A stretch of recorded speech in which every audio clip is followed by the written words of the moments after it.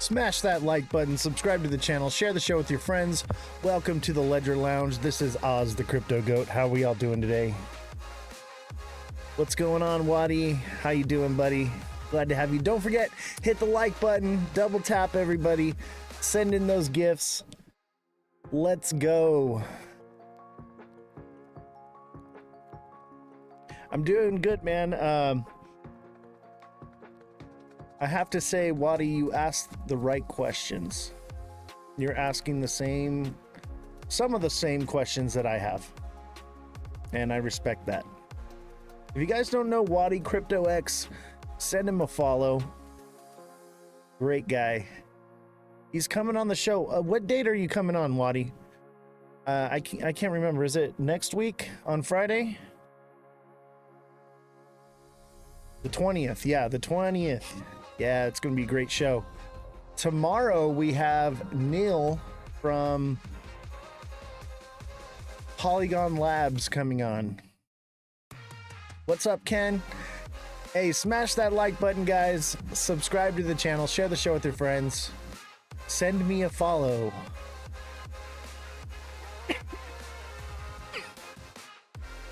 And what's up, everybody on Twitch? How we doing? We're twitching in our seats right now.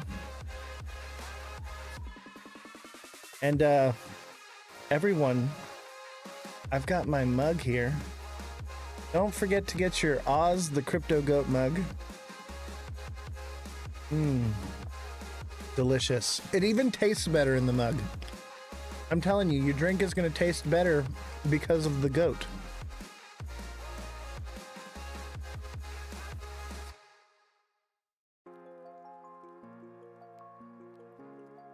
The goat makes everything taste better. Even a bear market, baby.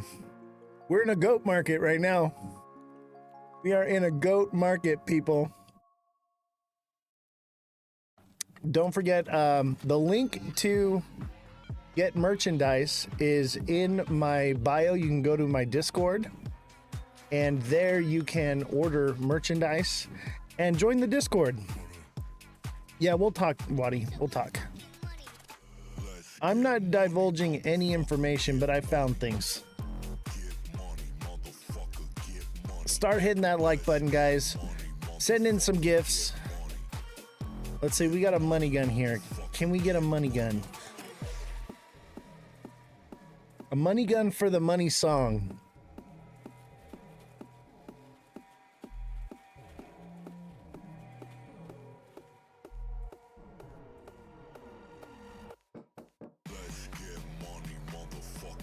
How's everybody doing today? It's a little slow. Little slow right now. We need some likes coming in. Where are my people at? Where are my people at?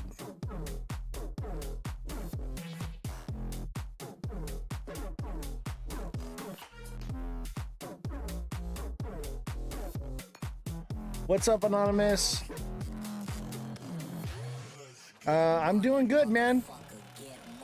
Glad to see you here. Glad to see you here.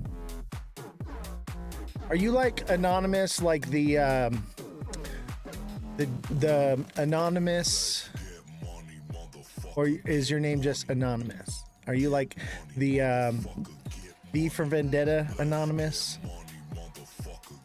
What's up, Daniel Cooper? How you doing? Ken, thank you for the heart me. Don't forget to hit that like button, guys. Start smashing that like button. Let's get the views up here. Let's see if we can get to 10K likes. 10K likes in the next 10 minutes.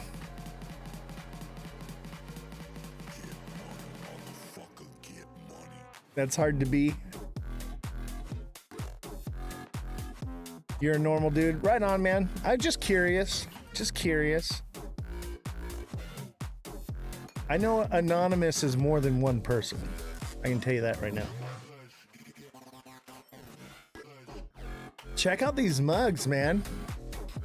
It matches my shirt too. What do you guys think of the shirt? I'm going for the summer chill vibes, you know?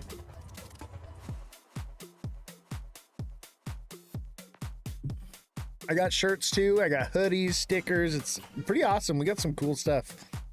I'm going to wear the shirt tomorrow. Keep smashing that like button, guys. We got a lot of news to cover today. Agatha, thank you for the follow.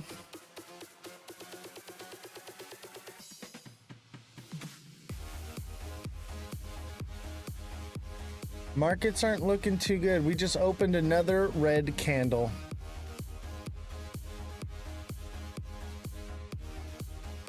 As predicted. Man, SXT is going down, but a lot. Let's look at SXT. Like I was telling you guys, if SXT broke 9 cents, it was gonna go lower and find a new bottom. It's just a bad time to be in the market. Like, it should have held, and the uncertainty with basically everybody knows that interest rates aren't coming down, and so that's just affected everything so poorly. Everything's going to do poorly right now.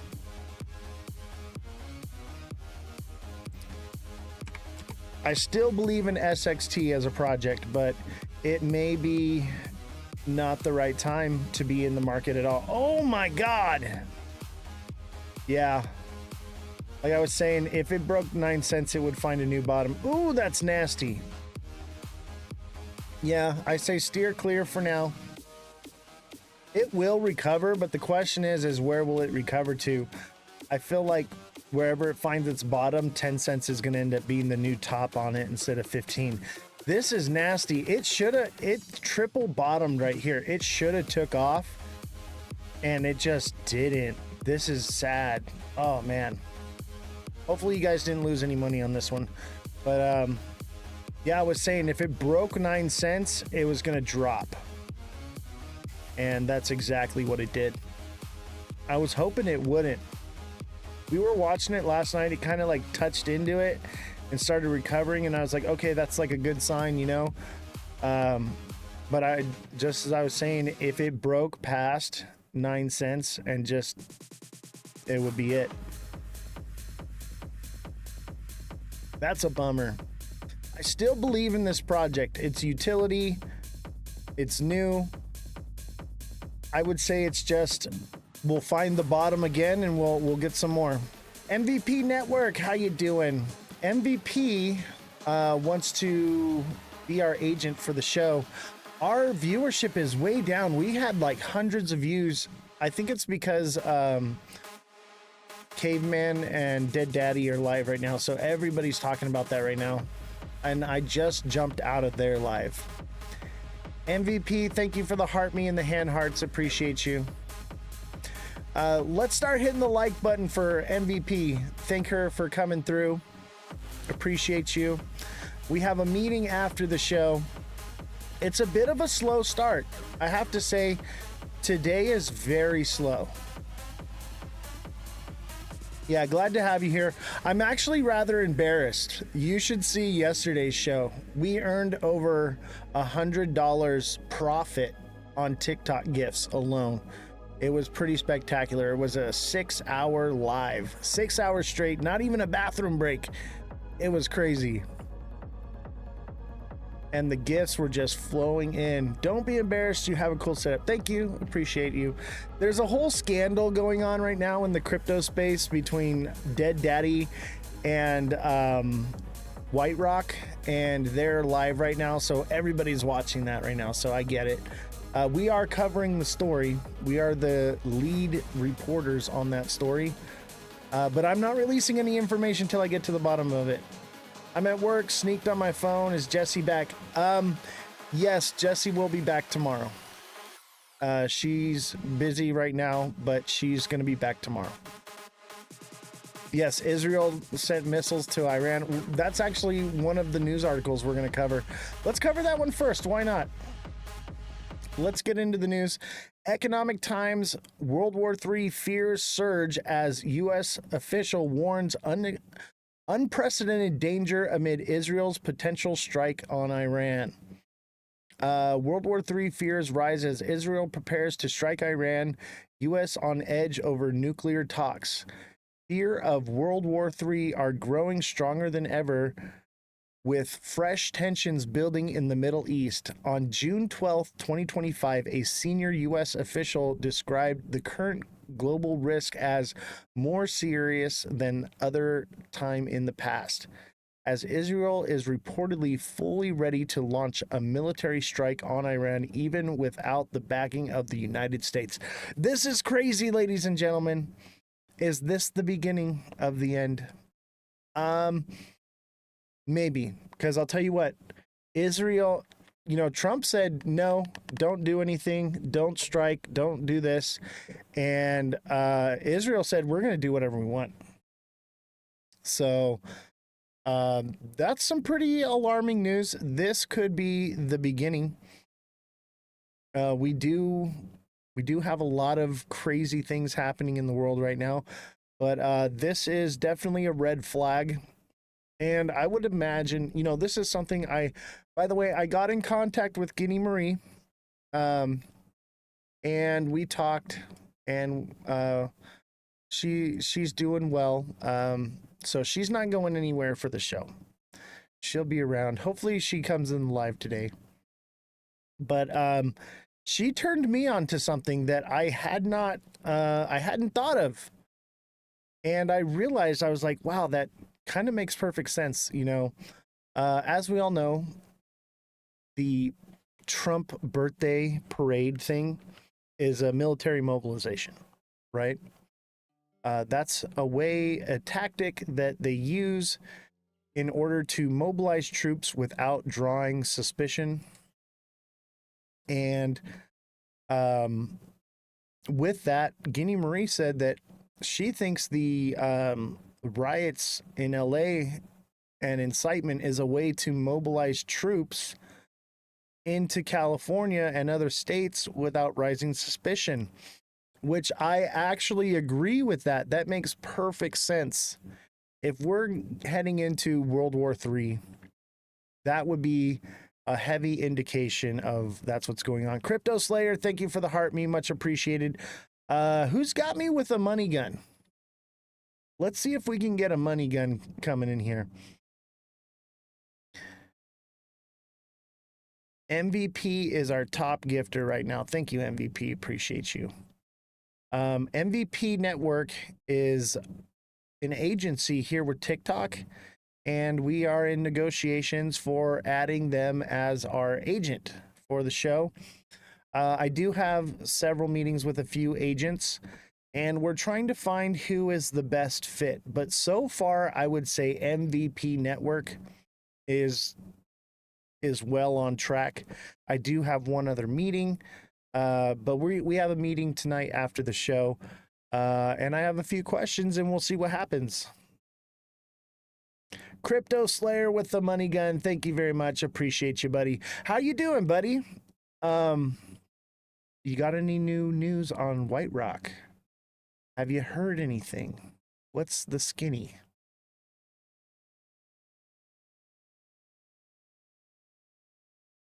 Yeah, I'm excited too. No news, huh? Yeah, I mean, I'm keeping my mouth shut right now. This is definitely a sensitive subject, but I'll tell you what, all I seem to find when I get an answer to a question, it just leads to more questions.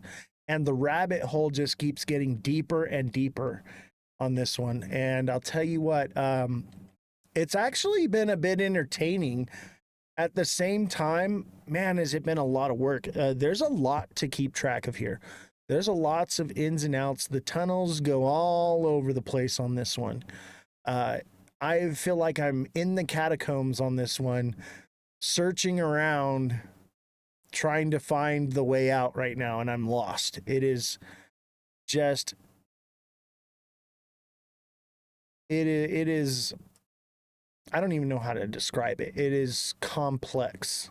This entire thing is complex, and well, I don't want to give anything away. I want to say stuff, man, because I'm seeing things, but I don't want to give it away. But we will be coming out with it when the time is right. I want to make sure that I have all the facts, that I have proof to back what I'm saying, because that's our main thing here is we are loyal to the facts.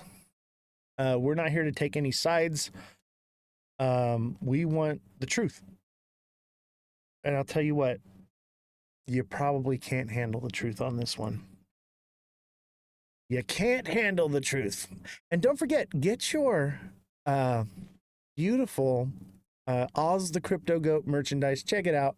This is our new mugs here. It just tastes better with a goat on it. I'm telling you. Your drink is going to taste better because the goat is on the cup. I'm telling you. We got shirts, hoodies, men's, women's shirts, stickers, all kinds of goodies. Check it out. I want to get hats, but I want good quality hats. You know what I mean? I don't want cheap hats.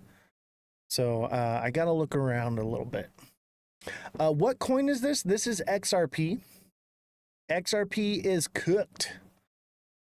Yes, the goat drink. XRP is cooked, ladies and gentlemen. Let me get rid of some of these lines. We don't need these anymore. They're pretty much irrelevant. These lines are still a bit relevant, but not so much so. But it still stands head and shoulders, baby. XRP is coming back down. It's still over support. It's not cooked, but look at the pattern, dude. It's a textbook head and shoulders, man. Just because it's over the top does not mean anything. The pattern says everything. If it breaks structure, then yeah, I'll say, hey, it's broken structure. It's not cooked anymore. But this is a textbook head and shoulders, man.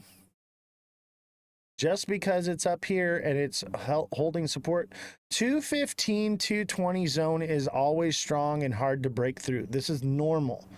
That's why it consolidated here, and that's why it's going to consolidate here, and then it's going to drop. It wants to break through. It's just people think that it's going to the moon and believe in the moon cheese is what keeps it up, and it takes a little longer, and then eventually it just...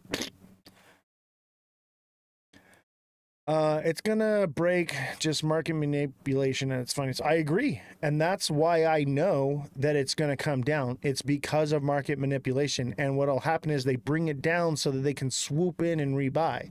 They get all the panic sellers to jump out, shaken out of the market, and then they come in and swoop up the bottom real quick, and it's gonna come right back up to $2. Like, it's gonna look exactly like it did here when it dropped to 160.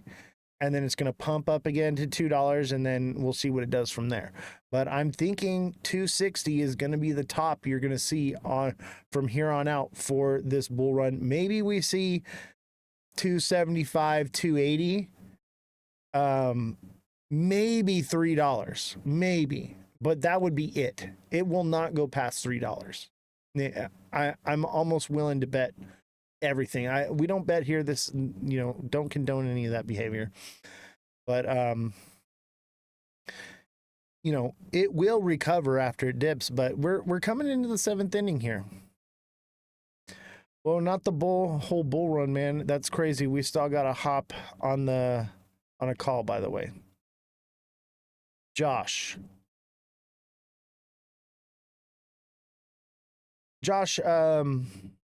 who are you? We got to talk on a phone call. Are you with a creator network or are you with White Rock? The guy from yesterday. I don't remember. I can't remember what yesterday was. What day of the week is it?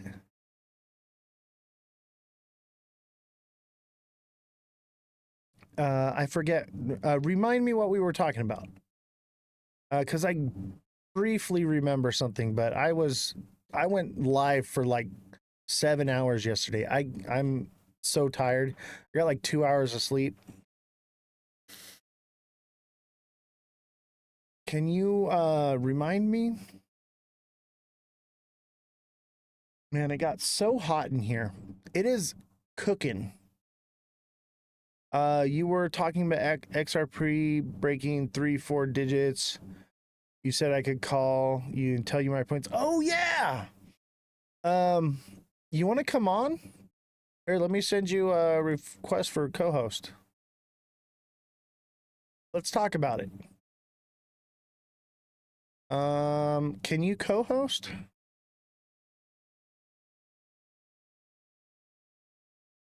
Let me see.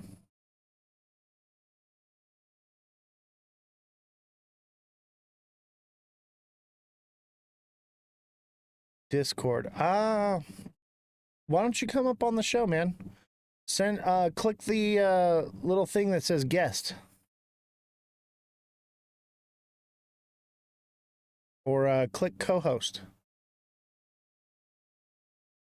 I'd love to talk to you about it. Oh, that's why I can't see you. You can't go live. Don't say the B word in here though. We don't say that word. That's bad juju.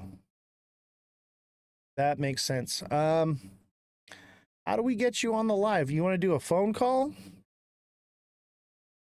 We'll line something up, Josh, because I'm interested to hear what you have to say, man. I think that everyone should have a right to their opinion and what they have to say, and that's the whole purpose of this platform, is to not create echo chambers, but to be open to other ideas. You know. Steven Pack on Twitch says, "Bro, did you see Spy just now? What happened? World War III? Yeah." I told you everything was coming down. I told you guys. And I mean, not just because the world is crumbling in front of us, but because selling may go away. This is normal market behavior. This is normal. This happens every time, every cycle. Let's look at Spy. Dude, SXT even tanked. Look at, not crazy. It dropped a couple cents, but I would imagine it'll probably recover back up to 10 cents. But it's probably got a new bottom, so we'd pull out of the market and find the bottom again. When do I usually go live? I go live Monday through Friday, 5 to 9 p.m. Pacific Standard Time. 5 days a week. Let's see here.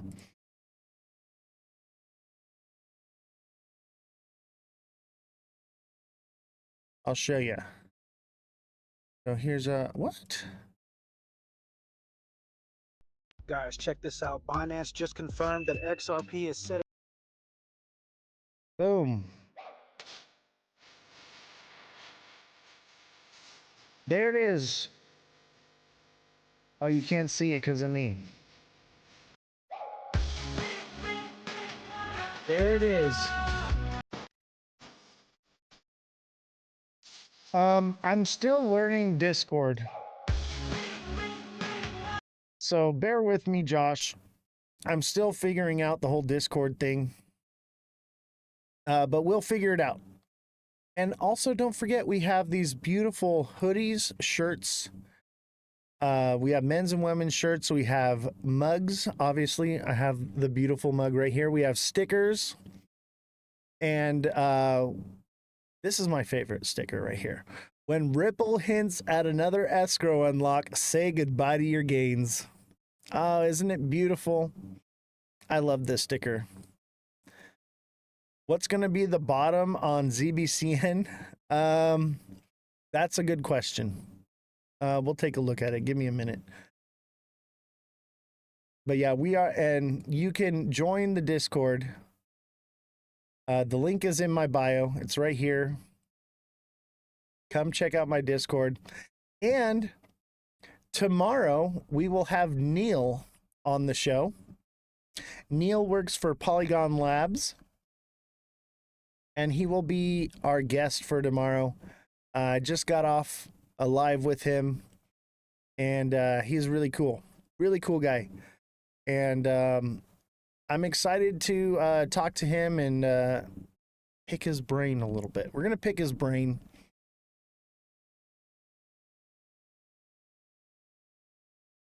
So let's see here. So you guys want to look at Zebik, huh? Yeah, Neil's pretty cool, man. So he'll be our co-host tomorrow. So don't miss tomorrow's live, 5 p.m. Pacific Standard here time. Be there or be square. I need all my liking warriors to show up and start hitting the like button, sending gifts tomorrow so that we can get a big audience to come in. What's up, Jesus? How you doing, buddy?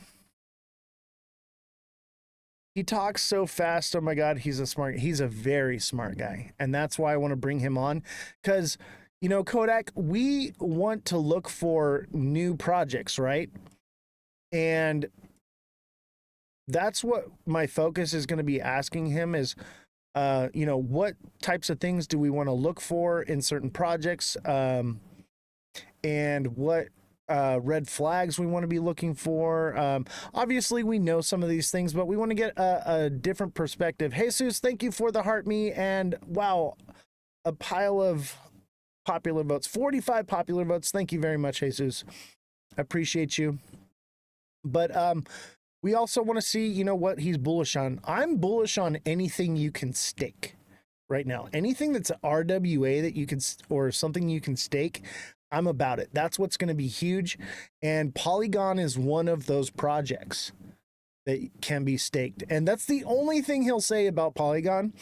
But we're going to talk about other projects too, find out what he's bullish on, where he feels like we're at in the market as far as the cycle. We talked about a few of these things today in his live today. So I'm really interested in turning you guys on to another person's perspective that is really deep into blockchain technology and what he sees, because that way we can know what projects we want to be seeking out. Risky Sneak, thank you for the heart me. Appreciate you. Much appreciated. Let's set up a new goal here. Let's see. Let's do a money gun. And then we'll do Zebik right now.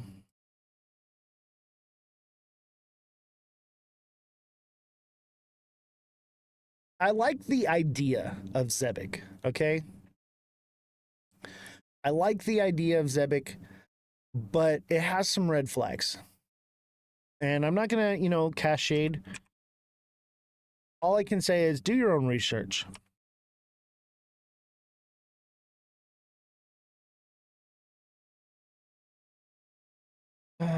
Where are you?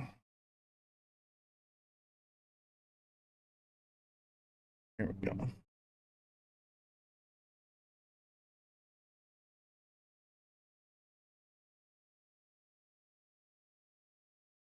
Oh, yeah. Zebik is coming down. Maybe 002, 003. And it could potentially go further to about 002. Yeah, 002, 003, somewhere in there is where it's coming down to. And I mean, that's the start.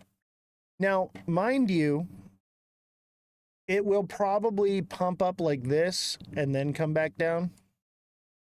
So I would say there's a likelihood that it pumps to like 5.5. That's where I'm thinking 5.5, 5.4, maybe 5.3, or maybe even just 5, you know, somewhere around that psychological zone of 5 cents, or excuse me, 0.005, and then come back down. That's the basic cycle. This would be the return to normal and then the crash.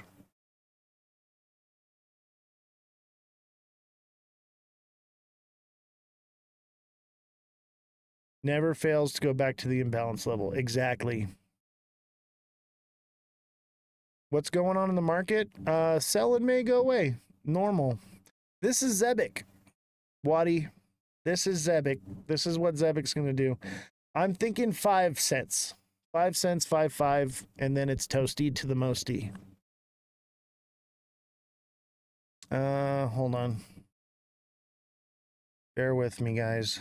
I have the Twitch chat as well.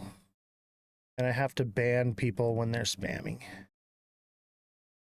Why is Bitcoin down 5%? Because Bitcoin is a double top. Dude, if you guys are crying, you guys should be watching the show, man. We're in June. I know. So you sell in May, you go away, and then things pick up around October, November. Look, I Google it. Sell in May, go away. I mean, it's not hard. Look, it's going to come right here. Sell in May, go away is a well-known stock market adage that suggests investors should sell their stocks in May and stay out of the market until November. Boom. There's your answer. And if you've been watching this show, you would have known, you would have sold May 12th. And you would be cheering all the way down. Maybe not Zebek. Zebek may come back, you know, in August and then come down from there because everyone will be moving into all the alts. It may get something, but the liquidity is more spread out. Zebek is pumping because it's caught its FOMO stage, okay? And then it dies out, okay? And it will retrace to the return to normal because everyone that missed out on the first pump will say, oh, it's come down, I'm going to get in, and it'll drive it up, and then it'll crash. And then that's it. That's usually all it gets. It may do this one more time later on, but that's what you get. They say that so you sell and whales can come scoop up great prices while you're gone. No. The whales sell in May at the top, and then they rebuy back in at the bottom. I sold in May. I sold May 12th. I had my XRP. Okay. I watched my lives. Okay. Everything is recorded on YouTube. You don't believe me? Go and find out. I told y'all that we would come to 163 and that we would pump until May 12th and we would hit the top at about 260, 265. That's exactly what we did. We sold and now we're waiting for our new entry point. I mean, it's not rocket science, man. I'm literally calling the market every single day. See the red light in the background? That means we're going down. Okay, you see the green light come on? Then no, we're about to pump. But I'm not going to tell you what the market's doing now. I'm going to tell you what the market's gonna be doing. And some days the light's green, some days the light's red. That's just the way it is. Risky Sneak, thank you for the heart, me and the rose. Appreciate you. When is the reveal coming? What reveal?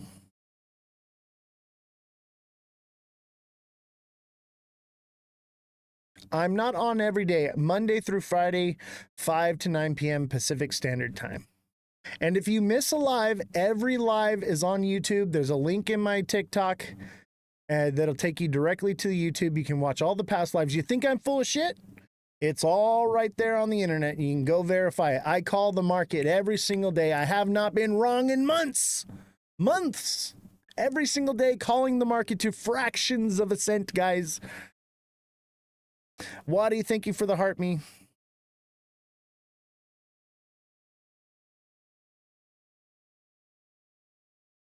Will BTC test 100K again? I don't know. Maybe in October, November.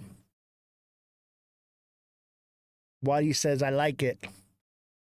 Dropped you a follow. What are your top 3 holdings right now? My top 3 holdings right now are USDC, baby. I'm holding USDC stablecoin and I'm collecting my APY, okay? And when the market hits its bottom, I'll scoop it back up. I own a little bit of SXT. No big deal. Just a little bit. Just a little moon bag.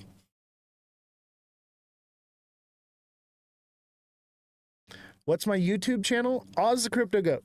You can find me on Twitch as well. We're simul streaming right now, so we're also on Twitch right now. So you can find us on YouTube, Twitch, and TikTok.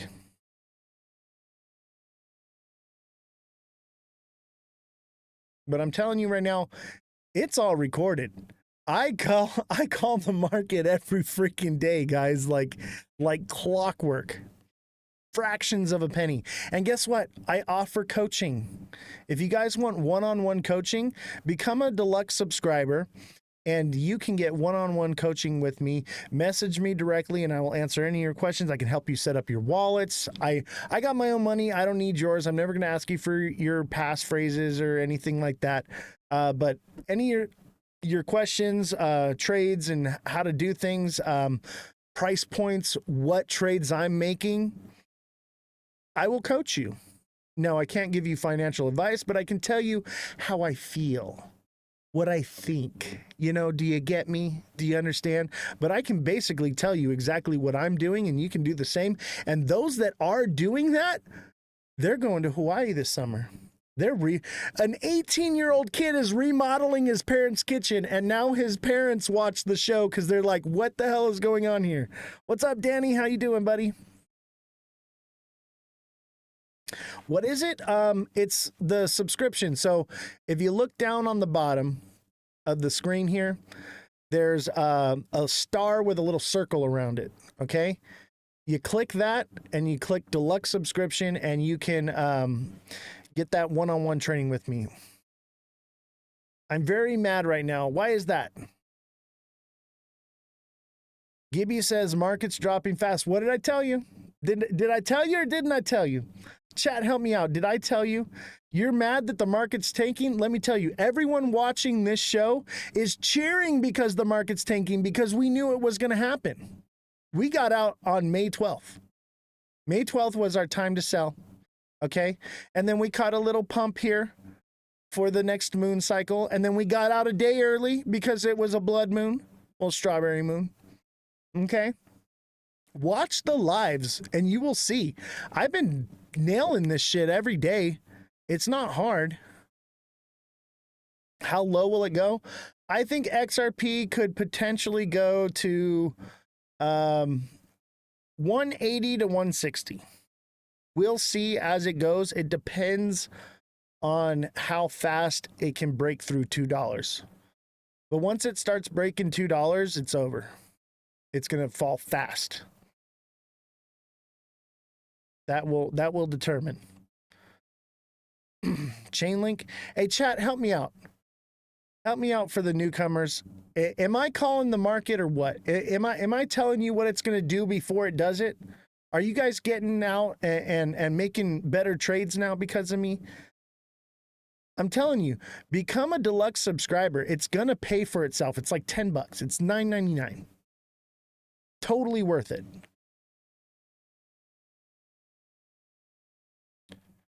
Bull run is done. No, man, there's money to be made on the way up. And there's money to be made on the way down. Wow, you were right on time. You are amazing. Thank you. I mainly trade crypto, but we also do stocks here too. Let me look up Chainlink for Danny.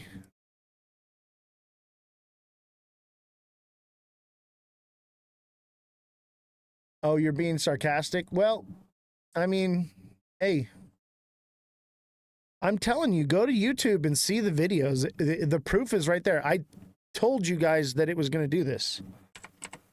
Chat, help me out. Somebody help me out and let him know that, like, I'm not just saying nothing. And I said everything was going to dive. Yeah. Chainlink's head and shoulders, buddy. Nothing's changed. Chainlink is coming down anywhere from,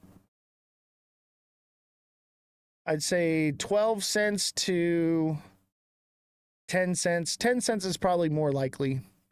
You'll probably see about 10 cents on Chainlink. 10, 11, and it could go,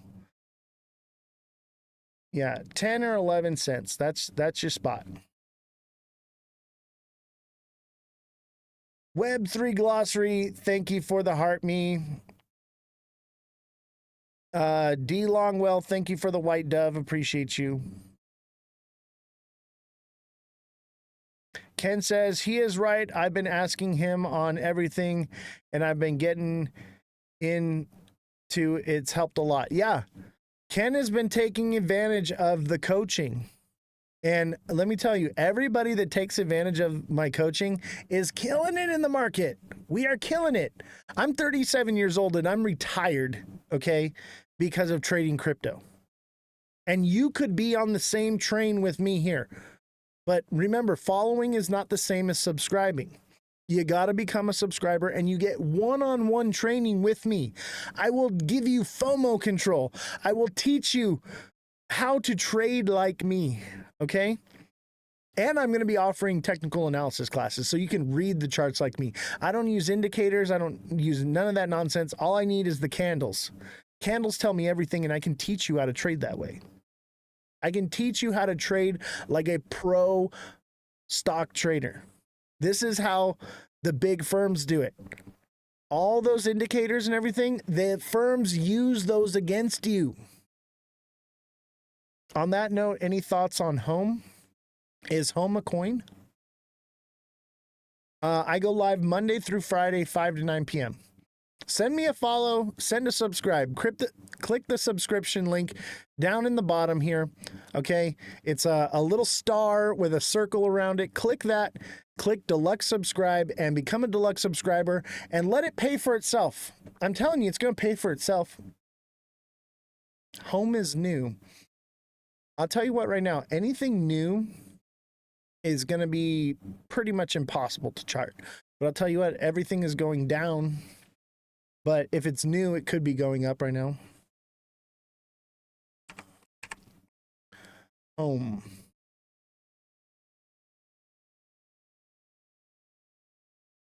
Yep, it's going down. It's toasty to the mosty. What I would say is watch it. We can keep an eye on it it's going down more though. It's going to go down more.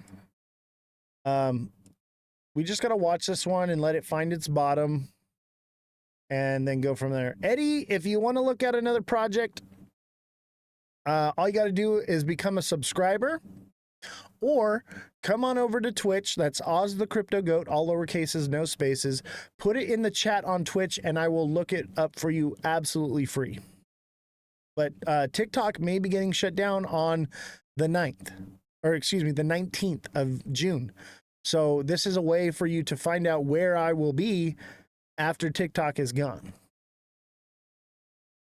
Sebastian, how's it going, buddy? And thank you for the follows, but remember, following is not the same as subscribing. Click the little link below here. It's a star with a circle around it, okay? Click that and click deluxe subscribe and you can message me directly and I will coach you one-on-one. And I post price points for XRP daily and some other projects when something comes across my desk and I'm like, oh man, this thing's about to pump or do something, like I'll post those.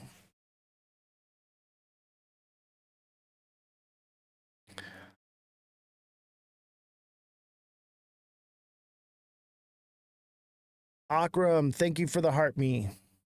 And it is hot in here, man. Ollie, I worked so hard to cool down the studio, and then they just left the door open, and all the cold air went out, and now it's hotter than hell in here. Oh, I'm cooking. I'm cooking right now. I'm about to just leave the live. It's so hot.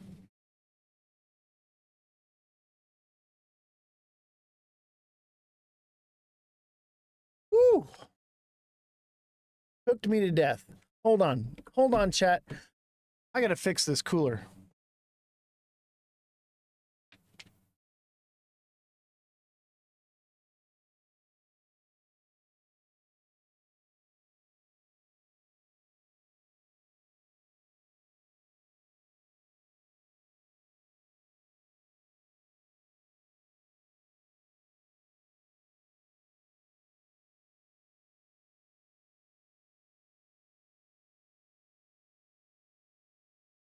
Man, they cooked me.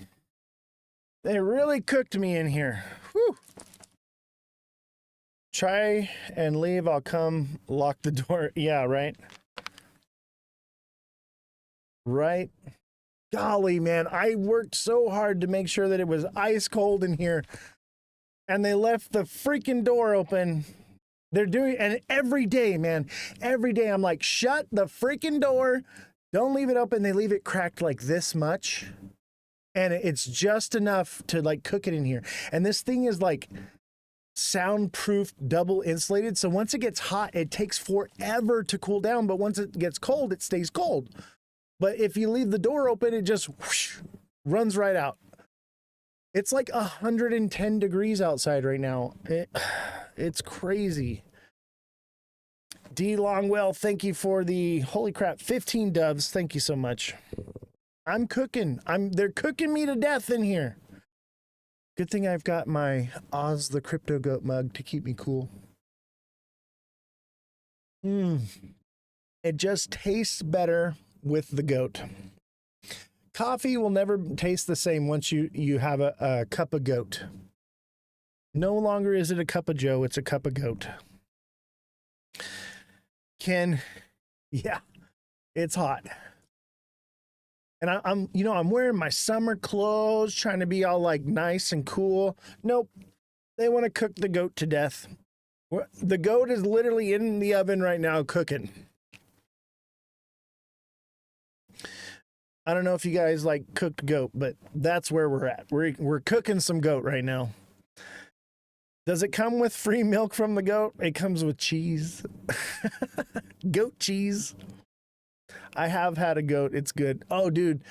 In my family, for Thanksgiving, we have a goat for Thanksgiving. That's just like a thing. I have my live requests off. What is that? Like to come on the show? You mean for guests? Hey, chat, put FYP in the chat right now. Everybody put FYP, hashtag FYP in the chat. Danny Gibson, thank you for the 9 summer suns. Thank you for cooking me alive with the summer sun. Thank you, chat. FYP, everybody hashtag FYP in the chat.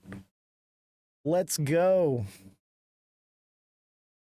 And don't forget, if you're not subscribed yet, especially where we're at right now in the market, and I understand, like, I make money from it, okay? Like, and I have to, like, this is a business here. But let me tell you, if you're struggling in the market right now, now is the time for you to become a subscriber so that way we can get you back on track. Okay, because we are going to be moving into the season where things pick up. And if you make the wrong moves right now, it's over for you. We're in the 7th inning of this ball game. And if you don't get on track right now, you're going to miss out. And then that's it. And there's nothing left. There's no more to make. The bull run will be over. This is your last chance.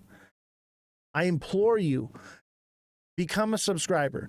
Following is not the same as subscribing, chat. Okay. Subscriptions, okay, it's the little star with the circle on the bottom. Click that deluxe subscribe and you get one-on-one coaching with me. You can message me directly and I will coach you one-on-one personally. You can talk to the goat. The goat is going to make you rich. Time to buy? Hell no. Hell no. It's coming down more. I would say your time to buy is mid-July. July 12th through the 14th, sometime around that time. That's going to be your buy time. This scam you doing is crazy. Bro, none of it's a scam. Chat, help me out. Those of you who take advantage of the deluxe subscriptions, let them know. Like, I am literally telling you what the markets are going to do every single day, and I'm right to fractions of a cent. It's not hard. And I'll teach you how to do it. Oh, looks like we touched the blue line here. Recovered a little bit, but we got more red to come. My bags are packed. Love accumulation season. Yeah, but I'm all about accumulating at the bottom, not the top. If you're accumulating right now, you're buying too soon, man. You better be day trading if you're buying right now. At Comic Book Journey, Oz has been saying for a week it's going to 165. Dude, on January 30th, go look at my videos. On January 30th, I said the XRP would drop to 163 and then it would recover and it would be in a downtrend until it hit 163. Then it would go into an uptrend and then it would stop at 260 to 265. And that's exactly what it did. And I gave you the exact dates. I gave you the exact date it would happen.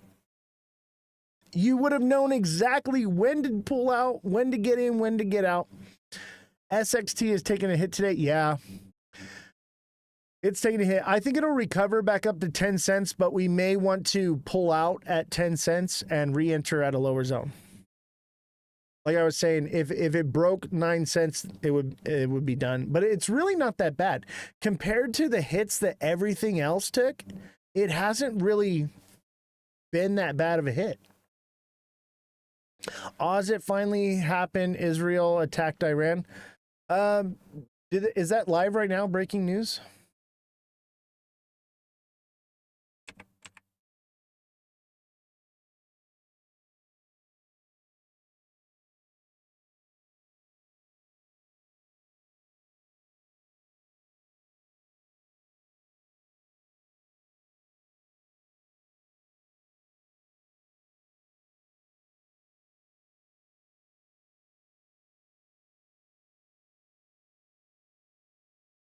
Trump warns a strike on Iran.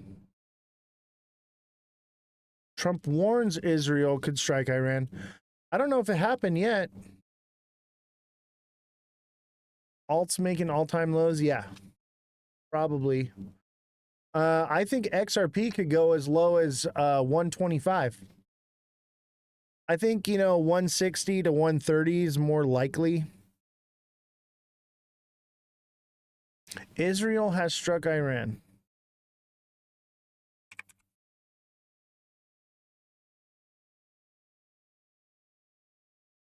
It says Israel appears ready. Israel attack on Iran could come within days.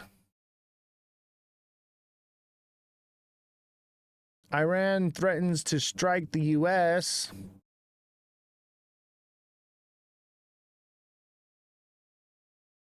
Watching the news now. What news channel?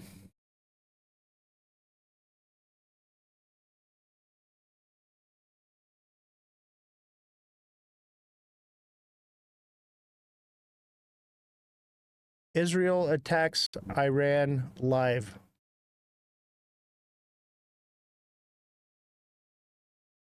Fox.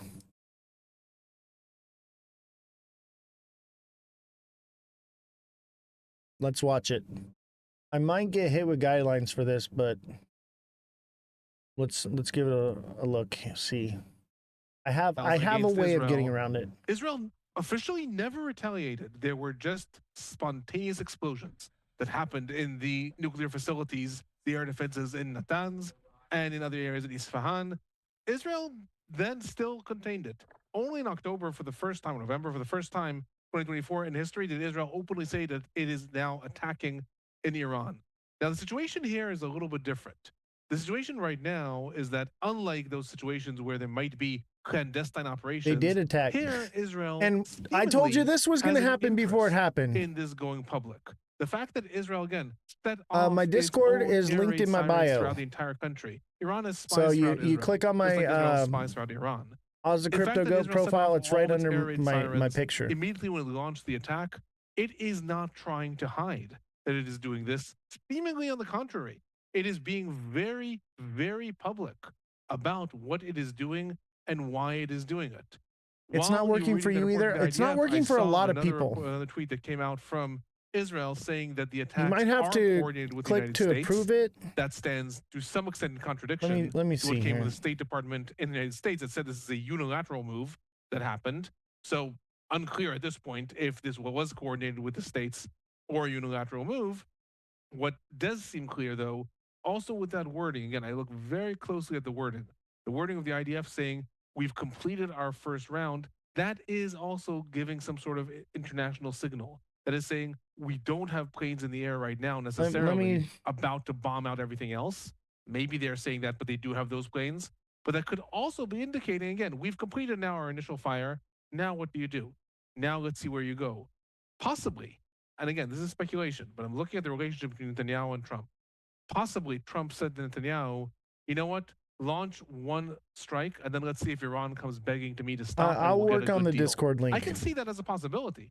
I can see it possible that Netanyahu said, look, yeah, I have Black no Swan we have to attack engaged. Right now. Iran has gone past the point of no return as far as we're concerned. And Trump saying, okay, but I don't want Look at World War that III. textbook The one head thing and that Trump shoulders is very consistent playing about. out right now. Massive. He changes his mind all the time. But the one thing he's quite consistent about, whether it is in India and Pakistan, Israel and Hamas, Israel and Iran, Russia and Ukraine, he does not like wars. He does not like when things might spiral out of control. Yeah, Jesus, I so got you, bro.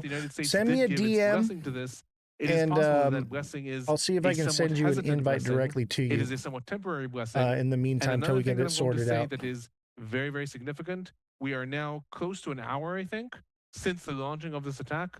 We've also not seen an Iranian response. That also is to some extent surprising. It is true that in the past, in April and in October, we saw it take like 2 weeks between each attack of Israel and an Iranian response, or an Iranian attack. I got you, bro. And an Israeli response. I got you. But this is not the same situation. If Israel is threatening to destroy all of Iran's nuclear capabilities to we just have to interrupt. I'm sorry. We do have some new video coming in of the actual Israeli attack in Iran, inside Iran. I want to put this up here. The Associated Press this is not live. They are replaying this. Whoa. And you see it there.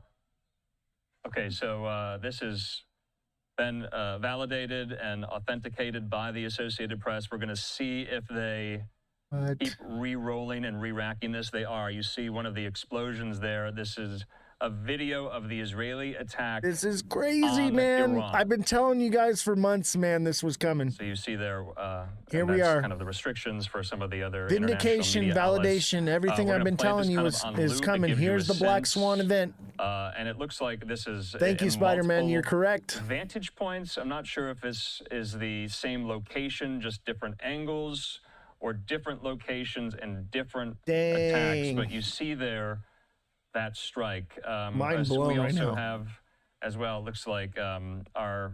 So this just happened right now. Up what looks to be. This is happening right now. Iranian state television. We're not going to take that. That's crazy. But we are taking this right now. This is from Tehran. This is not live, but you can see there kind of a re-racking of the moment of some of these strikes in and around. Is this all the footage they have? Tehran. That is quite IDF something. confirms precise offense to strike Iran's nuclear program. And, bro, nuclear war is not a good thing. I don't think I've seen something like this before, and so also. Let me tell you guys something. Guinea Marie and I talked last night, and I agree with her on this. You know, the mobilization of troops with the parade, that's been a long tactic used by Nazi Germany that did the same thing. The big parades, it's a way to mobilize troops without drawing suspicion. Okay, we're doing that in the US. And then the riots in LA and sending the Marines down there, it's a way to mobilize troops in the midst of something that's about to happen, okay, without raising suspicion of the public and other countries. Obviously, they're going to read into it, but it's mainly the public, okay? You, the public, the watcher of the show, most people don't understand what is going on. We are seeing a mass mobilization of troops across the country. Revolution, thank you for the heart, me. Jesse's back. Jesse will be back tomorrow. Thank you all for the support.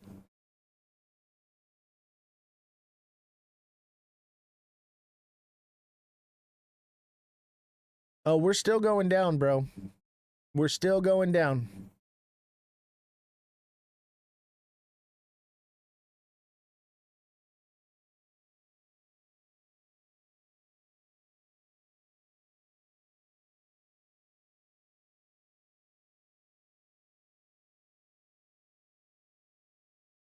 How low is BTC going to go? That depends on the time frame.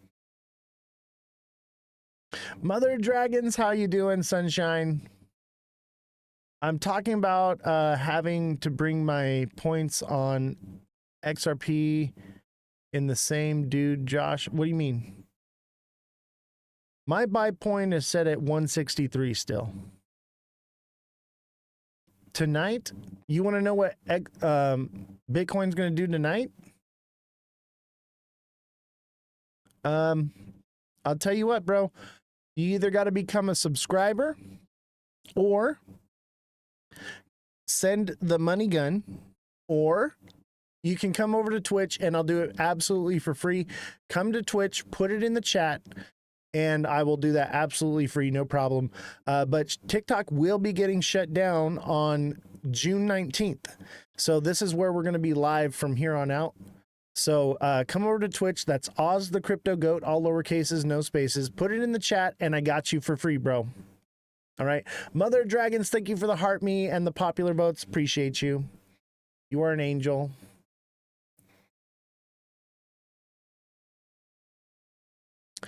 You were talking about having me request to talk about XRP. Yes. Let's have you on.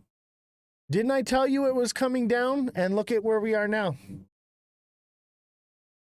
Let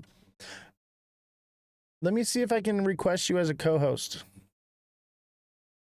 Mr. Josh TV. Send me a request to be a co-host.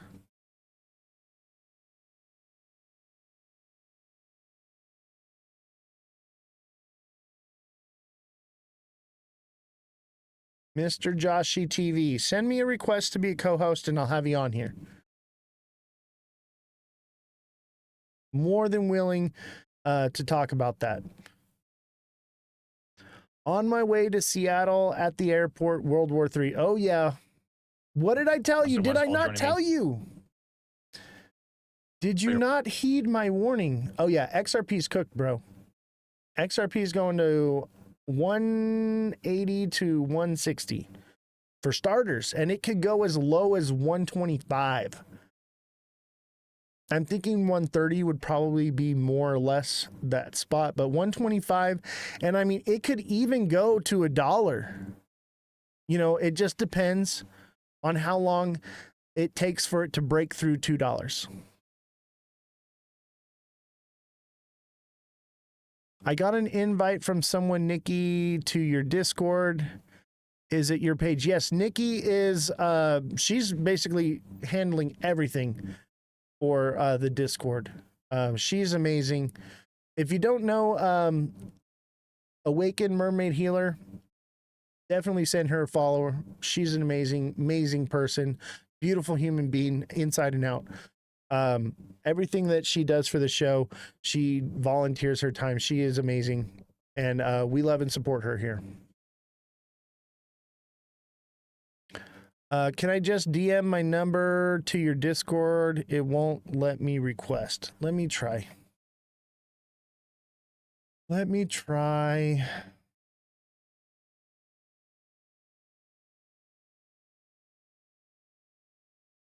Do a call through Discord.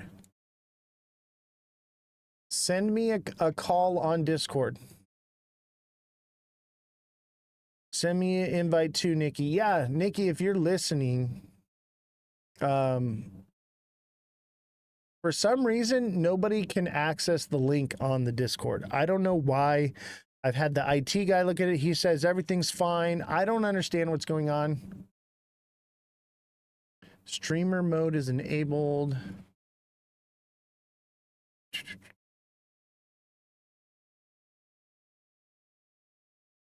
So yeah, dude, send me something on Discord and send me a call. Is that you, Darth? Is that what's your name on oh, there it is. Josh, right? All right. You want to do video or just voice?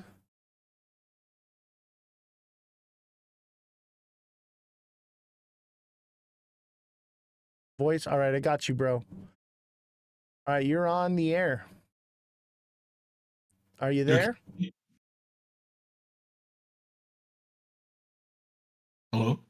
What's going on, Josh? How you doing? Welcome to the Ledger Lounge with Oz the Crypto Goat. How you doing today, buddy? I'm doing great. What about you? I'm doing great. I mean, the markets aren't doing so great, but we're doing good here because we knew this was going to happen, and we're all cheering on our side. But you know, I'm interested, to listen to other people's perspectives and know, where you're at with this. Honestly, I can't remember what we talked about. I've been in meetings like crazy over the last several days, and all our journalists are working on this Dead Daddy case with White Rock, and there's just a lot going on right now. So I do apologize. I don't remember our conversation, but refresh me and let's talk about it, buddy. Yeah, so I came across your TikTok live just because I'm like heavily involved in like the crypto space, especially over on X. But we were talking about my point, which was that I believe that XRP can hit 3 to 4 digits this cycle, Oh yeah, which I know it's a controversial opinion, but I do have some different insights and points to my reasoning. So sure. Go ahead. I'd love to hear it. So, just for starters, the supply thing, which I guess I'm going to start there because that's a huge point for most people, is most of the supply, even though it's 100 billion tokens, there's only like 25 billion tokens actually left to be purchased right now. So, if you run the numbers, which you can do through AI, we have 59.9 million millionaires on Earth, and only about 30 to 60,000 could buy XRP if they all wanted to, which isn't accounting for retail banks and institutions. And then Ripple also has 1,300 plus NDAs with banks and institutions, which is a huge thing, like on the sideline. And I am very involved with a lot of the people behind the space. So usually I would agree with the whole, sell and may go away point. My only issue with that is BlackRock is buying Ethereum. They bought Ethereum yesterday. They bought Ethereum the whole week. And a lot of people were saying that we're at the top of the cycle. The only issue for me is the cycle. We had Bitcoin run. That was great. We had Bitcoin hit 100,000. None of the altcoins really did anything, which is like, if you look at the altcoin chart from the last cycles, we're just not, the timelines are adding up, which is why some people like me aren't referring to looking back at the charts because I don't think we're doing the same thing we used to do. I agree with But that in my 100%. I agree in with my that yeah, 100%. Sorry, didn't mean to cut you off. I just want to let you know no, I you agree with you there. I think in my opinion we could see potentially a market reversal. And what I think would happen, because this is a whole thing where people say it could take years for XRP to go up. The way that I have it envisioned is we need to see what happens with the ETFs, but I think we go up to like $5. We drop back down a little bit, and then they start moving liquidity over the XRP ledger, and then banks and institutions flood in, they buy it, a lot of supply, which by the way, if you run the numbers, the supply can get like eaten up really quickly. Like that's not FOMO. And by the way, I'm not telling anybody that like you should do your own research on this, but if you really run the numbers on the back end, the supply could get removed really quickly, which means the price will go up dramatically, especially when we start moving money. There is a clip of Brad Garlinghouse in Singapore. It's very recent, last night, where somebody asked him about how much percentage of Swift he thinks XRP is going to take. And he said 14% over the next 1 to 5 years, which I think he's being conservative because, again, there's 1,300 NDAs. Anybody can look this up. So he can't talk about that. But for those that Well, hold on. don't know, Let me stop you there. Did Brad Garlinghouse say Ripple or did he say XRP? he said XRP. Man, I really wish I had Jesse right now to fact check that. I can. If There's you videos on social media. I can send you a clip if you send want me a link to. real quick and let's pull it up because, like, if you're gonna say something, and you got something to back it up, I'm gonna listen to you. But before you go any further, let's reel it back a little bit, and because I have some questions. Okay. Yeah. One. Okay. So, you said the circulating supply. Okay. And that there's a certain number of supply. Now, is that the supply that's in supply right now, Or is that including the total supply of what's in escrow? Because Ripple has been dumping every single month, and the idea of that escrow dump every month is to keep the price stable. So where's Yeah, that? well, yeah, you're right. I'm not talking about what's locked in escrow. I'm talking about what's currently out there on Right. exchanges that is left to buy. So that is a good point. But again, I don't think they would dump their escrow all at once. So that's why I'm not accounting for that. And due to the fact that whatever's remaining right now could be bought up so quickly, that's why I don't think that anything else they would add would not get eaten up as well. Well, so you're referring to like burn rate then, right? Not burn rate. I'm talking more about in a bull case, right, where these banks start moving money over XRP, which I know people have been talking about for 7 years, and I know a lot of big holders that aren't selling, by the way. If they were to do that, a bunch of institutions, banks would basically it would be a whole like bull case, for example, where everybody would start trying to flood into XRP. And because it's at the price it's currently at, it could just get bought up really quickly, therefore forcing the price up when all the liquidity starts moving over the ledger. Let me stop you right there. I want to refer to what Jesus says here in the chat. He says, doesn't most of that get put back into escrow most of the time? Jesus, yes, it used to. But Ripple, and if you watch the interview where we got this big green candle here where he came out and he said the case was over, in that interview, he stated that they wanted to go public was one thing, and that they wanted to change the way that they do the escrow. And since that time, they have changed their escrow. And now what they are doing is they are releasing the full amount of XRP, no longer putting it back into the escrow and putting it into certain wallets. They're doing a large dump at the beginning of the month and then leaking out the rest throughout the month. Just so you know. Please go on. Yeah, so I did send you the video on Discord that I'm referring to, All right, let me which see. you can have people fact check. I don't want to put any, fake information out. Let me put this up here, because we'll have the journalists dig into it some more. But let's talk about it now and come up with our opinions, and then we'll do a follow up. I'll have you back on the show after we dig into this, and we'll get more information. You know what I mean? Yeah. Because you know what you're talking about, and I agree with everything, or not agree, but I've heard everything you're saying, and I understand where you're getting it from. And I'm not saying that it's not possible. My main thing is it's just not happening now. Okay, maybe later in the year, but I think much later on, maybe in a year or two from now, because this won't happen until and it may not happen at all. First of all, let's just say it's speculative if it happens at all. I don't trust a word Brad Garlinghouse says anymore because he's lied to us a million times. But I do know that the injunction is still in place, and I do know that it, just based off of what I know, I don't know if you know this about me, I was studying for the bar exam before I started the show, and I decided to do this instead. And what I know about the legal process is this takes time. And the fact that it got kicked down back to the lower courts means that it's all starting all over again. Okay. So we're back to square one. All right. How many years has it taken for us to get to this point now?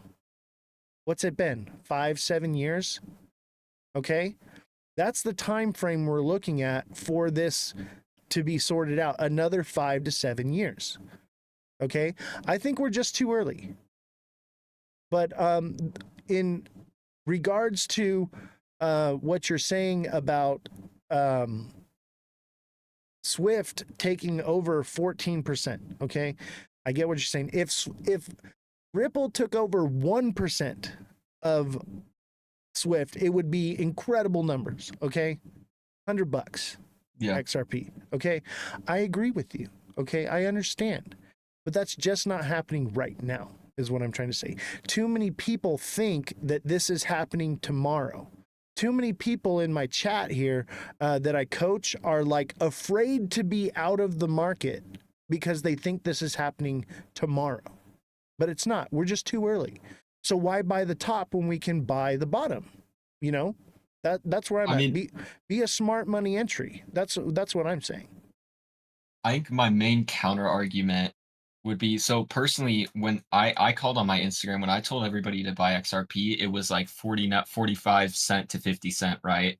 So that's personally when I told everybody to buy, because I told them, look, in the off chance that this does end up happening, you don't want to have nothing, right? And then what you were saying about it took 5 to Moonbag. 7 years, my personal point on it is we had the lawsuit, right? Which it definitely blocked some things off, but I think another way to look at it was originally Ripple was targeting CBDCs, and now we have a new administration, and the first thing that our president did was ban CBDCs day one. Now this whole system with liquidity bridging, all that, it can Let, still work. let me stop you right there. CBDCs are not banned. Okay. That is an executive order and it only lasts for about 1 year. That was designed to fuel the bull run. But please go on. So I just think that we have a new administration and they're passing or attempting to pass, legislation that makes things differently. I think the SEC is going to be working closely with it. And there's another person called like Jake FOP that does really in-depth videos on all of this. He's very open about, hey, this might happen, this might not happen. But in my personal opinion, I think if this is going to happen, it's going to happen this year or first quarter to second quarter of 2026. That's possible, but the timeline doesn't add up with the legal structure of the legal system. That's where I'm at with it. And I'm like, yeah, hold some XRP, like do what is right for you. I'm not going to shill out any coin. And if I'm buying it, I'm going to tell you that I'm buying it, but it's up to you to do your own research. And I'm not saying that what you're saying can't happen, but I'm sure a lot of what you're believing in is the SEC proposal. Am I correct? Kind of. I mean, I'm taking multiple sources and sides of this, but I've also been I haven't really been in the community for the last 7 years. I'm rather new on the XRP, but I'm very deeply in it. So Let me tell you something. I bought XRP in 2016. Okay? yeah, I've I mean, been holding XRP since before Bitcoin was popular. Okay? I know a lot. I know more about XRP than any other coin. Okay? And I'm not tooting my own horn here. I just want to let you know my background, okay? And the reason I have the information I have, maybe you don't know this about me. It seems like you're just kind of new to the show. I was an audio video engineer in Hollywood, okay? And I do like shows like Taylor Swift and Beyonce and things like that. But other shows that I would do is I would do the audio for something like the Crypto Summit panel, okay? And yeah. I was a fly on the wall at those types of meetings for the last 17 years. And that's how I know the things that I know. Okay. A lot of the stuff that I know, I have NDAs on that I cannot disclose, but I know things and I understand the direction that they're moving forward with this new financial system. So I get it. But what I would implore you to understand is, let's reel it back a little bit. The SEC proposal, right? So, are you aware that that has no connection to the SEC whatsoever? I would have to. I I can know pull it up right there's a now. lot of FUD on the internet, so I'm not sure Well, to I can which pull you're you the referring to. official website. I was talking more about like the Genius Act, right? Like that side of the bill and like the clear regulation. Well, that is also another red flag is, hear me out, okay? And I'm not saying you're wrong, but what I want you to understand is that if they were moving towards this direction, this is the comprehensive proposal, XRP as a strategic financial asset for the US. This is off of sec.gov, okay? I'm sure you've seen this before, all right? And this basically is a blueprint on how XRP will replace the SWIFT banking system, right? You've seen this, am I correct? I think so. I am aware that there was one that was fake that came out, so I'm not trying to say Okay, that that's so the one that I'm referring to. this is not fake. This is a real proposal on the SEC, okay? But it's a proposal. It's written by this guy right here, Maxwell Strodinger, okay? And he's an XRP Maxi technical analysis guy. It's like if I wrote it, I could write one of these things and submit it to the SEC website and put it up there as well. Okay. It has no affiliation to the SEC whatsoever. And this is where a lot of the FUD comes from with XRP. Okay. So I would implore you and chat to look into this, that this means absolutely nothing. It has no direct connection to the SEC whatsoever. It is a proposal that some random guy on the internet proposed to the SEC. That is it. Okay. I just wanted to let you know that, and because we're fact-based here, everything's about facts. Yeah. And I want to put the information in your hands so that way you can see the clear picture. I'm not here to, put you down or anything like that. I want to give you the facts. Okay. Now, here's the other part. Okay, this is speculative. Okay, chat, hear me out. This is speculative. Okay, I lean towards the facts, but we need to take this into consideration, buddy.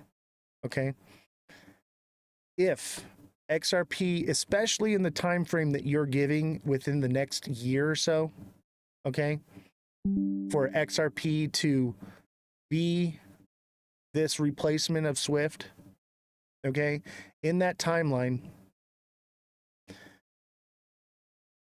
the legislation that would have come out for XRP, or excuse me, not for crypto, would have been centered around whether or not these coins and tokens are securities or commodities. Am I correct?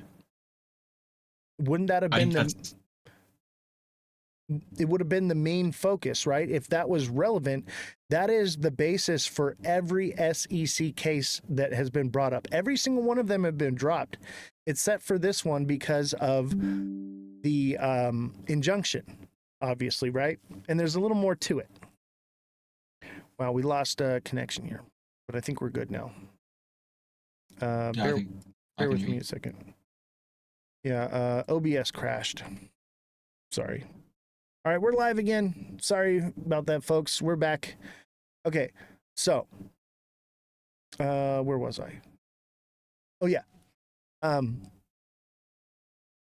It would have been, and we've already seen another bill issued for crypto, and none of these bills whatsoever address the distinction between securities and commodities, which is a big distinction right now with all these cases that were there were on Coinbase and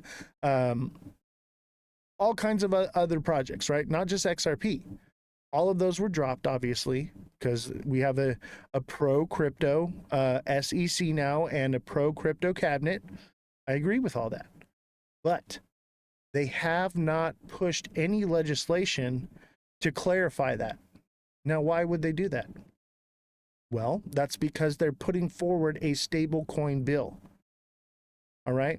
That is what's actually important. And that's what they're actually pushing towards. And I believe, in my opinion, okay, this is my speculative, but this just comes from deductive reasoning, that this is because they are moving towards a CBDC stable coin system. And whether or not we have that that executive order, it expires in 1 year. It's got a few months left, first of all, okay? That was designed to fuel the bull run, okay? And that will go away. And let me tell you this too. This is a global market, okay? It doesn't matter what Donald Trump signs with his pen. 90% of countries, I'd say even probably higher than that, 90%, but we'll conservatively say 90% of countries are pushing for a stablecoin CBDC type of digital currency. Okay? So that being said, where does XRP lie if they're going to be using RLUSD? XRP will serve as a purpose of a liquidity pool and the facilitation of gas fees. And if that's the case, it's XRP is like a bucket with no bottom trying to fill it up with water. The money flows through it. Yes, it will affect the price, but XRP gets its value from the people that hold it, not from the liquidity that flows through it. Do you understand? I think the liquidity, like it adds demand, but we would still need to see like retail and institutions buy up XRP to see that price flood. I agree. And I think that will happen, but just not yet because of the injunction. There's a lot of retail that won't touch it with a 10-foot pole with a condom on it, okay, because of that reason. There's a lot of big investors that can't touch it because their firm can't recommend it, and it can't get an ETF until that injunction is removed. So institutions can't buy it, only the retail can. And retail has this idea of like, oh, we have an opportunity to get into it before the big money gets into it. And I think that is a possibility, but let me tell you this. Do you think that institutions are going to come in and buy the top? No, they're going to come in, they're going to short the market, drive the price down, and then they'll buy it up. They're going to make the rock, give you this idea of a $10,000 XRP, $100 XRP, $20 XRP, whatever it may be, and get you to put everything you got into it now while it's at the top, hoping, and then they're going to pull the rug on it, bring it down, you'll lose hope, lose faith, and it'll shake everybody out of crypto. They say, wow, I got scammed, and that's when they'll move it. They're not going to do it now while it's above $2. It just doesn't make sense. They don't do that kind of stuff. And mind you, the first ETF that got approved for XRP is shorts, futures. Why do you think that is? I do have somewhat of a counter argument. Yeah, please. So I think personally, when I first brought up that they banned CBDCs, there is a reason for that. And the issue with CBDCs is a lot of people, especially your average day-to-day person, loses a lot of, they can't control their money, right? Like this isn't like something controversial. Like we know that the whole point of CBDCs is so banks have more control on people's money, which I don't think the current administration will allow. So what I think is going to happen is basically they won't allow it for now. Right, but I think where we're heading is they're going to use the stable coins because they have to, like every country wants stable coins. But I think the reasoning is because they want to be able to peg the stable coins to their native currency. Like they want to peg the stable coins in the US to the US dollar. So that way the US dollar keeps its, like it's still the big thing. Like it's the US dollar. Everybody still uses it. But the only issue is you can't transact money through the stable coin because again, there's no liquidity. So XRP is still going to be used. I just don't think that we're going to go through CBDCs. Therefore, I mean, we saw with Dubai, they regulated everything. So when we're talking about regulation, I think it's just on the US side because Dubai and Japan, they're already going to start using it this year. So when we're talking about them potentially shorting the market, I think $2 is a very low price considering how high it could go. I just don't think that Japan and Dubai are going to wait that long. So I think that if America wants to be at the forefront of this, I just personally think it's going to happen quicker, and I don't think we're going to see CBDCs Well, because Dubai. have you looked into the banks that are adopting XRP? Because I have. And you know what I Yeah, I found? mean, Well, I'm an investigative journalist. I investigate all this stuff. I'm investigating the whole White Rock thing right now. What you should know is those banks in Japan, those banks in Dubai are small time banks. They have less than 100 employees. They are not Bank of America. They are not these massive banks like you think. Okay? And it's a misleading thing that they're putting out there because it's in Ripple's best interest to keep the price of XRP as high as possible every month so that when they unload, they can fund their project. That's what it is. It's a fundraiser for them. So that is something I would urge you to look into. These banks that are adopting it in these other countries are small time. Little stuff. are you talking about all banks in whole in Japan, or Yeah, the only banks that are signed up with that and that are willing to do it are small little firms, less than I 100 employees. I personally am going to have to disagree with that just because the largest bank in Japan, the CEO came out, said that they were going to use it.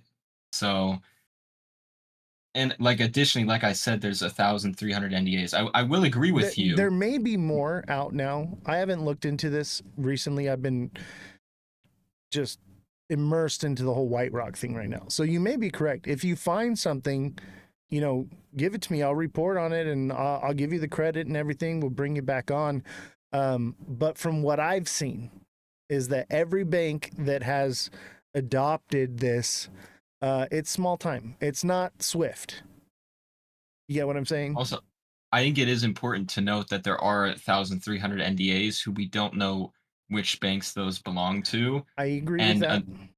another important thing is there's obviously thousands of banks across the world, but only a small amount of them really move the big money. So you are right on that.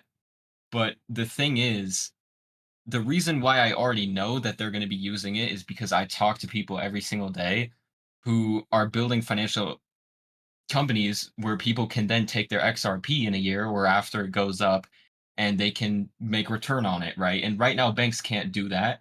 And I would fact check this because it's very recent information, but somebody at Citibank in America who was at the Las Vegas XRP convention was talking to a lot of credible people there, and they're working on a system to basically let people go to their bank, give them their XRP, and they custody it and give them return on it. So the fact that that's already in the work on the back end already kind of tells me where that's headed, in my personal opinion.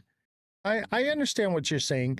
That still doesn't lead me to believe that it's replacing Swift. I'll give it some validity though, like that there is some use case here, but I'm leaning towards the idea that most countries, including the United States, maybe not right now, but in the future, when all this actually happens and the switch gets flipped, it's going to be CBDCs. It's going to be stable coins, and these coins will serve as a liquidity pool for the facilitation of gas fees and proof of whatever, things like that. And like you had said before, I think that you're correct, is these countries want a stable coin that is backed by their currency, correct? You'd said that? Yeah. So that being said, that's a big problem for cryptocurrency in general because it's still fiat-backed currency, correct? So fiat currency is still inflationary. So this is why I have changed my thinking and I'm moving more into RWAs because these are real-world assets that gain value that are tokenized. Because if you're going to be into something that is backed by fiat, you're investing into something that is going to be inflationary. Yes, it will go up in value, but so will inflation, which decreases that value because it's backed by fiat. You can only trade it for more fiat, right? Whereas if you're into an RWA, you're buying a portion of something that gains value over time. So that's why I've re-engineered my thinking, because I was on the same train as you, not but a few months ago, man. I was right there with you, but I'm seeing that the whole space is changing. And I believed in XRP because I thought, this is going to be a one world government thing and a one world currency that they're pushing for. And I believe that XRP fit the bill for that. But what I'm go ahead, please. I was going to say that was what Ripple was originally trying to go for. I just personally don't think that's what we're doing anymore. But I I mean, you agree. are right about that. That's what their goal was from the beginning. But I just think that new administration, different people wanting to do things different ways, and I think that they're going to do it that way as long as it stays that way.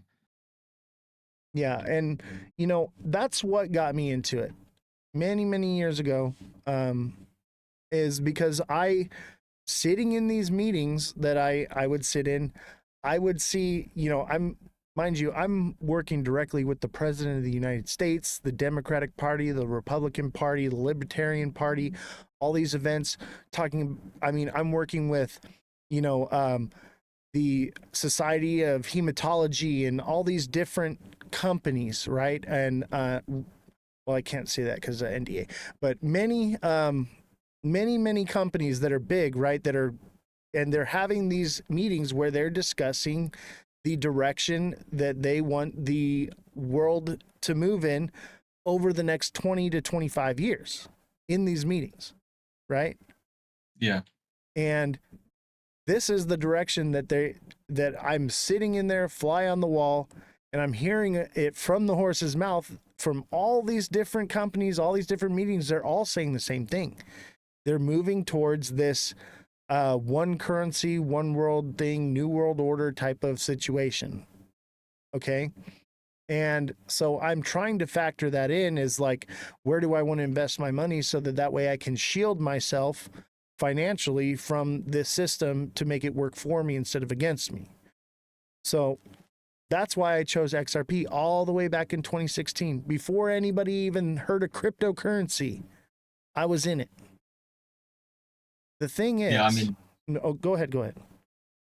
I would say to an extent, I mean, this has been like a really big topic because, I mean, I don't think it takes anybody to know that the goal is one currency, right? They want that control aspect side of it.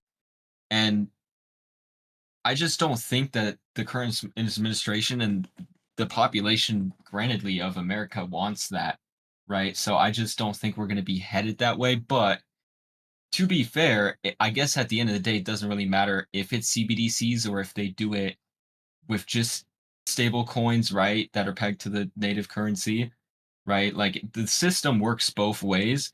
But what I'm really interested in is we have kind of the whole ledger, but it has so many different capabilities. I think it's well over 25. I mean, you can tokenize assets. There's so many things. What I really am interested in is how is the price going to move up besides just retail coming in and liquidity being moved across the ledger? How is the tokenization going to affect it? Because there are multiple different things that it can be used for. And last I checked, correct me if I'm wrong, but every single crypto coin on that you can purchase, the back end system that decides the value of the price is all different. Like it doesn't go off the same system as ADA or Bitcoin per se. Correct. And You're as far as I'm absolutely aware, correct. nobody knows exactly how it's going to work too. Yeah, So I think it's all speculation. Like we're sitting here and we're hoping and praying, you know what I mean? And it's reverse psychology of trying to figure out what direction do they want to go and what is going to be the right thing to be in. And I understand where you're at, and that's why I will hold some XRP. Of course, I bought it in 2016. Those whatever I bought at those crazy low prices, I'm taking profits from, but I'm keeping my initial investments. I got my moon bags. I get it. But people think that it's happening right now. Just like you said, you think that this is happening this year. I don't think so, because like you said, what is it going to take for this to happen? It's institutional money flowing into XRP. And that can't happen until the injunction is removed. And the injunction can't be removed until it goes through the legal process, which is a long, drawn out system. Yes, it could end the end of this year, beginning of next year, first quarter. It could, but it's very highly unlikely. And also, mind you, Ripple was prepared to pay a fine. Okay? Paying a fine is admission of guilt. Okay? That means that I broke the law, I'll pay the fine, slap me on the wrist so I can go home.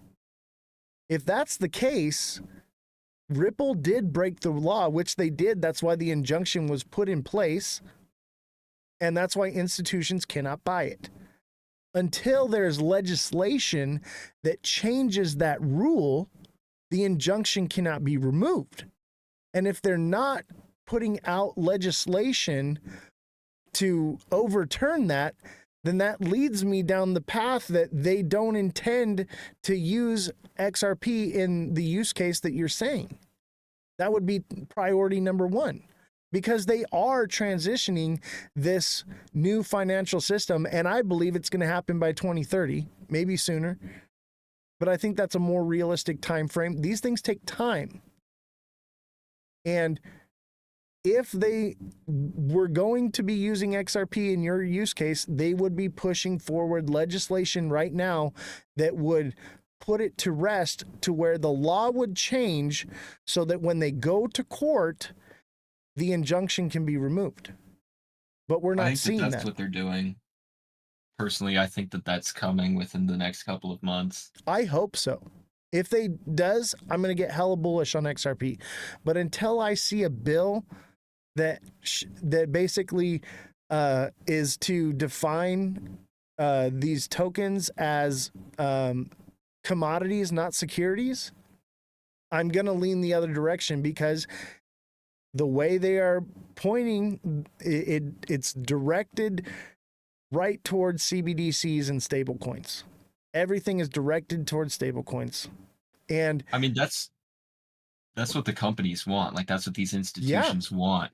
You have to understand, the people want the decentralized freedom. Do you really think that the financial institutions want to allow that? Do you really think that they want to put the power back in the hands of the people? No, this is about control, not freedom. This is about tracking every transaction you ever make. This is about knowing how, where, and when you spend your money to create algorithms, to create ads that are timed perfectly. That's what it's all about. I mean, that's kind of my reasoning for why I think that the current administration is going to lead this the other way of that, which I know sounds crazy, because I understand it too. I know a lot of deep people in this institution. Like, you could probably do some research into me, but I know a lot of people. And the crazy part is, at the same time, is there are a lot of people who are also very high up in the world who want a decentralized system also. So there is a little bit of back and forth battle that's going on here. So I think that's what the delay was, which is interesting, because the ETF filings, there's so many for XRP right now, but they got delayed, which I think has a big thing to do with the fact that they didn't sort out, is XRP a security or a commodity. I know that there's a huge company that already is pre-calling that Ethereum is majorly in the wrong too, which would be crazy, because if we see Ethereum, and I don't even want to go into that, but there needs to be some substantial stuff come out that says it either was or it wasn't. I agree. So that is right. I just personally, and that's the whole reason why I think it's going to happen like sooner, is because of the fact that I think we can all agree, if under any administration we're going to go decentralized, it would have to be under the current administration, and they don't have a lot of time left to do so. Hence why I'm saying why I think it's going to be passed quicker. That's my reasoning on it. 18 months. Because This administration has 18 months to pass things, and then after that, basically no more work can get done. And we're what, 6 months into it now? So yeah, 5, I 6 think months. it's just the fight between decentralized and CBDCs, I agree. which it's a huge thing. I'm just putting I'm putting my bets on the fact that we're going to go decentralized. If I I'm hope. wrong, I'm wrong, but I just think that we're going decentralized, and I also think that's why this thing has been getting dragged out. I think that's part of why the legislative branch is pushing forward stablecoin bills first, because that's the powers that be. That's what they want. The people want the decentralized. The power wants centralized. And the people in power are the ones that make the rules. So that's why I'm leaning towards RWAs, something that is backed by real world assets is pretty much your guaranteed. You know that whatever you're getting into, as long as the project is solid, it's not a scam, because there's a lot of rugs out there, man. But if you do your research and you find a good one, you're on track to finding something that isn't speculative, because with XRP right now, we don't know. It's too uncertain. And why do you think institutions and other places, BlackRock hasn't filed for an ETF yet? That was all fake too. It's because they don't want to touch it until there's something clear. And we're just not getting that, and we're not anywhere near it. And even if, let's say that they write a bill and push it forward tomorrow, okay? It's a long, drawn-out process of getting that bill passed. And then it's a long, drawn-out process of getting the injunction removed. That's why I'm saying we're just too early. Now is not the time. You don't need to be FOMOing whether or not XRP is going to take off to $100 this bull run. That's what I'm trying to say. I mean, that's a fair point. I would just, the way that I see it and what I've told everybody around me is I mean, I'm personally buying up all the dips. I haven't sold anything from the top, although I could, because I don't think we're over yet regardless, just because, and this is debatable too, but the altcoin season, I think personally is still happening, just because usually it's Bitcoin, then Ethereum, and BlackRock just the other day started swapping Bitcoin for Ethereum, and now they're buying Bitcoin again today, which, correct me if I'm wrong, but I think I saw that. Let me tell you something about that. Okay. I'm calling this the simul cycle or the unicycle. You agreed with me earlier that this bull run is different than anything we've ever had before. Okay. And what I've noticed, because I've been looking into this too, yes, we will have a bit of an alt season. Okay. A bit. But the problem is a lot of people are going to be left holding and hold all the way to the bottom, expecting something that is never going to come. And that mainly the reason for that is we have more projects than we've ever had in crypto in any bull cycle. The liquidity is more spread out than it ever has been. It used to be that there weren't very much to choose from. Now it's all over the place, and I would say a lot of that liquidity is lost in the trenches on Pump Fun. So It would be new liquidity that would have to come in. I do agree with that. yeah, But we would need I new did want liquidity. to I did want to ask you. Sorry, but just on the thing, the new liquidity, only I think it's like 7% of the world's population is into crypto. And the fact that you're here right now and we're having this discussion, we are at the top of the food chain. Okay. But one day, I believe everyone's going to use this. And I think by 2030, maybe we'll have 20% of the population, which is like double. Okay. But it's still really not that mainstream. And a lot of people that have money, okay, are an older generation that just don't care. I believe that it won't happen until the older generation, the boomers, pass on their wealth to their children. That's when you'll get that new liquidity to move into this. I think we're at least a decade away, man. Like, we're just too early.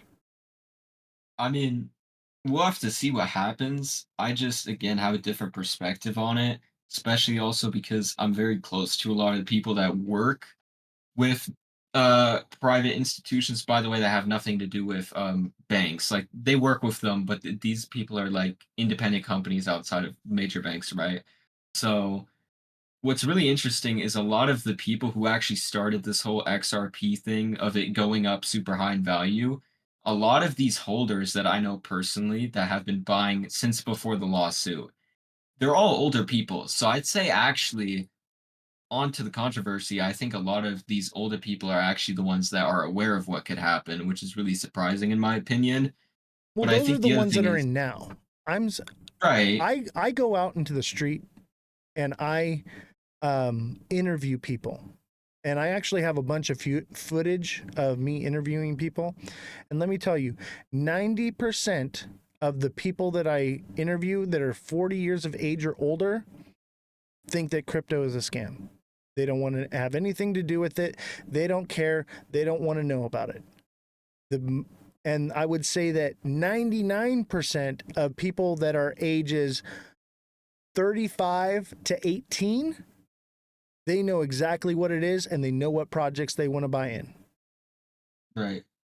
And that comes from on the ground investigative journalism. Yes, there are plenty of people that do agree with it, but think about all these bigwigs. You know, even Donald Trump was calling crypto a scam just a few years ago. The only reason why Donald Trump jumped on the crypto train was because he had all of his assets frozen and no access to any credit. So he found that cryptocurrency was a place where he could get that access, even though he had been what's the word? Debanked. Yeah. So that's the only reason why he's in it. And you can actually go and see Trump's son gives an interview and he speaks about that. That's the only reason they even know about it or care about it. And that's because of real world experience. I think their family was I think that he lied about that because, for example, his son Baron has been in this space for many, many years before they came out and said that publicly. But I guess where I was leading my point to was that when inevitably when these banks and these institutions, when the flip does get switched, I think the reason why a lot of people say that this price bump could happen overnight, which again is a controversial opinion, but it's because when these bank people find out, oh, the flip is going to switch, they're every single institution is going to call their clients. We need to buy this now because it's going to go up. So there's a lot of people now that have nothing to do with these institutions, but they're tracking everything on the crypto market 24/7. They get alerts when wallets start moving. So that's why I think a lot of this younger generation too, but also I think a lot of people are going to flood in. And to a certain extent, I think that retail has front run the institutions, and I think that they're doing a really good job of holding these prices up just enough to where these institutions are getting somewhat the short end on the stick, which I could be corrected in, because obviously we're going to have to see what happens to the market the next couple of months. But I think, and even like a lot of the Trump family members too, and I don't know, there was a X space while back, I think it was like last summer, they were talking about it and it barely got any news coverage, but they were hitting on some very important points.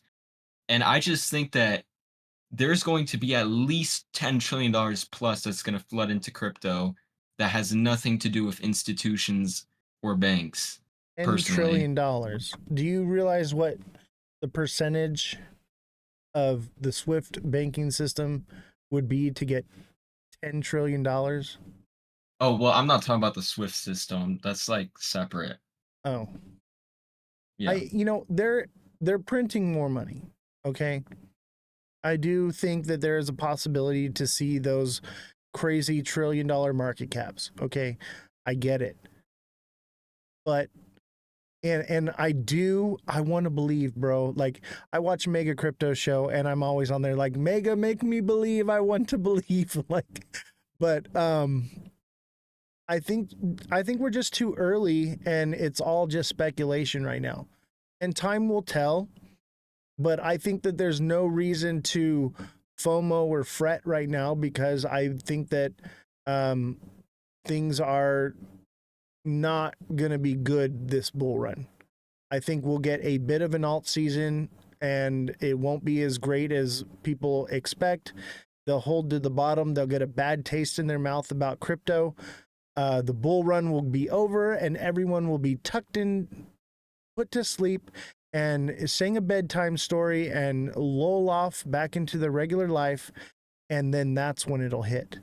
When people least expect it. Right now, everyone expects it. It's not going to happen like that. It'll happen like that, like a switch, like you said. And they will make everybody think that it's over, it's done, see you in 4 years, and then it'll happen. It's perfect psychology. It just makes sense. That's just how they do things. They do not want to buy the top on this stuff. They want to shake you out. They want to put a bad taste in your mouth for crypto. They want to make you feel like you lost everything and sell and use you as exit liquidity right now, and then come back in and swoop it up. That's what I believe. You know, and that's speculative. Do you think you would change your mind if you saw a different change in market direction? Because I am very tapped in with the space, especially. I think these younger people actually are holding most of the prices up, which is again a controversial opinion. But I talk to so many people. I'm tapped in with all these pages. Nobody wants to sell their stuff, even though there is the consensus that what you're saying is going to happen.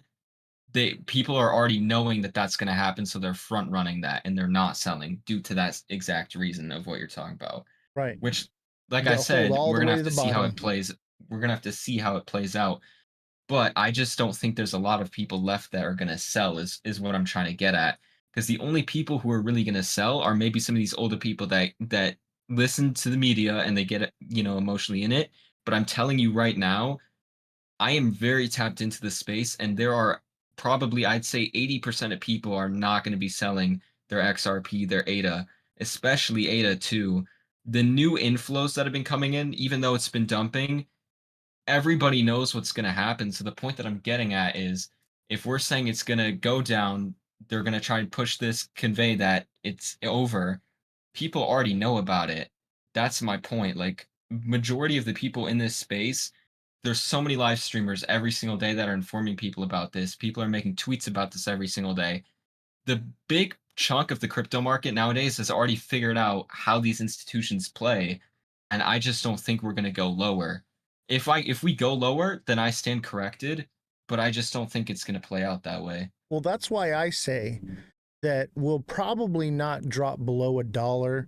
Maybe if we do like 75 cents for a short time, maybe 50 for a short time, and come back up once the bull run's over.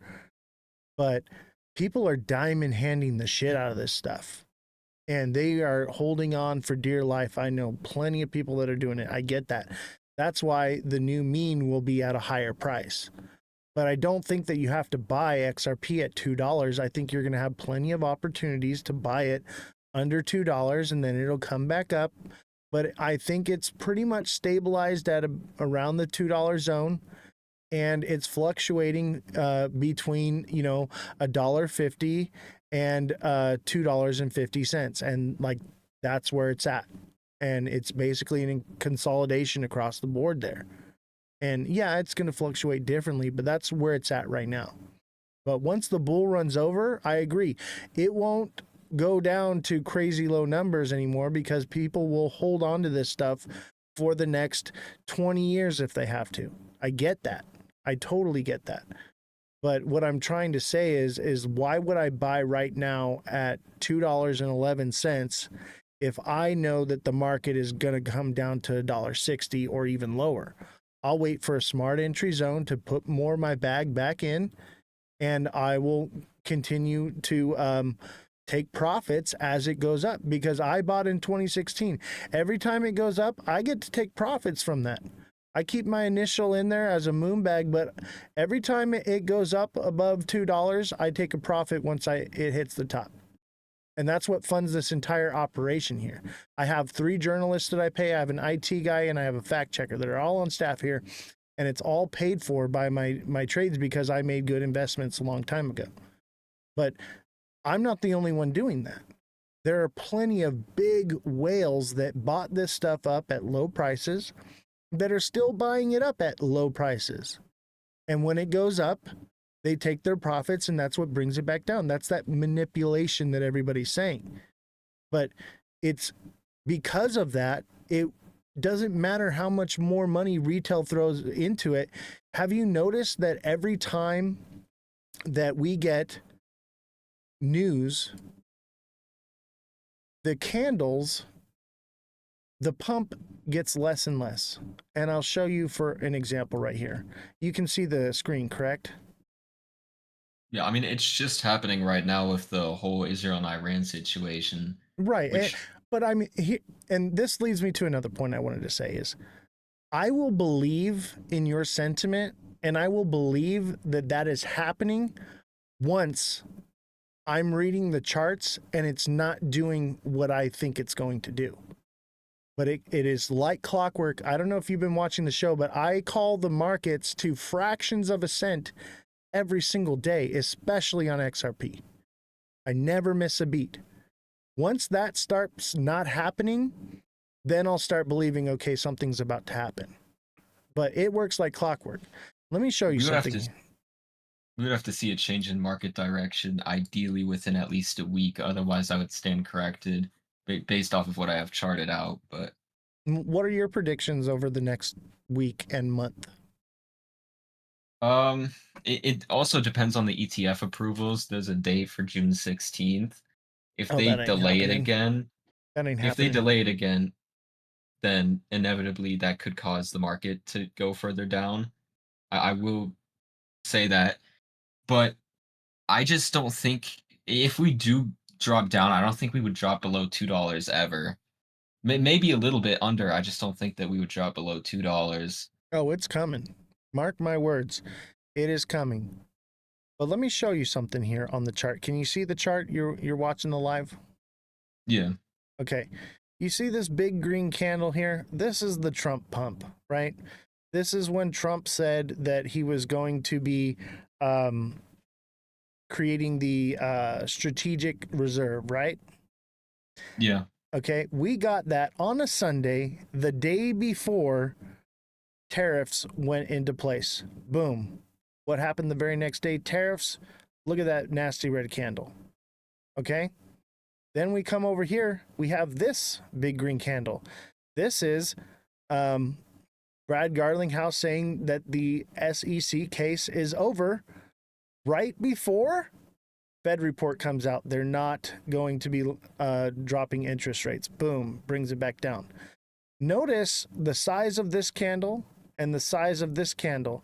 And as we go down, those pumps get smaller and smaller. Now, we've had others, and this is a moon cycle pump, okay? This came from the moon cycle, and so did this come from the moon cycle, okay? But news, every time it's come out, it's gotten smaller and smaller and smaller. And the reason for that is you buy the rumor, you sell the news, right? This big, long run up here is the rumor. This is November 5th, right? To November 7th. This is the rumor that Donald Trump will get elected, and it ran up. Boom. And then when Trump got inaugurated, it ran up again. Boom. And since then, that was our speculation that Donald Trump would come in, change the SEC, fix everything, and everyone speculated that Trump was going to do all these things. Now we're getting the news. We got tariffs, tariffs, tariffs, tariffs, tariffs, boom, boom, boom, bringing it down. This is buy the rumor, sell the news at its finest. Now, Crypto is volatile, so it goes up and down. But as you can see, it's trending downward. It's working its way down. And I want to believe that it's going to go parabolic. But if you look in the prior cycle, okay, look at, I believe that this is about where we're at right now. This is May 19th, this big red candle. And that downtrend goes all the way until July 20th. Okay. So I'm basing that I'm going to start looking to buy somewhere around mid-June, mid-July. Okay. And we'll hit that bottom and then we'll run up again. But look at, the next time it runs up, it doesn't go any higher. So if this is emulating the cycle we're in now, that means if this mark right here at 130 is about 230, that means that after it runs down, it is only going to pump back up to about 230, 250. And you're going to see something similar right here. It's going to run down, pump back up, and then come back off. And because the liquidity is more spread out, there's just not new money coming in. People aren't waking up like we want them to. That's just what I see. You know, I want to be proven wrong. I'm gonna buy, but I will be taking profits at certain points and keeping some in there just in case it does go parabolic. But by not being greedy, I'm securing myself financially. And I'm allowing myself to have a safety net for in case it does take off. I've got my moon bag, and it's okay if it doesn't, if my moon bag's not completely full. Why lose everything? Let me tell you something. I bought Shiba Inu in May of 2020. All right. And I bought like $1,000 in it, and it turned me into a millionaire. And I believed, because of what was going on with COVID and everything, that it was going to continue to go higher, and that was, they were turning over into this one world government, and all of it was happening now. I believed it, just like you believe. It's all happening now. Well, I was wrong. It went up, and I could have been a millionaire then, but I wasn't, because I didn't make it real. I took some profits, but I didn't take enough, and I didn't take it at the top. So this time, when XRP ran up, I let it run up, and I said, I'm not going to take out my profits until after the inauguration. And I was correct. Boom. We hit 340. I took out my profits. Okay. And right here, and you can see this in my channel, my first videos from when I first started this show, January 30th, I posted that we were going to be getting tariffs and that we would be in a downtrend until we hit 163. And at this point right here, and it was at about $3, I took and I exited the market. And exactly as I said, it took from January 31st all the way till April 8th. They called me a clown. They called me an idiot. They said I didn't know anything about what I was talking about. And it happened exactly 2 cents. Okay. I said about probably 160, 161, but I said we're going to add a couple cents just to make sure that we hit, and we put 163. And everybody here in the chat sniped that. Sniped it. All right. And then I said, hey, we're going to trend upward until we hit 260 to 265. And I even called the date on it. I said it would happen on May 12th. You don't believe me? Go watch it on YouTube. It's there. Boom. And now I'm saying we are in a downtrend, and we will be in a downtrend until we hit at least 180. But I think it could potentially go to 130 to 125. I think that's a little overzealous, but I think 180 to 160 is definitely in the wheelhouse, because the charts tell me that this is a head and shoulders.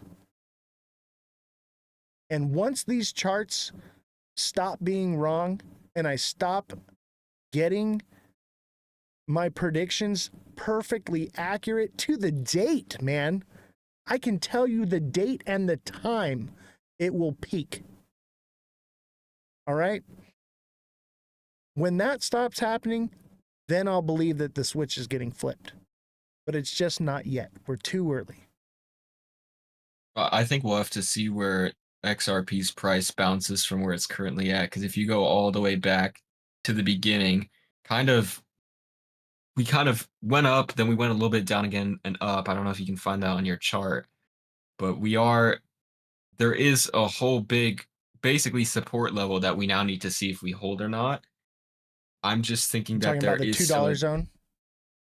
yeah, I think that there's a chance that we bounce back up from here. There is a possibility, but you see the magnet? The magnet. I see what you have charted out, and Yeah. I have the same charts. It's a I'm same. just The $2 mark is a magnet coming down to it and coming up off of it. But I agree with you 100%. Once we get to $2 and we're basically there, we're at 210 right now and we're headed straight for. Now look at, we hit this support line right here and we're starting to bounce up a little bit. If we break support, that means $2 is going to be where we consolidate at, but we will come down to 188, 186. That's the next support line. And if it does break $2, expect it to come down to that point fast, get a little bit of a bounce, and then drop. And it will hit 170, 180 very quickly because there's not much support until about 160. So all I'm saying is I see a pattern here, and the pattern tells me that it's going to come down. And I think you're right. $2 will be a defining moment. And, you know, maybe it bounces off from there. But because of what is going on in the world, people have realized that there's no deals made with the tariffs, that we're going into World War III, we're on the verge of civil war. I don't see it holding. I think people are going to be shooken out, and it's going to give us an incredible buy opportunity. If I mean, I'll buy regardless if it does dip. Oh yeah, same here. Dude, I'm on that train with you, bro. Hear me out. I'm holding moon bags on this thing, but I do firmly believe that it's coming back down, and it will hit those sub $2 levels because the patterns tell me so, and the news tells me so. I look at the charts, okay, to get my perception of where support and resistance is and what trends we're in. I use no indicators whatsoever, and I use the news to gauge where we're going. So if we do get something like the ETF or the injunction removed, or a firm solid deal with China or the EU or something like that, yes, that would change the market around. And I would even speculate that that is probably likely to happen, because every time something is about to come to drop the market down, they come out with some kind of bullish news to bolster it up. We get on a Sunday of all days, Donald Trump says that this is going to happen, and the next day we get the tariffs. Boom. That was artificial inflation of the market just before something bad's about to happen. And I mean, the administration also has an incentive to do so. Exactly. So I think it's highly likely that people get fed moon cheese and we bounce off of $2. But we have no control over wars in other countries. So if something happens, especially right now, it's spicy as hell right now out there, then it's going to continue to pull it down no matter what the administration puts out. And I feel like they're running out of good news. And we've all heard the same bullshit. And every time we get a speculative pump, it becomes less and less. What they would really need to do is get the legislation passed, which in my personal opinion they can do really quickly when they want to. That's something we would need. But then also, if you're looking at the war side of things, markets also tend to sometimes, and this is like, I could be wrong on this, but during like wars especially, a lot of money sometimes flows into the stock market as people investing in certain companies, which we all know if the stock market does well, the crypto market does well.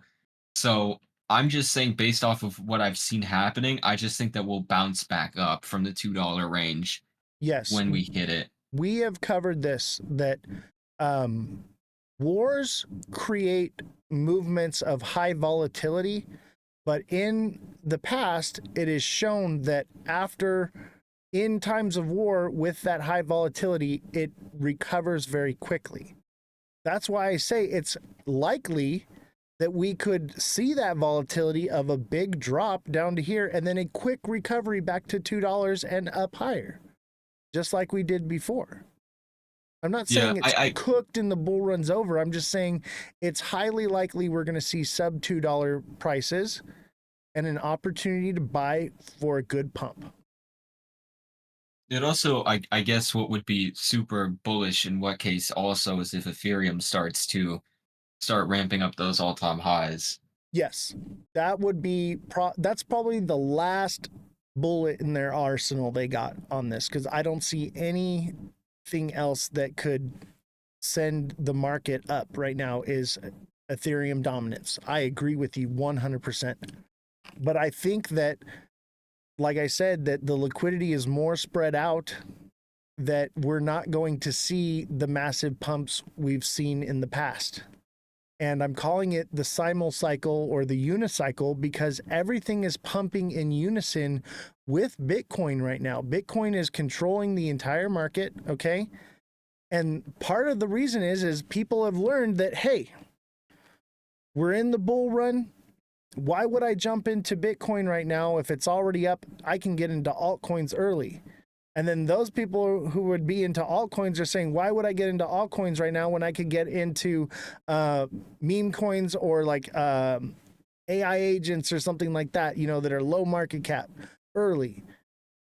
And so because of that, everything is moving together all at once, and it's all happening at once. And I think that this cycle is different than anything we've seen before in the past.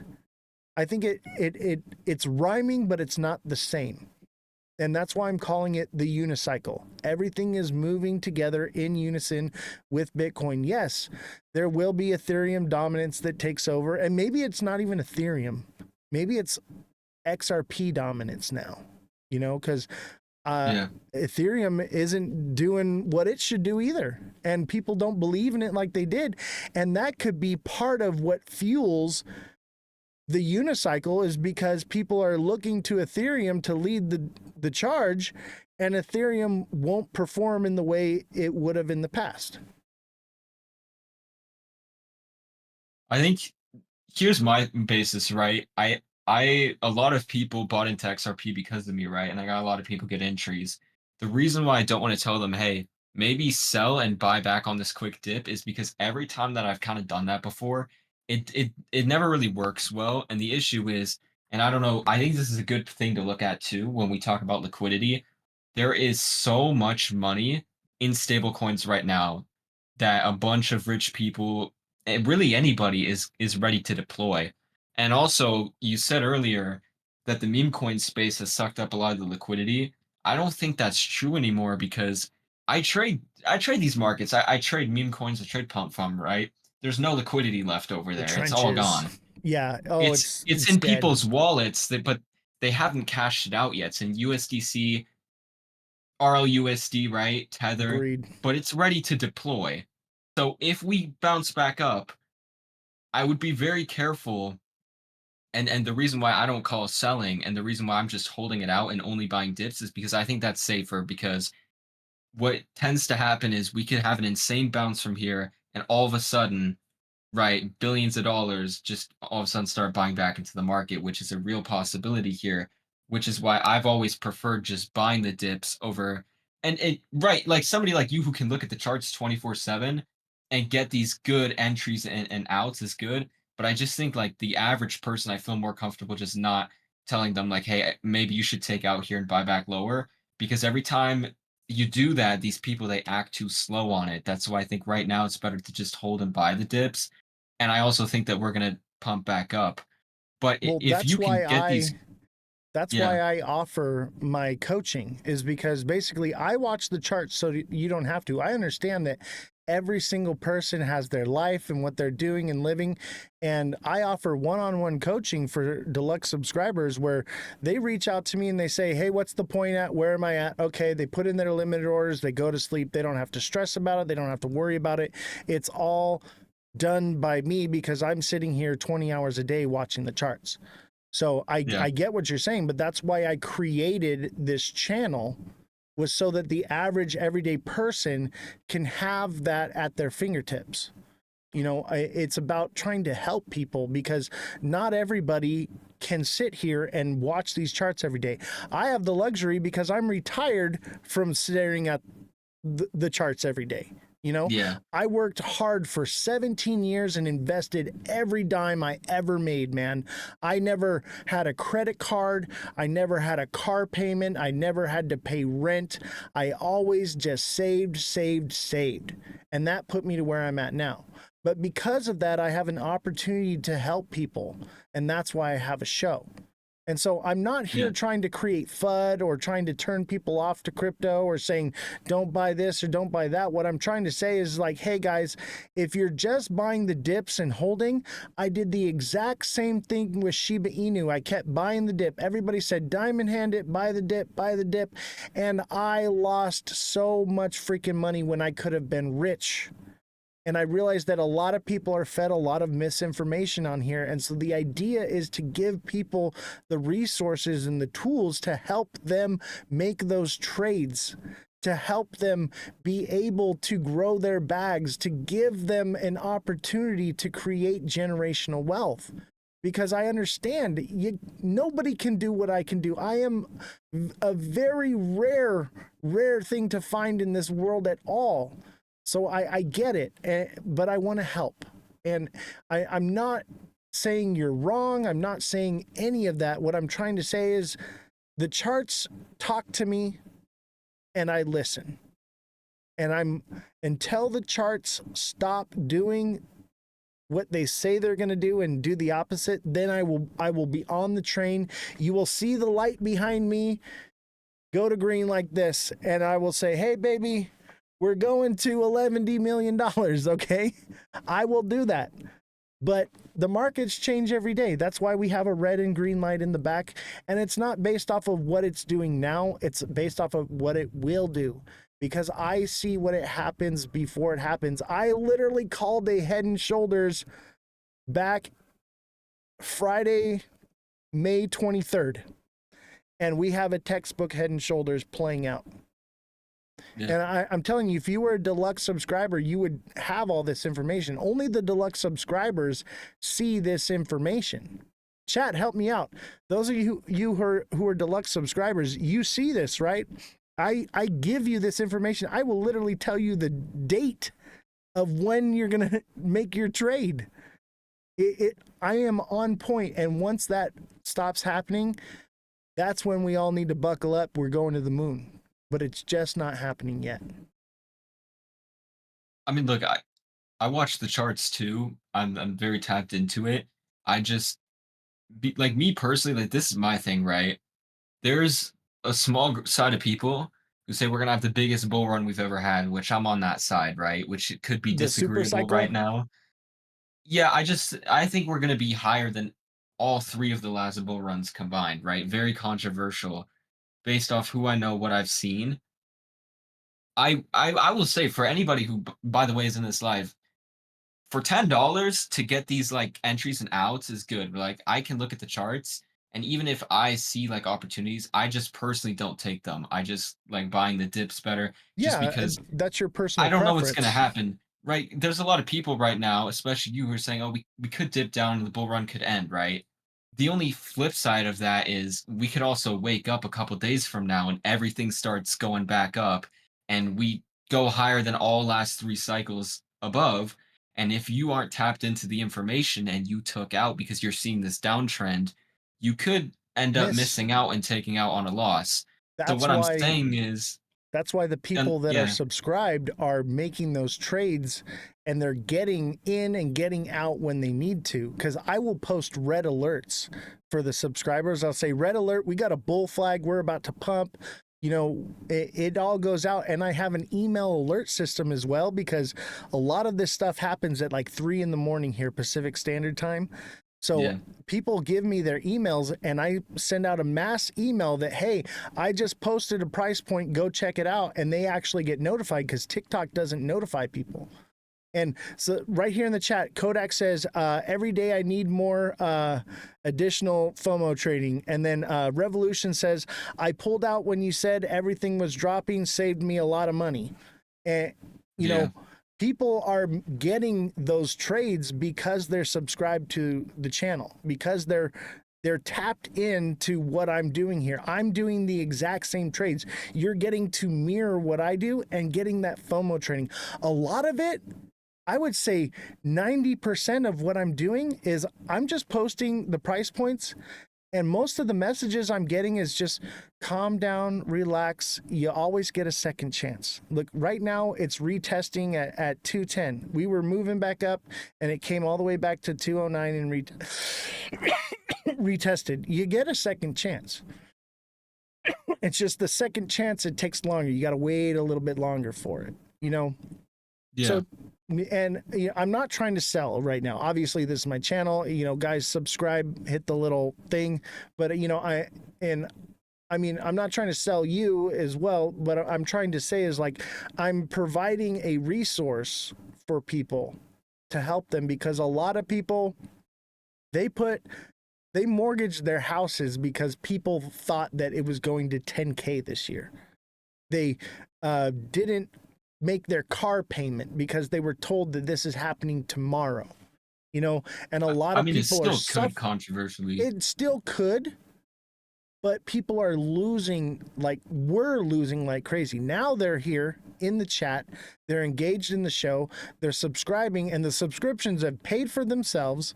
They're literally going on vacations. 18-year-old kid paid to remodel his parents' kitchen, and now his parents watch the show, and they're subscribed in here now, and they're locked in.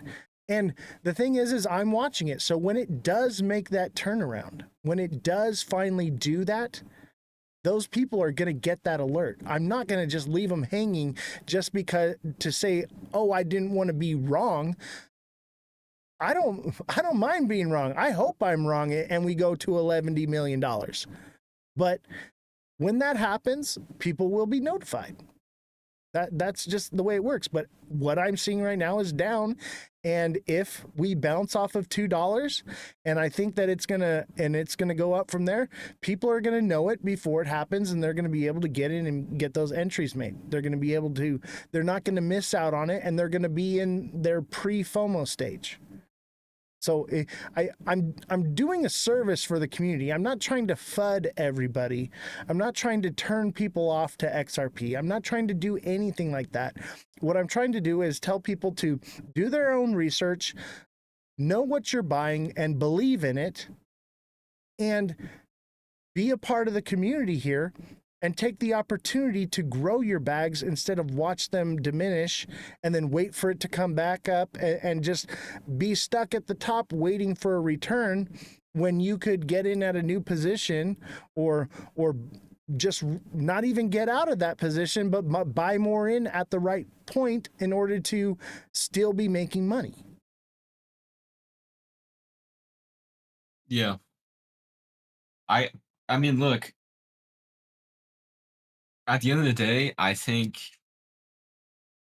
we're just obviously we're gonna have to see what happens, and I'm sure like this whole year is gonna be very crazy overall, right? There's a lot of things happening. Agreed. I guess a good point out is there was that one candle, right, where Trump tweeted that tweet about XRP, Solana, ADA, right? Yeah. We had a massive The pump, God basically candle. got wiped the next day, right? Yep. So I bought way down, right? Like bottom. So I'm not really feeling these slight dips, but I did right before the green candle. Tariffs on China were supposed to go in effect. So I sold almost half of what I was holding, and I would have been right because it would have went down. But of course, they had to put out the tweet next day, and I completely got wrecked on that. I So got for wrecked that on it too. reason, No one could have expected on a Sunday of all days, because we were in the phase where we were dumping on Sundays, Sunday dump day. yeah. And no one could have expected that. There was nothing indicating that. And I get that. And that's why I have the alert system set up the way I do. And I do everything the way I do, so that way you don't miss out on things. But it's also, it's in the hands of the individual. I can't make the trades for them.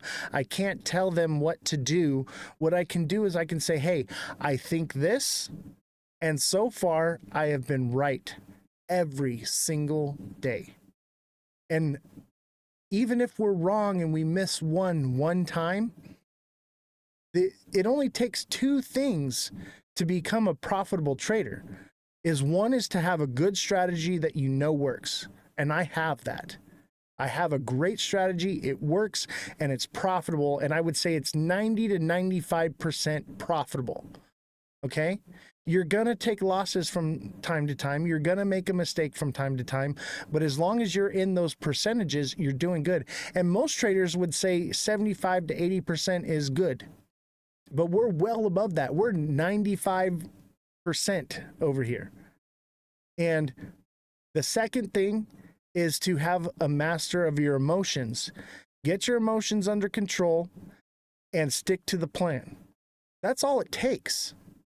So that's why I'm offering my trading strategy, because it allows people to not have to watch the charts, not have to come up with a strategy, not have to do anything except for sit back and watch their bags grow. Because every single person that takes advantage of that is flourishing. I have 87 subscribers, and of those 87 are 80 people that have resubscribed for 3 months in a row. And they continue to resubscribe because they see the value in it. They're just making money like crazy. When the charts are going down, we're cheering. When they're going up, we're cheering. We're happy every single day in the market because it's doing exactly what we want it to. That's the whole point. Is I get what you're saying. You don't want to miss out, but that's FOMO. We don't want to operate off of FOMO and fear of missing out on something. We want to have a strategy in place that we know works and stick to the plan, because that's how money's made. That's how I was able to retire at 37 years old. I drive a freaking badass Corvette. I have 25 acres of property with a landing strip for my airplanes. I have a massive classic car collection here and a farm. I have all this because I made the money real. Yeah. See, I guess like the difference, I guess, for me is like I'm still younger, right? Like I'm turning 18 in 2 months. I'm already like very well into this entrepreneurial space. I'm building 2 companies. I think the thing for me is my consensus is, again, I don't, this isn't financial advice. I think we're gonna have a bigger cycle than all last three combined, despite what some people are saying. I think it's going to be And quite the opposite. I'm just gonna stick to what I think, and I'm just gonna hold it out and continue to buy whatever dips happen. And again, that's why I say not financial advice, but that's what I think is gonna happen, and that's just what I'm gonna continue to do. Right. And Because you at the end of the day, it's your decision. You have to do what's best for you. And if that's what helps you sleep at night or what you believe in, I would say go with your gut. Go with your gut. But what I've learned is that your gut will turn on you. So just be careful. You're a new trader in this space. All right. And I want you to, I don't want to crush your dreams, but this is a cutthroat ruthless den of thieves. And the whole purpose of this show is to bring integrity to a space that is riddled with greed. That is the whole purpose of this show. I want to help people. I want to help you.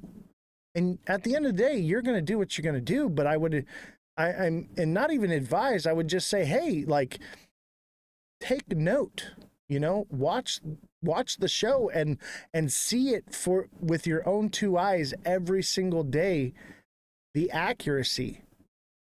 And you'll believe just like 87 other people do. And that's just on TikTok. We have another 80 subscribers on Twitch. That's a lot of people for a show that's only been on for 3 months. Yeah, I mean, I guess my consensus is just I talk to, influencers that have, 7 million followers. I talk to people that nobody knows about, but are huge in the financial space. And from what I've been seeing doing the last year, my thing is just I'm gonna hold because I don't think this is over. I don't think it's started yet, personally. Again, very controversial, and we're gonna have to see what happens, obviously. Right? Anybody can say that something is gonna happen. I just think even though it looks like the market is going down, I think that we're gonna go up from here. And, if I'm wrong, I'm wrong. I But hope you're I just right. I hope you're right, because if you're right, I'm going to be filthy freaking rich. If you're right, I'm buying a yacht. But we have to be realistic at the same time. And like I said, I use the news to gauge where the markets are going and what is going to happen, because I know where the support is and I know where the resistance is. It's easy to tell can go. The question is which direction will it head? And the news will tell you exactly that. And we are literally on the verge of, we're in a trade war. We're on the verge of a civil war in the US, and we're on the cusp of World War III. That should be every indication. Do I think that it's the end and the end is nigh? No, but it's going to create volatility, which will allow larger swings in the market. That's all. It's more opportunity to make money. That's what history's shown us. I'm not disagreeing with it like at all. I just think also a lot of these news events are purposely tied into it, and I believe a lot in. And this is probably not anything to do for people who don't know about this, but I'm very big into like. Hold on a second. Hey, Risky Sneak, I would, not financial advice, but I would advise you as a fellow TikTokian to become a deluxe subscriber, okay? And maybe not listen to me, but let me coach you with strategy in a way that you can not be in a loss and regain everything you've lost. Every person that started here started in the red, started with major losses, and have gained back their losses and then some, and are now going on vacations and remodeling their kitchens and buying cars and doing all kinds of things. So I would encourage you to just send me a DM and let's talk about it. I do only allow DMs for deluxe subscribers, but if you're interested in becoming a deluxe subscriber and you're on the fence about it and you don't know, reach out to me and I'll talk to you. All right. Sorry, I didn't mean to cut you off. I just want to address chat real quick. No, yeah. I mean, again, like I said, I bought very early, so I'm still like You're smart very money. much in the green. You're in a different space than everyone else is. Everybody else bought at $3, man. This is for the people that bought at $3. Right. I'm in the same boat as you. I've been accumulating hundreds of dollars every month of XRP, anything below 50 cents. I just for years. Again, like controversially, my thing is like I could decide, hey, we're gonna break below $2 if the charts might indicate that. But then on the flip side, I could be sleeping and wake up the very next day and something happened and now the market is back up, right? The last all-time high we had when we broke out of that downtrend for a while, we could quite literally just one candle could send us back above that. That's why I don't like taking out, because things like that happen. And like I said before, the charts are looking like it's going to go down. The market is looking like it's going to go down. But at the end of the day, people are front running this. I mean, this is like times are so different than where they were. The cycle is so different than what it was 3 years ago. I mean, you're right. If somebody bought at the top of $3, by all means, if we retest $2, better entry. But I just don't think the cycle is over, and time will take the stand to that. But The cycle's in not any over, case, but we're in the 7th inning. This is make or break. If you're in the red right now, you need to get a play and put it to work right now, because you've basically got 1 or 2 more innings left, and then the game is over, and it's game over for this cycle. By no means is the cycle over, but this is your last big play, is what I'm trying to say. And that's why I'm trying to tell chat, like, this is your time to take advantage of the coaching before it's all over and you just hold all the way to the bottom.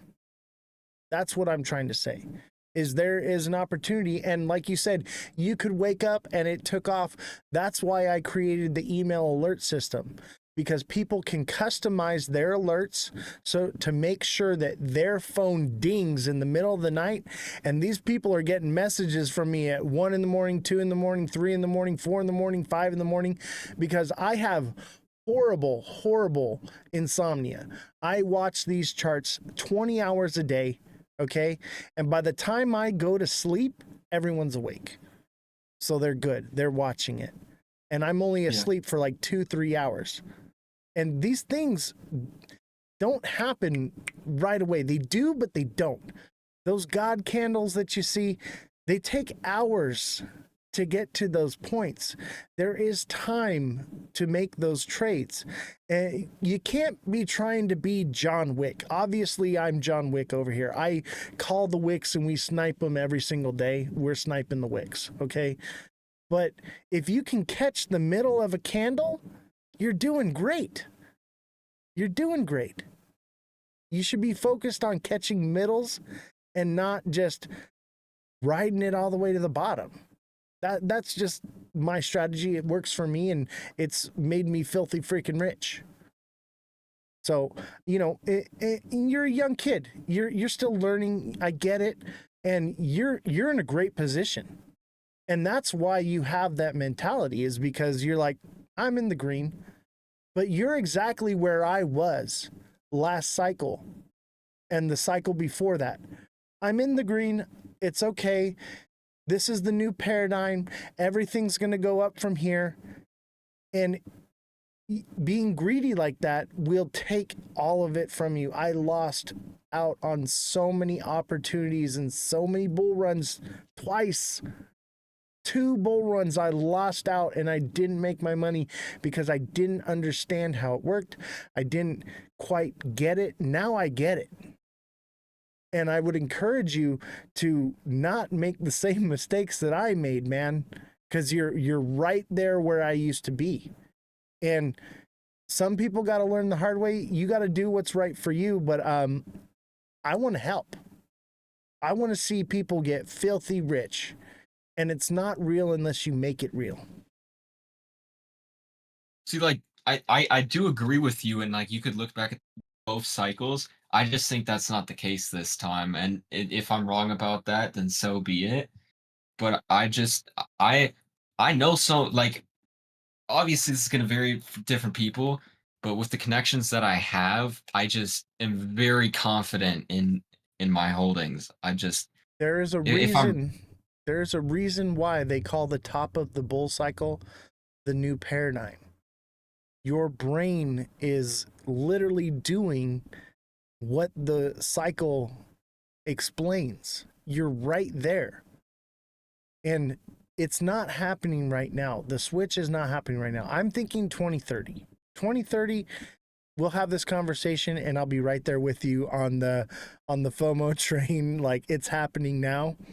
But it's just not happening this cycle. And the reason I know that to be true is we don't have regulation. We don't have clarity.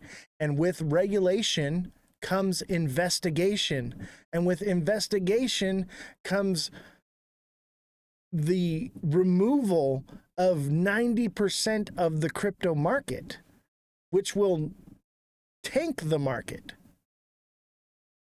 All of that is going to transpire over the next 4 or 5 years. It's coming. You're just too early. You think it's now, but you're just too early. We're not there yet. There has to be solid framework, and there has to be the removal of the nonsense first, and that takes time. That's how I know we're not there yet. I mean, we could go back and forth on this, and obviously, you've been doing this longer, but still, I would still have to somewhat disagree, just because of what I've been like. It's hard to explain. I'm just in the position where I just think that I don't think we're going down from here. I think we're probably going to have the biggest cycle to come. And I'm not saying that because that's what some people are FOMO posting on Twitter. Like, I'm saying that based off of my own research, what I've been seeing, who I've been talking to, right? Like, I mean, people could see me as this young dude who saw that one post on Twitter and people are trying to FOMO it back up. But that's just the way that I see it. I get you. And you know what? I hope you're right. I hope so. I've been waiting for this for a very long time. So I hope you're right. I want it to be true. Like I said, I go into Mega Cryptos Live all the time and I'm like, Mega, make me believe. I want to believe. And I hope so. But let's not be naive at the same time. Take profits. Make it I guess real. what I'm saying is, like, there is still a chance that all of this transpires this year. And I'm willing to bet on that chance.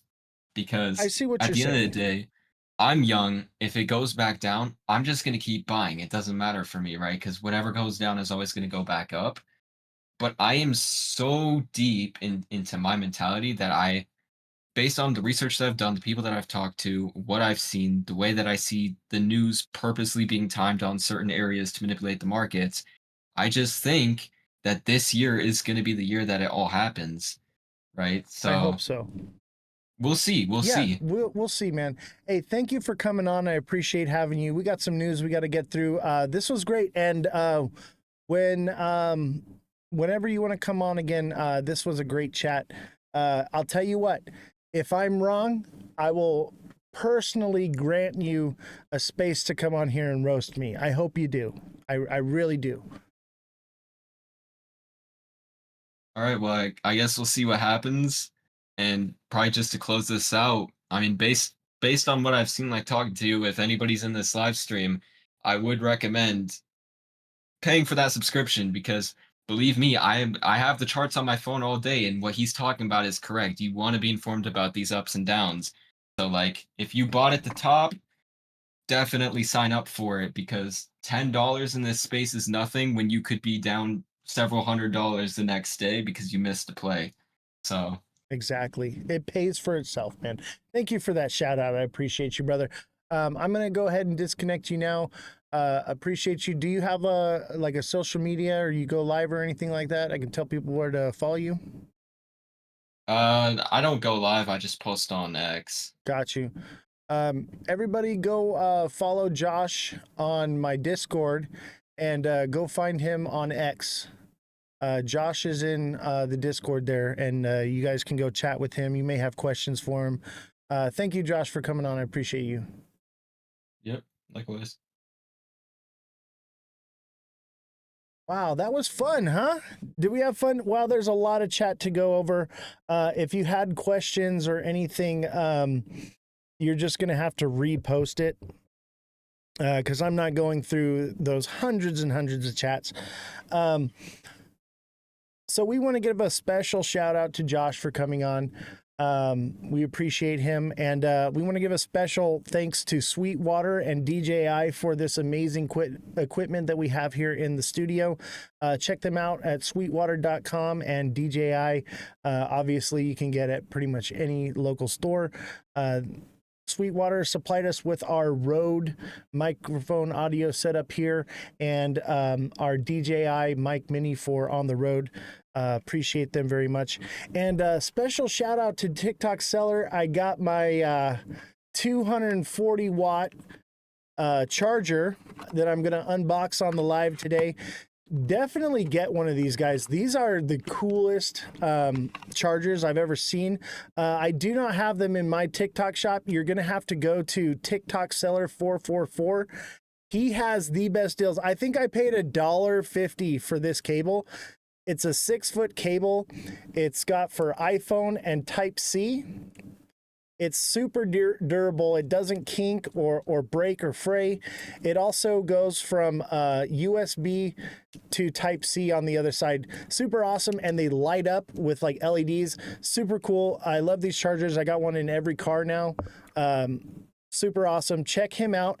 He gets the best deals. For if you're buying anything off a TikTok shop, TikTok Seller is going to have the best deal for you of any other TikTok shop. I've yet to see any other creator have the deals like he does, and it's because he is constantly going live every single day. He is hustling like crazy.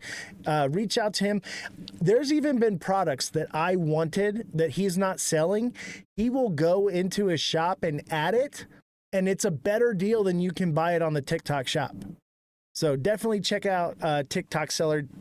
If you want to put your name in the chat, TikTok Seller, so everybody can go follow him anytime he's live.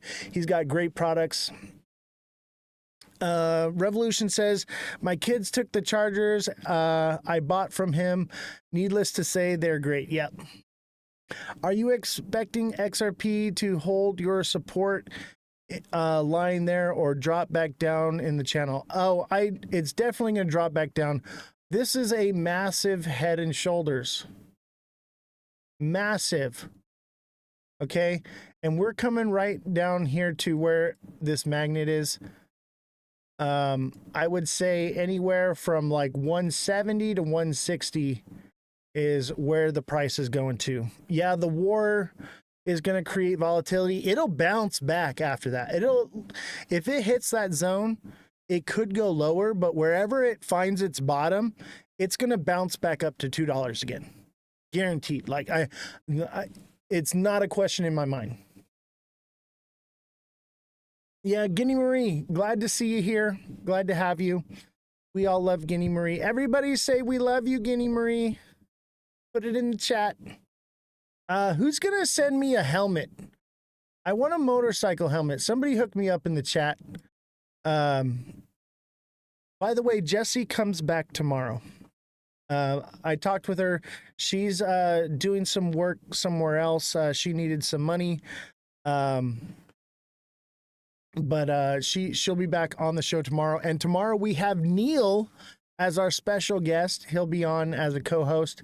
I'm really excited for that. He works at Polygon Labs, and we're going to have a cool conversation. He's a great guy. I love watching his lives. He talks fast. He's got great energy, a lot of fun, total nerd just like me. We're gonna have a great time. Chat, everybody put FYP in the chat right now. Hashtag FYP. Spam the chat with the FYP. Go viral. Video go viral. Anything you can. Don't forget the hashtag. The hashtag actually helps better. Yeah, hashtag FYP, hashtag go viral, hashtag viral. And tap that like button, guys. Tap the like button. Let's get into the news. We don't have much time, so we'll speed read through a lot of this stuff. Donald Trump administration will work towards clear and simple crypto framework. President Donald Trump expressed pride in being considered a crypto president during a video address at Coinbase's State of the Crypto Summit. Trump's discussed his administration's effort to support crypto, including the Genius Act for dollar-backed stablecoins and a national Bitcoin reserve. Coinbase and Circle executives highlighted the growing role of crypto in the global financial system. That's cool. Cool stuff. Who's this guy? Your IQ is 140 if you name this historical feature. I actually have an IQ of 142, so I wouldn't want it to go down. XRP well dumps 60 million to Coinbase, price to drop further. Boom, you want to know why we're going down? Here it is. A crypto well just set off alarm bells for everyone with sudden transfers of over 26 million XRP tokens worth nearly $60 million to lead US-based crypto exchange Coinbase. Such large transactions are often interpreted as bearish signals, as traders typically move their assets to platforms when they are planning to dump them. Booyah! We going down, but y'all knew that. What's up, TikTok seller? Glad to see you on Twitch. You're going to be on Twitch for the next hour. No worries, man. Glad to have you there. Don't forget, everybody, we are live on Twitch as well. If you're having audio or video issues on TikTok, you can come over to Twitch. That's Oz the Crypto Goat, all lowercases, no spaces. Come over to Twitch. We have our community over there as well. And TikTok may be getting shut down on June 19th. So you're going to want to be able to come over there so that you know where to find this show once TikTok is shut down. That's where we'll be. And anybody that wants to do a project and you want me to do technical analysis for you, all you got to do is come over to Twitch and put it in the chat, and it's absolutely free.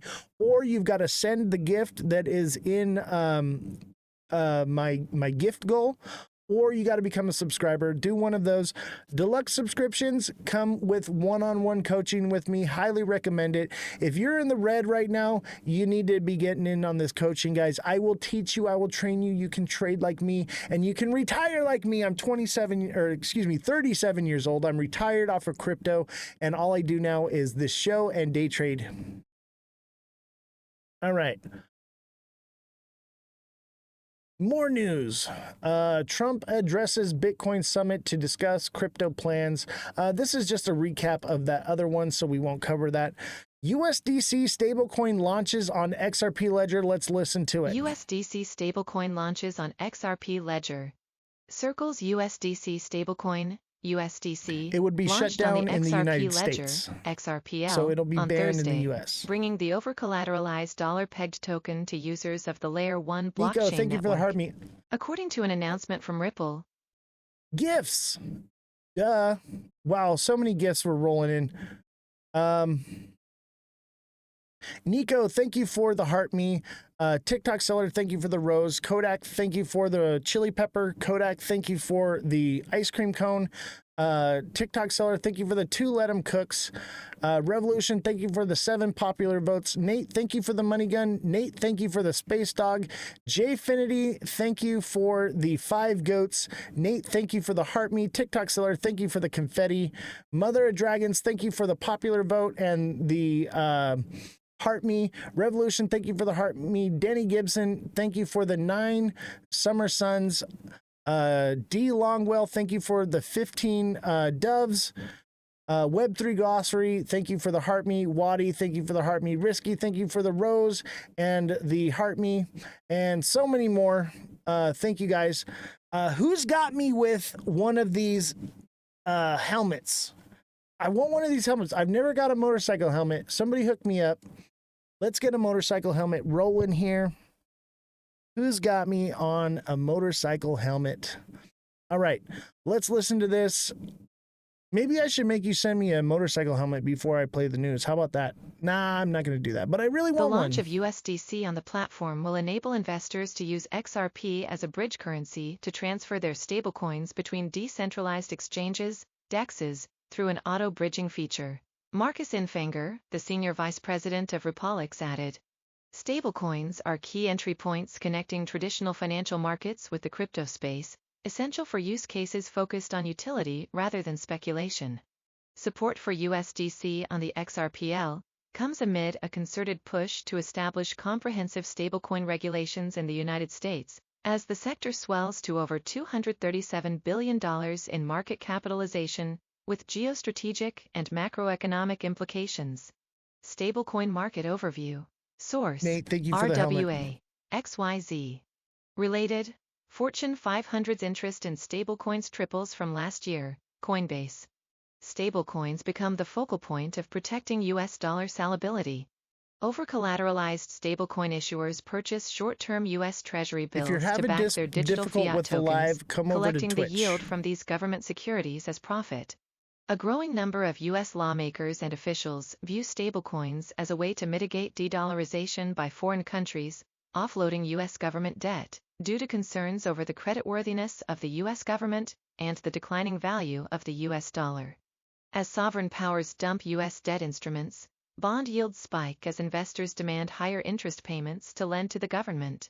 The yield on the 10-year U.S. Treasury bond is currently over 4.3% and remains elevated.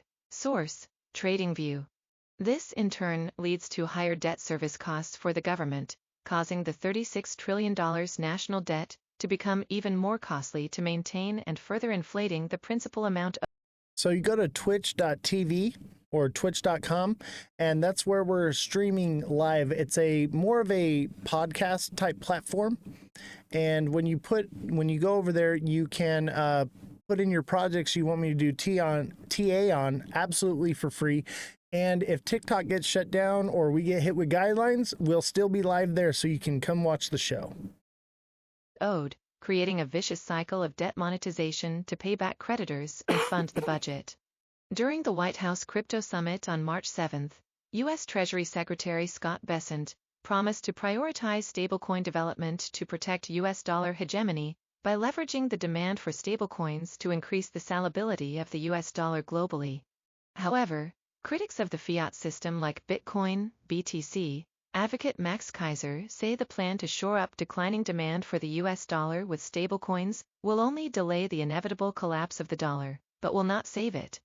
Stable tokens backed by gold will outcompete dollar-pegged stablecoins for several reasons, including gold's high stock-to-flow ratio, which protects its value from rapid inflation and price depreciation, according to Kaiser Magazine. Bitcoin payments are being undermined by centralized stablecoins. Everybody, FYP in the chat. FYP in the chat. Hashtag FYP. Send in those FYPs. Send in hashtag go viral. Okay. FSB warns crypto nearing a tipping point as ties to TradeFi deepen. FSB warns crypto nearing tipping point as ties to TradFi deepen. The Financial Stability Board, FSB, is sounding the alarm on growing risks from the crypto sector, warning that interlinkages with traditional finance are nearing a critical threshold. Speaking in Madrid on Thursday, outgoing FSB Chair Klaus Knott said that while crypto does not yet pose a systemic risk to traditional finance, that status may not last much longer. We may be approaching a tipping point here, he said. Knott noted that entry barriers for retail investors have dropped significantly, particularly with the introduction of crypto exchange-traded funds. Crypto ETFs allow investors to gain exposure to digital assets without needing to manage private keys, use crypto wallets, or navigate exchanges.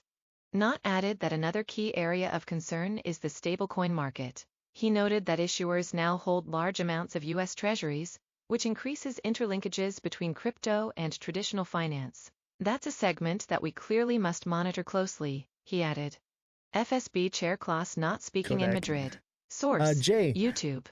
Related, go ahead and put Societe grass Generale in the chat US on Twitch and I'll do it for free, no problem. Or send Solana. the gift. Stablecoins are embedded into financial systems. Or become a subscriber. Digital assets pegged to fiat currencies like the US dollar, are becoming increasingly embedded into financial systems. According to data from DeFi Llama, the total market cap of stablecoins currently sits at over $251 billion.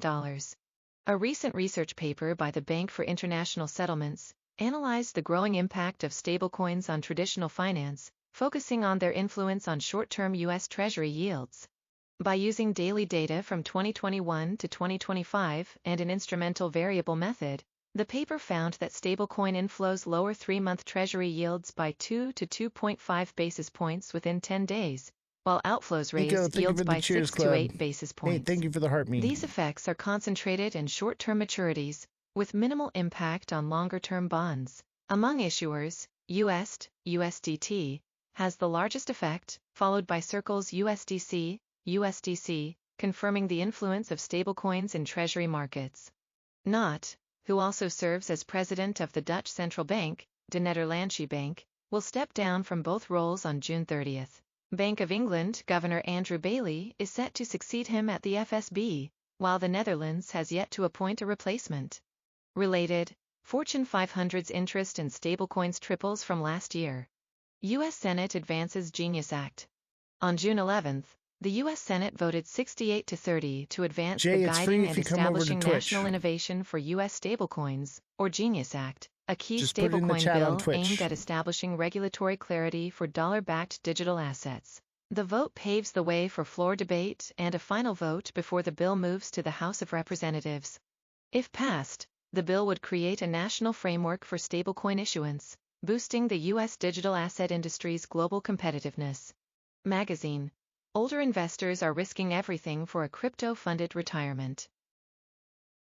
All right. So, Jay, yeah, just come over to Twitch, Oz the Crypto Goat, all lowercases, no spaces. Put that in the chat, and then I can take care of you. No problem, buddy. Appreciate you.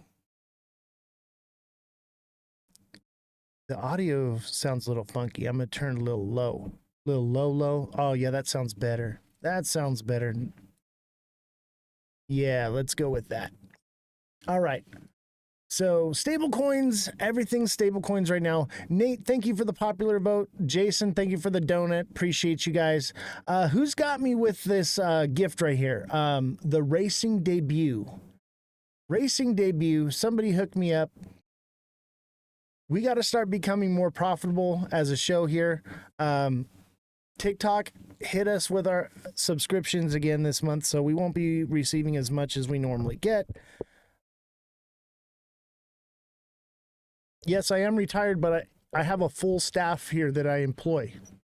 So I have 3 journalists. I have an IT guy he's an investigative IT guy. So he investigates in certain things, like we're investigating the White Rock case.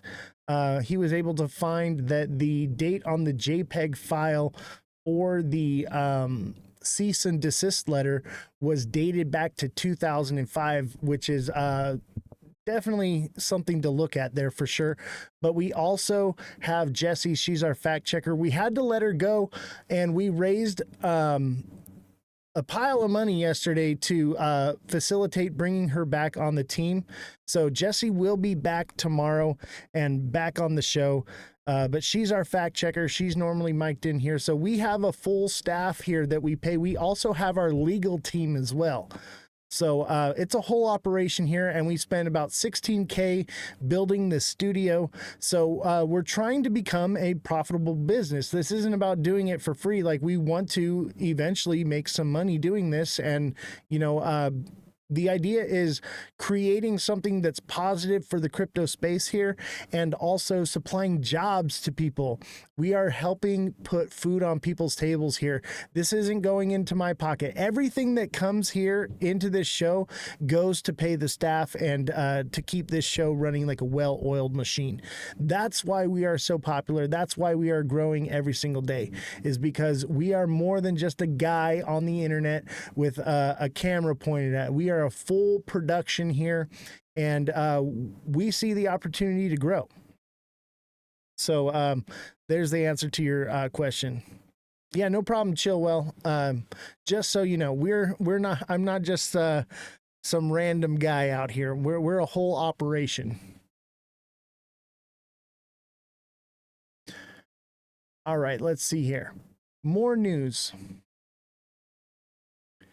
Tariffs are 10 times higher than before. Trump companies will have to absorb the pain because consumers are tapped out. Investment manager says consumers are tapped out, which means retail is tapped out on putting money into the market, which is part of why we're going down. So much more than that. But we are moving down because people just don't have the money to invest right now. Tariffs are 10x higher than before Trump. Companies will have to absorb the pain because consumers are tapped out, investment manager says. With US-China talks ending in essentially a tariff stasis, investors are once again looking at the economy to figure out just how much of a shock the tariffs are going to be. The system is incredibly, incredibly fragile, Jeff Klingelhofer, managing director and portfolio manager at Aristotle Pacific, told Fortune. However, the amount of shock tariffs ultimately deliver will depend on who bears the cost, he said. Typically, that's the end user. Importers and economists have for months been saying that the consumer usually pays the cost of import taxes. Most suppliers are passing through tariffs at full value to us, a chemical products company told the Institute for Supply Management in a survey last month. Taxes always get passed through to the customer. Studies of the 2018-19 tariffs, which were much smaller, found nearly 100% of the added costs were passed on to the consumer. The Yale Budget Lab estimates that tariffs will cost the typical household $2,836 over the year. Except, Klingelhofer said, this time could really be different. It doesn't have to be the US consumer who pays tariffs. You're likely to see companies ultimately bear more of the pain of tariffs than consumers. Indeed, after absorbing 4 years' worth of price hikes and shrinkflation on everything from household staples to housing, consumers may not be able to take much more pain. A record 77% are holding some debt, according to the Federal Reserve. The state of consumers is tapped out, Klingelhofer said. However, corporate balance sheets are incredibly strong. Margins have essentially never been higher in the history of humankind. Indeed, corporate profits as a portion of national income, a figure that never exceeded the single digits until about 2 decades ago, surged to a record 13.6% in 2021. At the start of this year, they were just slightly lower, at 12.8%. Companies have an additional incentive to absorb the cost of at least some of the tariffs, he said. The president, whom CEOs have been loath to cross, is watching. Trump spat with Walmart in May, directing the retailer to eat the cost of tariffs, is a prime example of the type of public policy, via social media, Klingelhofer said, will be much more common if tariffs start to get passed on. While the exact level of tariffs that companies, consumers, and everyone else will pay is still up in the air, Klingelhofer says the direction is clear. Well, Jay, it's going just up, put it in notably. the chat on Twitch. I find it very hard to believe we exit this presidency with tariffs anywhere below the low teens versus 1.7% of GDP, their average level at the beginning of 2025, he said.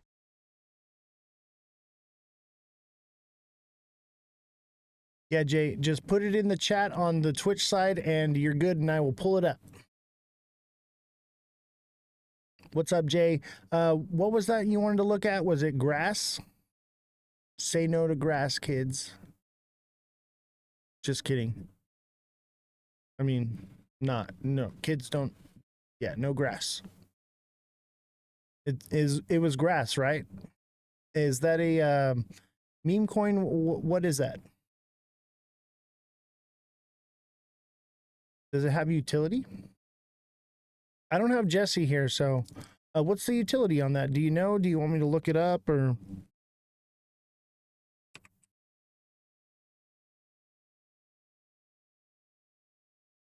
It's on Tether Network.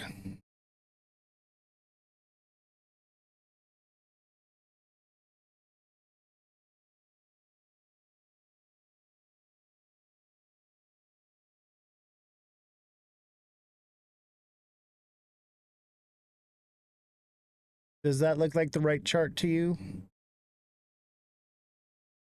You said it was new. January 27th. Check it out. I'm a noob. Yeah, we'll look into it a little bit more. So what are you looking for? Like some TA on this thing, or what are your questions? How do you find a top? What do you mean, how do I find a top?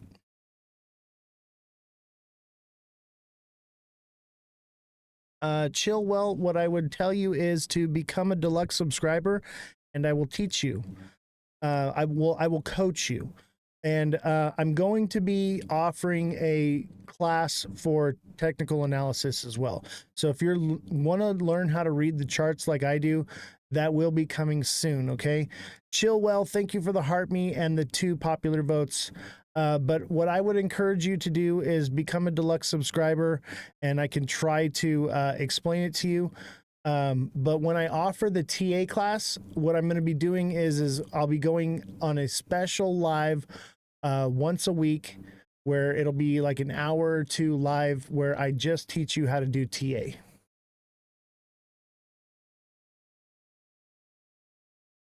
Is CRV going down?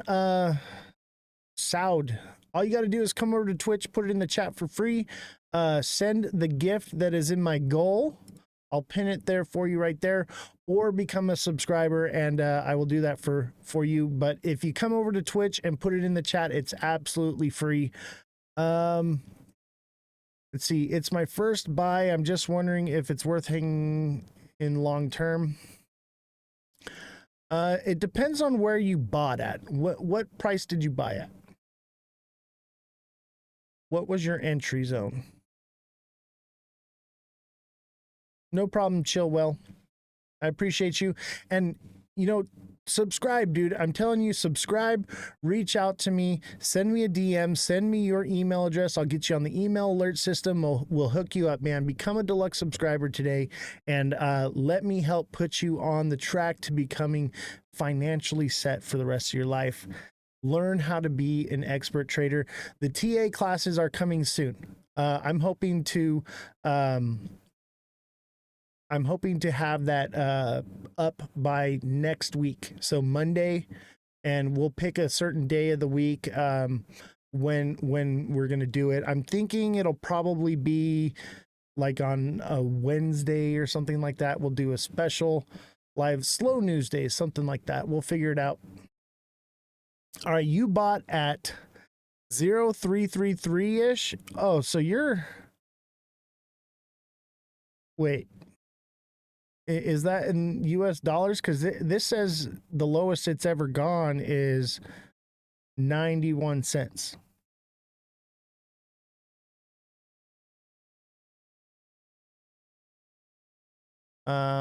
Maybe I got the wrong chart up here.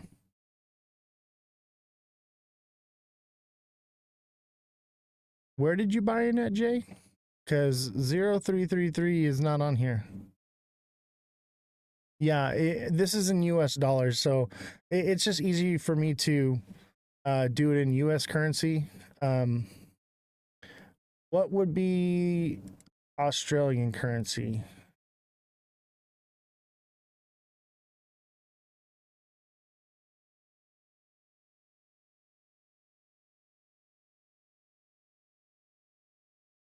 What is the Australian currency one?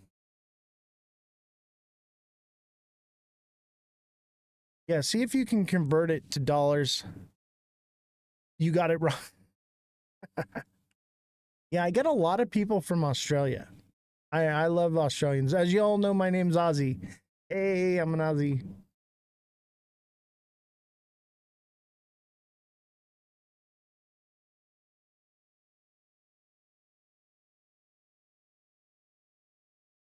Yeah, let me know which one. I'll pull it up for you, bud. Whenever you're ready. In the meantime, I will pull the news back up. It's a prescription for deadly, dangerous decline. It takes on debt on a massive scale that we can't afford, sensibly calculated, recognizing that it will push up interest rates, recognizing that the tax cuts, which they say are only going to be there for a few years, will inevitably be extended. The cost is well above $4 trillion over the next 10 years. It will push budget deficits, even assuming a full employment economy, up well above 7% of GDP. What does that mean? It means people are going to pay tens of thousands of dollars more over the life of a 30-year mortgage. It means that cars are going to be thousands of dollars more expensive if you add up the payments on a 5-year car loan. It means that credit card bills are going to be higher. But that is just the beginning. More important, it means that we're not going to be able to afford, as well as we otherwise could have, to have a cutting-edge AI infrastructure in the country, that we're going to discount the future more heavily, which means fewer scientific breakthroughs for everything from new materials to new cures for diseases to new information technology. But perhaps most importantly, besides what it means for households, besides what it means for our rate of economic growth. Oh yeah, I'll chat White Rock if you said 2 helmets. Accumulating debt faster than any other country ever has in dollar volume is putting at risk its status as the world's greatest power. The Trump administration is always emphasizing the dangers of dependence. Surely massive government borrowing is massive dependence, and they should want to control it rather than make it worse. Look, David, I've been on your show a lot, and usually when the name Elon Musk has come up, I've been in disagreement. But when he attacks this bill as very much in the wrong direction, I'm sorry to say that drives him and I into agreement. All right, so that was running a small U.S. dated debt faces crucial test in $22 billion auction. I'm not going to read this because we're running low on time, but this is finance.yahoo news. You can type that in here. This is by Bloomberg. Check it out, read into it. We're going to move on to grass.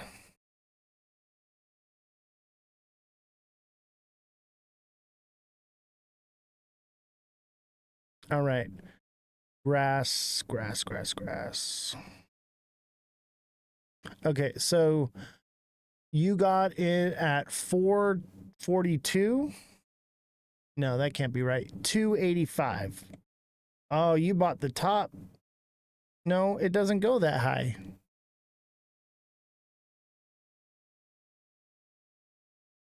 It doesn't go that high. Would the euro be a more would the euro work? Is that what you're trading with, the euro? I don't understand what you're using. Chillwell, Moist Mike says, Chillwell, you like White Rock? Chillwell says, I got in early. All money, play their game. AU dollars on crypto.com. All right, let me look and see if I can find.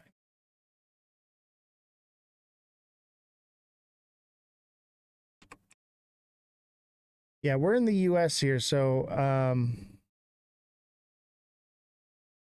generally it doesn't show.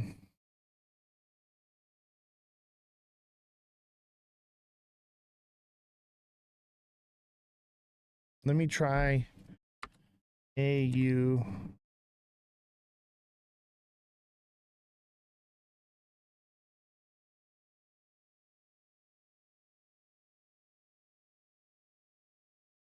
I'm not seeing it, bro.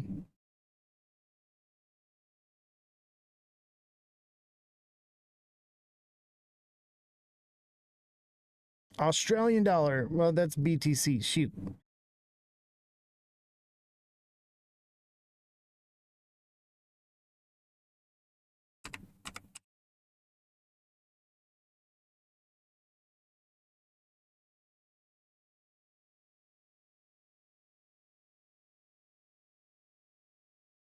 $185.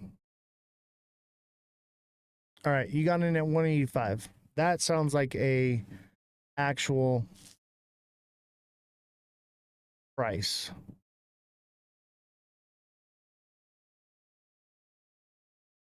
Yeah, tell me what day you got. Well, even the date, it depends on the time too. So 185.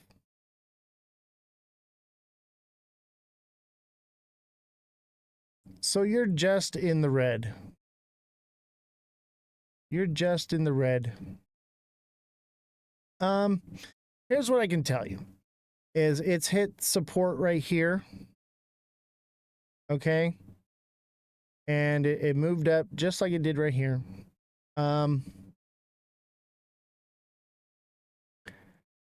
It is trending upward. Now, that doesn't mean that it won't go down lower, but it is trending upward. So I would say that according to the trend, it should bounce up from here. But not necessarily with everything that's going on. It may not. But I think you may, if you got in at 185, I'd be about here. It may go up to where you got in and then come back down. Or it could go up to about 235. Let's say on the high side, it could go to 235. I think that's highly unlikely, though. I think things are headed down. You see how it's breaking through the bottom of this trend line and it's getting lower each time? That's an indication that it wants to break this upward trend and possibly come down lower. Here's the thing is it's so new. It hasn't been out long enough. There's not a lot of data. Let me go into a lower time frame. I would say more than likely it's going to move up some, but will it go up to your initial price? 189 is probably going to be as high as it goes before it comes back down. It could go a little bit higher, but that's pretty much it. Let me look in the 1 hour and see.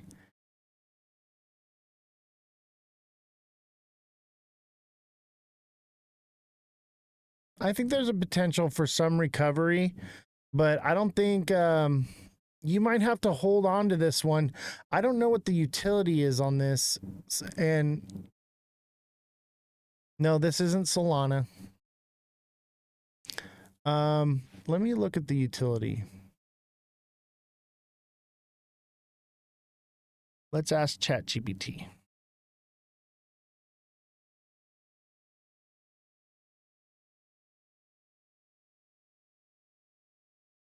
Yeah, I think if it breaks, let me go back into the day.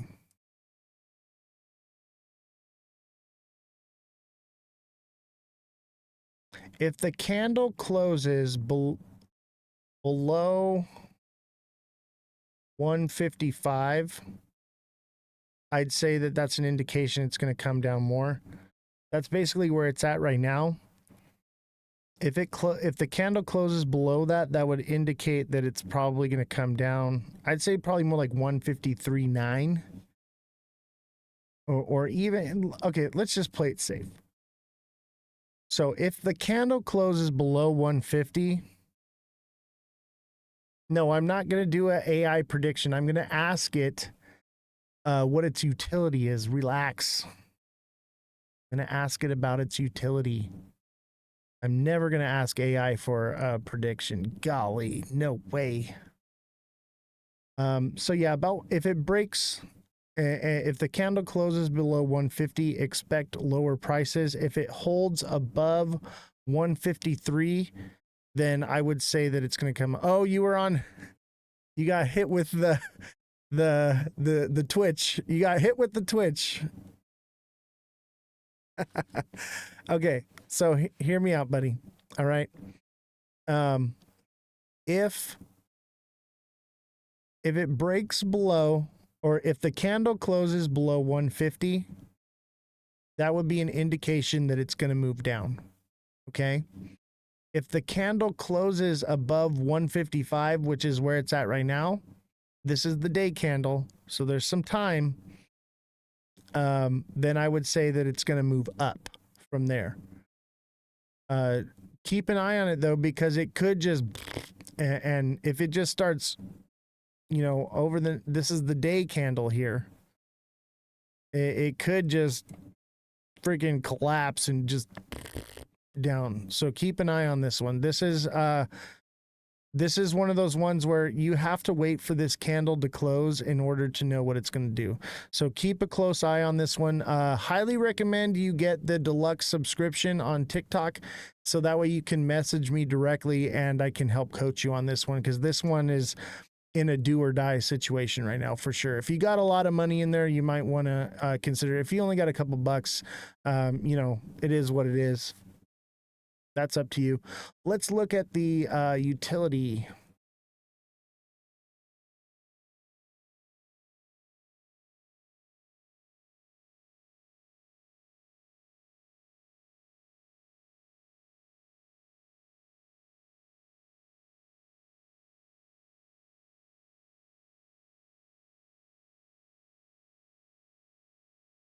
What is the utility of Grass coin cryptocurrency? Sure. XRP is a cryptocurrency created by Ripple Labs. No, not It is XRP. Grass. GRASS coin. Grass is a cryptocurrency that enables users to earn rewards by sharing their unused internet bandwidth.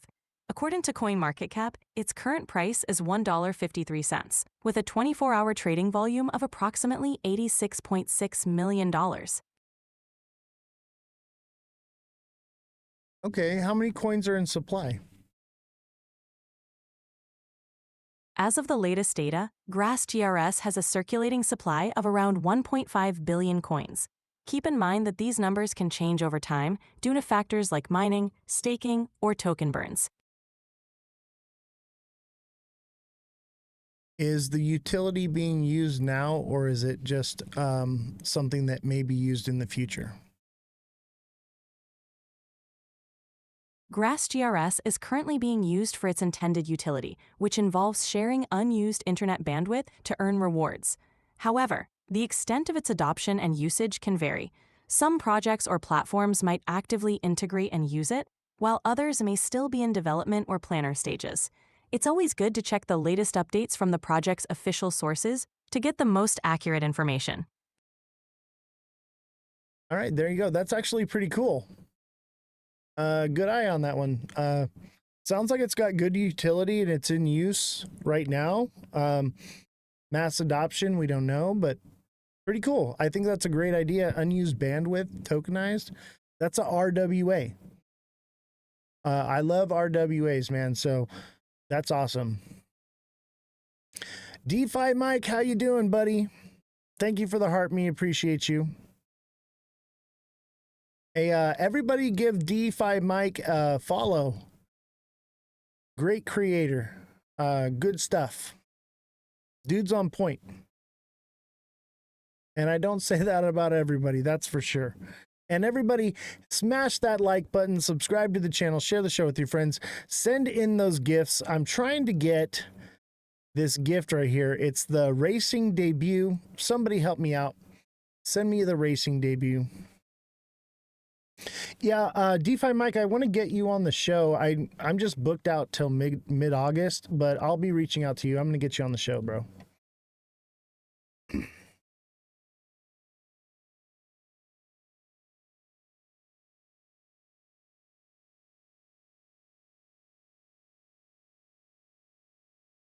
And don't forget, tomorrow, Neil will be on the show.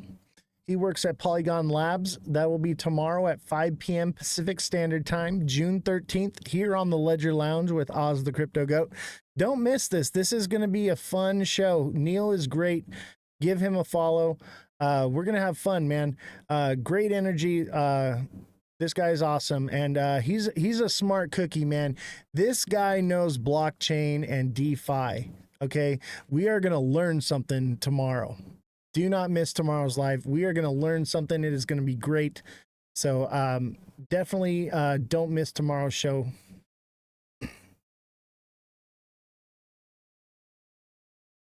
And everybody smash that like button. Chat, put FYP, hashtag FYP in the chat. Let's get the views up. We're down to about 42 views. We need to get those numbers up. We only got 32K likes. Those are rookie numbers. We need to bump those up. We should be closer to 100K by now, but taps are down. So let's get those taps flowing. Let's get those FYPs in the chat flowing. Let's get those gifts flowing. If you haven't sent a heart me yet, make sure you send a heart me to the show. Let's go. All right. More news. Okay, so Trump says China tariffs will stay high after 2 days of talks. The president said he and Chinese President Xi Jinping still need to sign on a preliminary deal, even though he called it done. There's no deal with China. No deal. All right. Nothing is set in stone. And if we know anything about China, they will say anything to keep the ball rolling. But let me tell you this right now. Okay. Let me tell you this. The overall goal of these whole tariffs is to bring manufacturing back to the US. China does not want that. Okay. They do not want to lose that. They have a stranglehold on not just the US, but the world, because they make everything. Okay. They have everything they need as a country. If they were boxed off and had sanctions on them, it wouldn't matter. They would be fine. The only thing is with their trade, it would be a problem. Okay. But as a country, they would be fine. Okay. They do not want to bring manufacturing back to the US. So I would say it's highly likely that this is just to keep the markets from tanking and vice versa, to keep the low tariffs at bay so that they don't jack back up to 150 something percent. Okay. When I see a deal signed and it's set in stone concrete, I would say that this is going to pump the market. Okay. And just like our guest, Josh, that came on and said, it's possible that we hit the $2 on XRP and then this news comes out that they signed it. and boom, it's going to explode. And the Head and Shoulders, broken structure, all that. That is highly likely. That could happen, okay? But at the same time, I'm leaning towards there not being a deal, considering that they've put this whole thing together, but nobody signed it yet. I'm skeptical. I'm skeptical. I just don't buy it. I don't buy it. Something smells fishy, you know? Something just doesn't seem right. And if it was true, it would have already been signed, you know? And the fact that this is, the markets are going down and then this comes out, every time the markets are going down, they put out something like this, some fake news to keep it from tanking. It leads me to believe that this is probably FUD. I don't want to be the naysayer all the time, but like somebody has to be the voice of reason here, okay? We have to understand that they have been lying about these deals since day one, okay?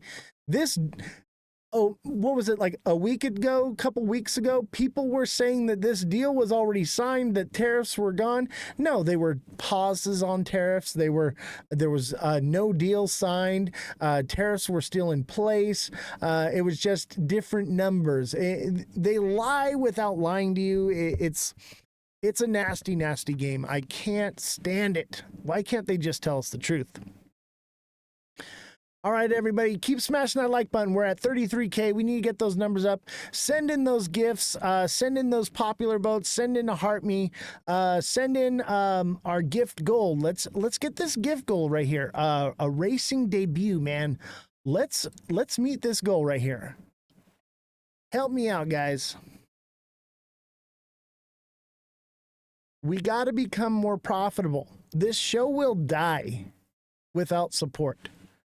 And, you know, I've tried to be like, oh, I don't want to ask people for this and that. But the fact of the matter is we have a full staff here and we have to pay to employ these people. I cannot continue to make trades to pay everybody like I've been doing. And I don't mind doing that, but the markets are going down and I don't do shorts.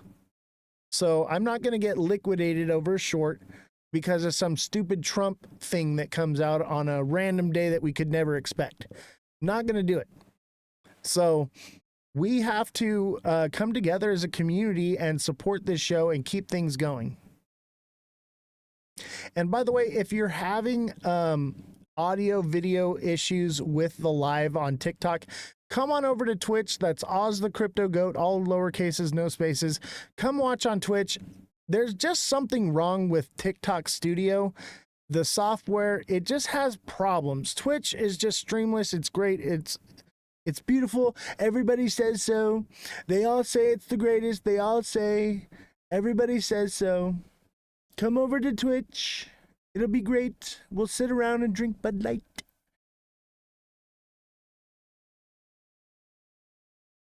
Let's see. So this one says, Trump is likely to push back the July tariff deadline, Bassett says. And I agree with this. It's been nothing of this back and forth wishy-washy since day one.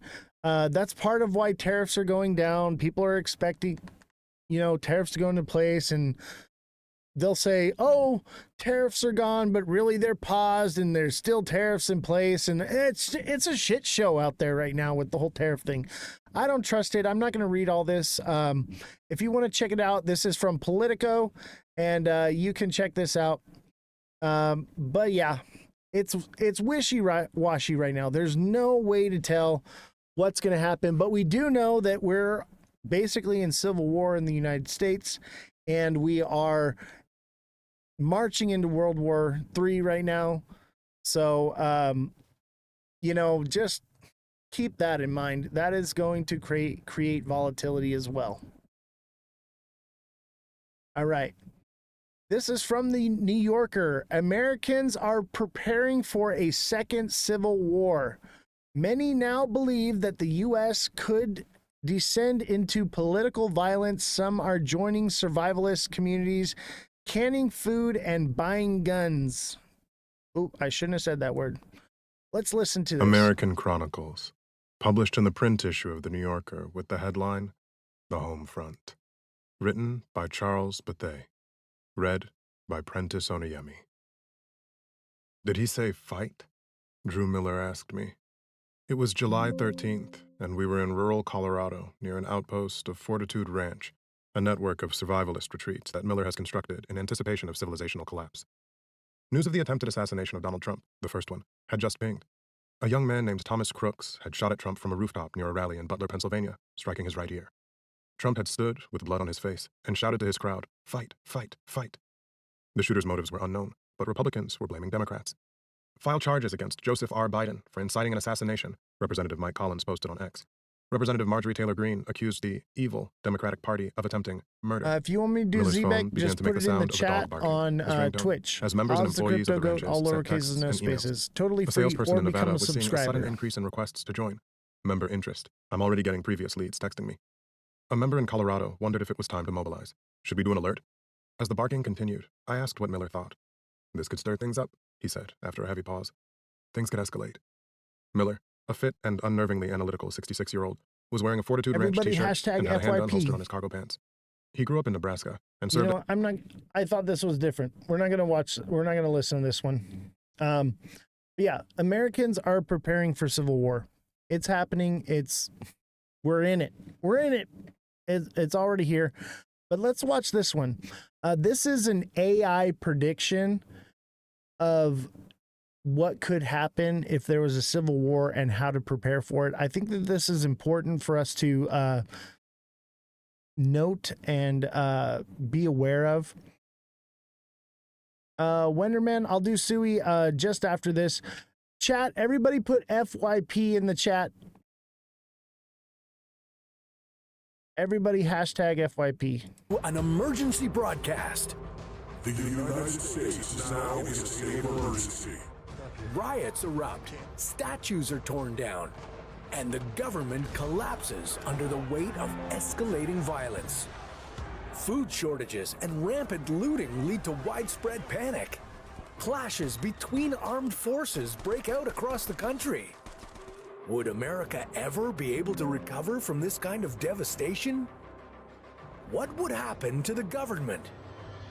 And how could you survive the chaos? Well, before we answer that, let's rewind and uncover how we got here. We asked ChatGPT to research and predict how another civil war might unfold in the United States.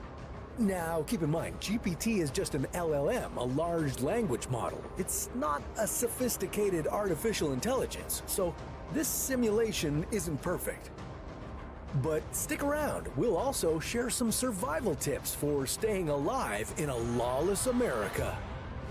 6 months before the war, the polarization of America has reached new heights. Political speeches have become increasingly inflammatory, with leaders portraying the opposition as existential threats to the nation's future. Is America headed for a civil war?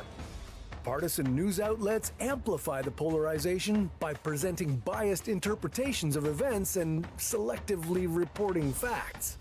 Making things worse, people only get one side of the story on social media. But we already know that. Algorithms designed to maximize engagement increasingly push users toward content that reinforces their existing beliefs. The period leading up to the American Civil War in the 1850s saw a similar intensification of divisions. And although this time the issue isn't about... Sorry, I got to do this. Otherwise, they're going to hit us with the guidelines. At this point, the best you can do is to stay informed with a reliable source of news. This means you should also look for media outlets outside of social networks. Try to analyze how both sides are spreading information. As the presidential election approaches, accusations of voter fraud and foreign interference spread like wildfire. Political rhetoric and misinformation amplify distrust in the electoral process, leading to widespread calls for investigations and recounts. Protests become more frequent and more intense. Issues like racial injustice, police brutality, and economic disparities lead to massive demonstrations. And these protests often encounter counter-protests, resulting in violent confrontations. The atmosphere becomes charged with tension as both sides view each other not just as opponents, but as enemies. Pay attention to warnings from local authorities and independent news outlets. Being aware of potential hotspots for violence can help you avoid dangerous situations. You really didn't know that? Before That's the war, crazy. secessionist movements begin to pop up across the country. States and regions disillusioned with the federal government start declaring their independence. Leaders are torn between using force to prevent the breakup of the country and seeking diplomatic solutions to address the demands of the secessionist states. Supporters of secession see it as a legitimate exercise California's of headed for this right now. self-determination, and Secession. a way to reclaim their rights and freedoms. Opponents view it as a dangerous path to anarchy and national disintegration. During this time of high tension and violence, it's crucial to keep a low profile. Move quietly and cautiously near conflict areas, avoiding sudden movements that could draw attention, or worse, gunfire. As the crisis deepens, divisions within the military and law enforcement become inevitable. I'll answer that question Citizens in a minute. in these institutions begin to take sides based on their political beliefs and regional loyalties. Some units refuse to obey orders from the federal government, while others remain loyal, leading to a fragmentation of authority and control. This means more violent confrontations. For civilians, the division within the military and law enforcement poses a significant threat. The breakdown of law and order now leads to an increase in crime and violence. And with different factions fighting for control, civilians find themselves caught in the crossfire. Familiarize yourself with escape routes and safe zones. Knowing where to go and how to get there if your current location becomes unsafe will become crucial for your survival. As the federal government loses its authority, paramilitary groups and militias begin to mobilize. These groups, often driven by extremist ideologies or local loyalties, take advantage of the chaos to push their agendas and assert control over territory. Clashes between rival groups from the same state become common, contributing to a growing humanitarian crisis. Civilians face displacement, shortages of food, water, and medical supplies. Human rights abuses are widespread. Make sure to prep a basic emergency kit containing everything you'll need to survive: food, water, and first aid supplies. And steer clear of crowded areas like markets, transportation hubs, and government buildings, all potential targets for an attack.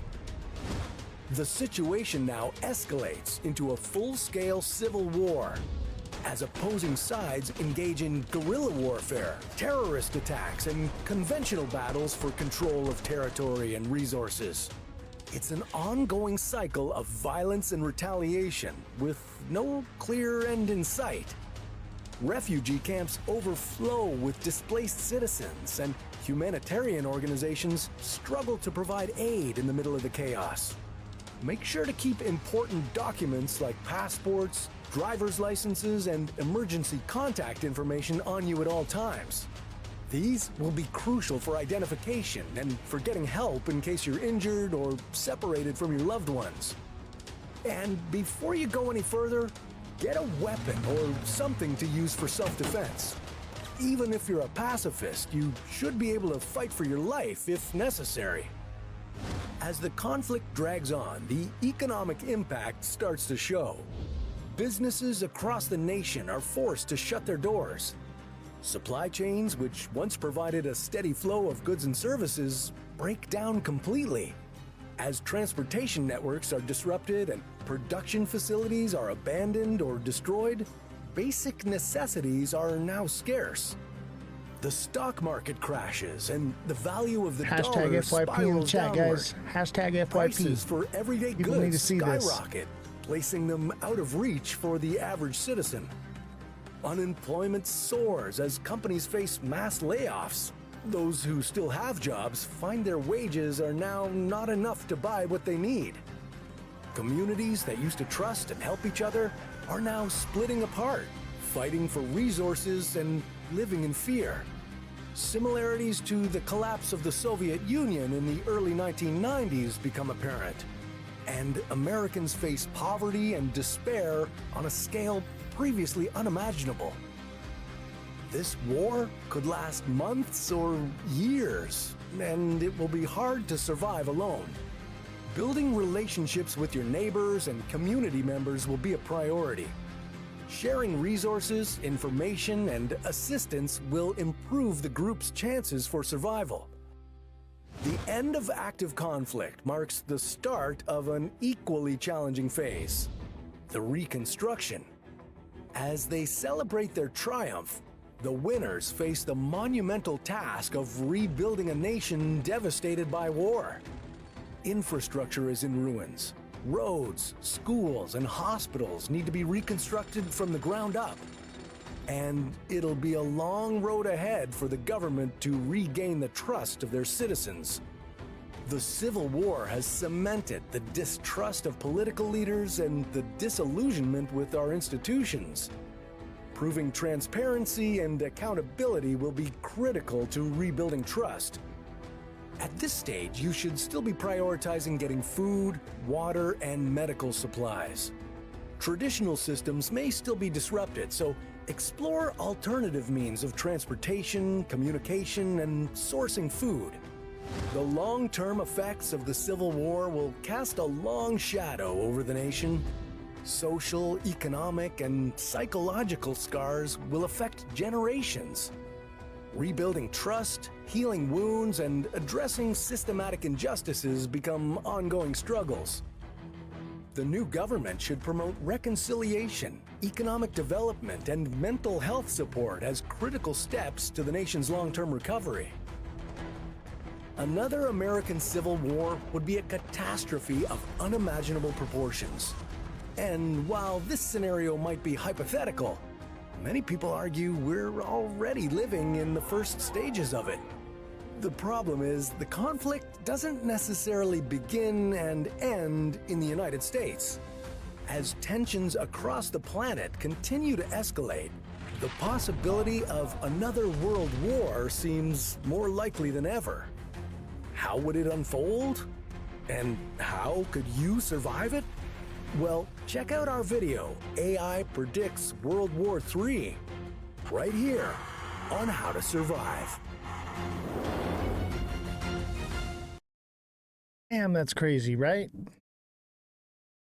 That is definitely something. Multiple wars currently happening. Yeah, us going into Civil War right now will be the spark for World War III.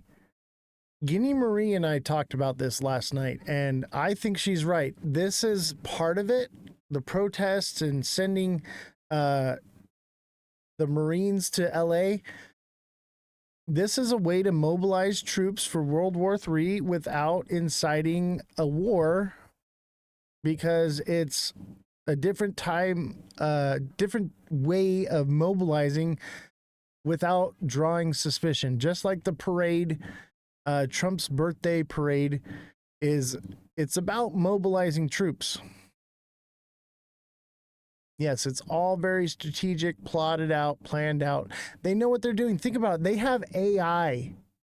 They have AI far beyond what we're using here.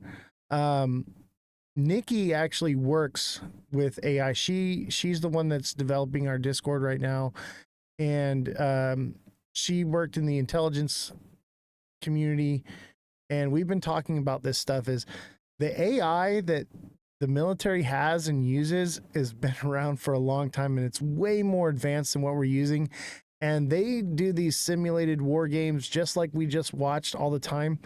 And they have AI that is strategically plotting out all these different things in order for them to make these moves and decisions. Like this is well calculated. This is not human intelligence coming up with this stuff.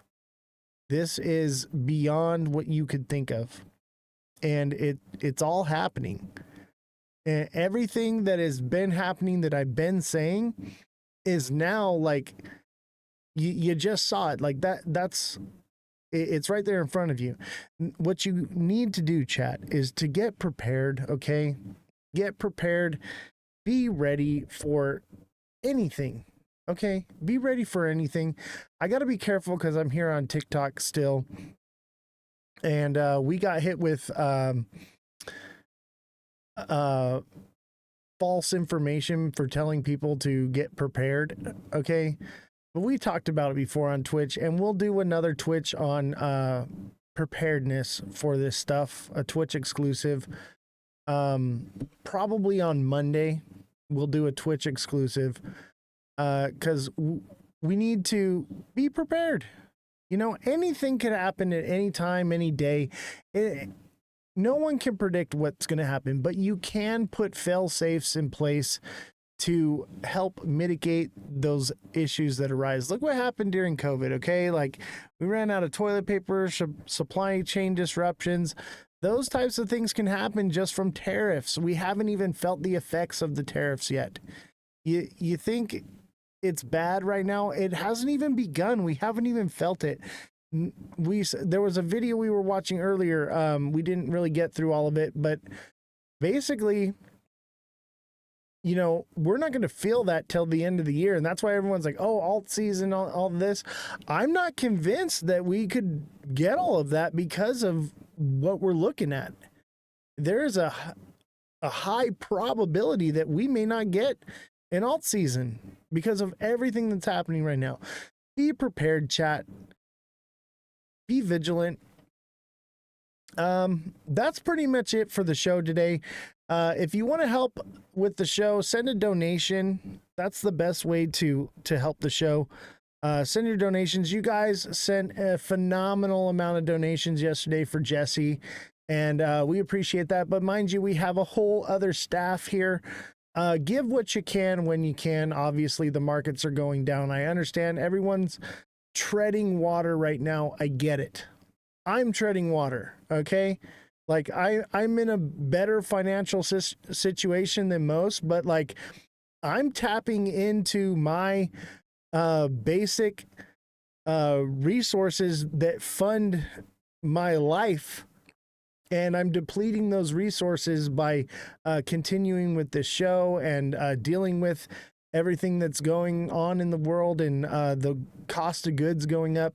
So like, I'm feeling it too. I'm not disconnected from you guys. Like, I feel it too. I'm just in a better off situation because I have no debt, because I have no bills. I have no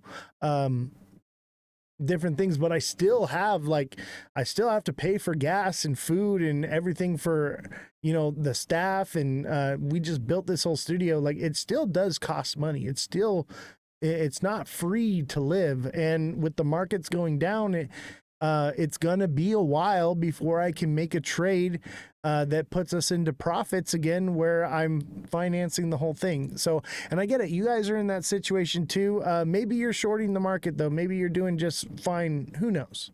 Okay. Everyone's financial situation is different. But we have to come together as a community to support.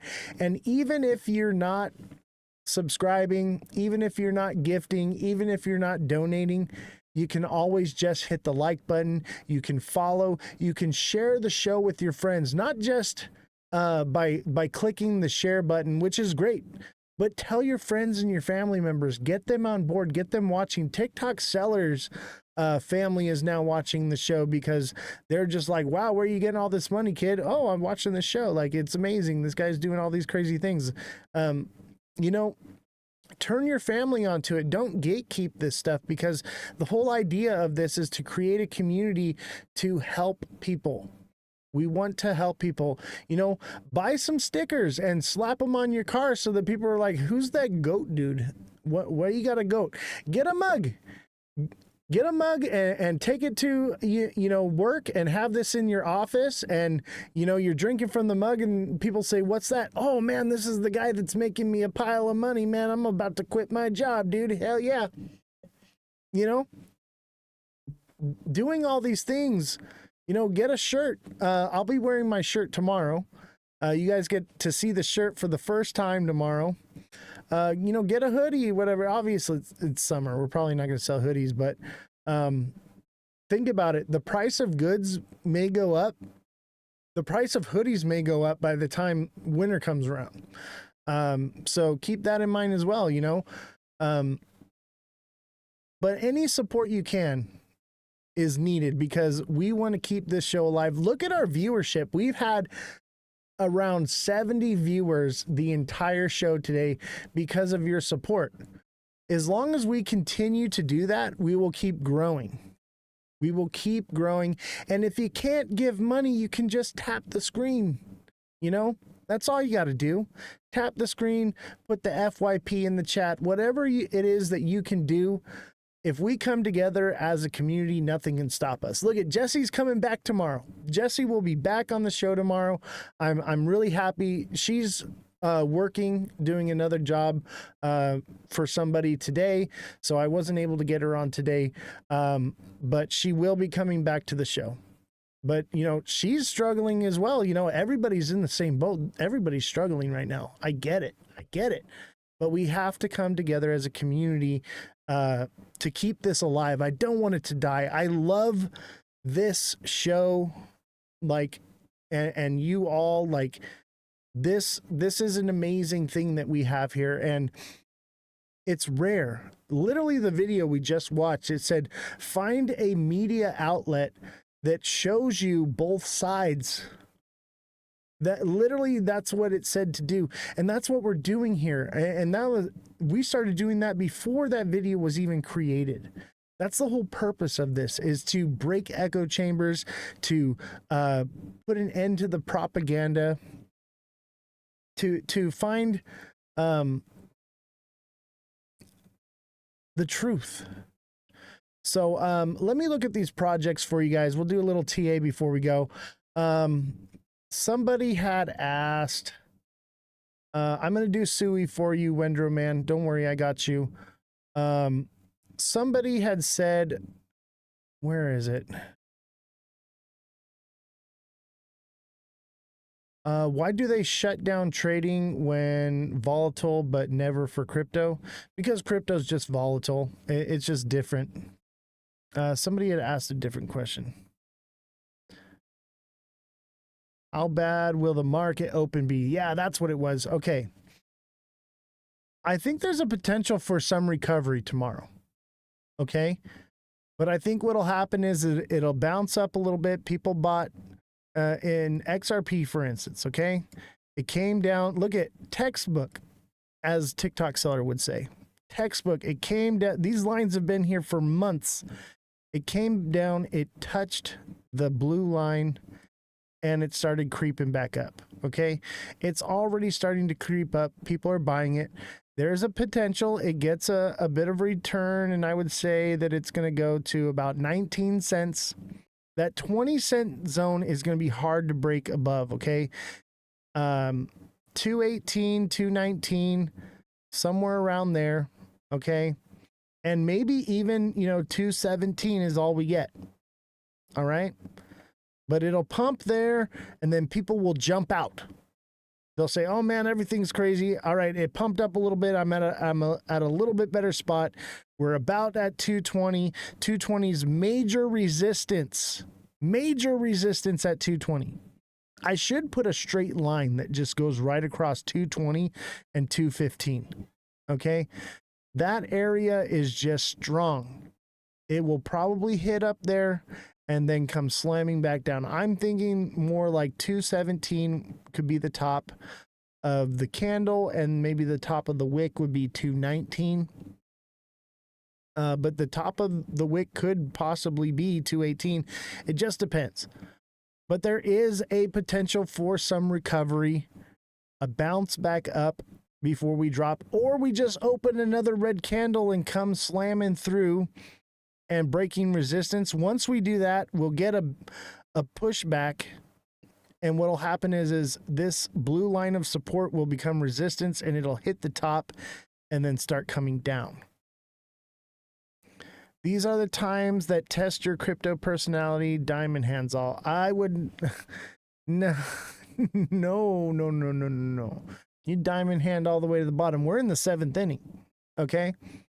Sometimes diamond handing is not the answer. Okay. It just depends on what situation you're in, where you think we're going. But I'll tell you what, there were many, many people that were diamond handing and they were just losing like crazy. Okay. And they took advantage of my coaching, and we were able to.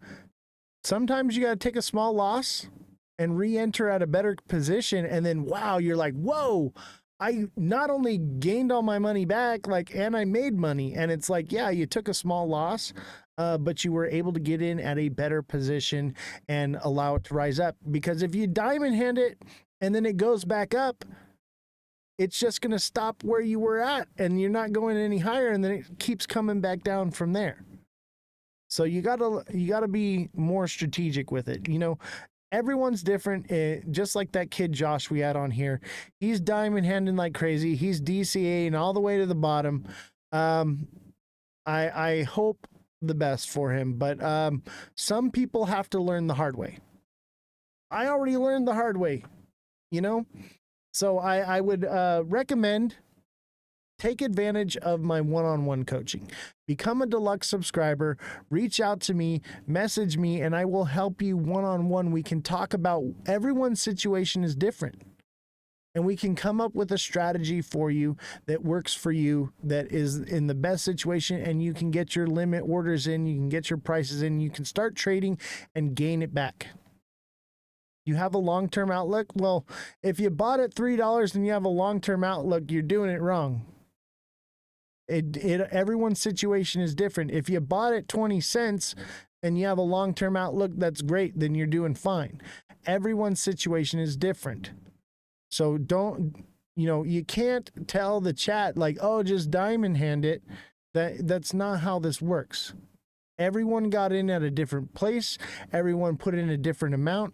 Everyone can lose a certain amount and be okay with it, and others can't. Everyone is different.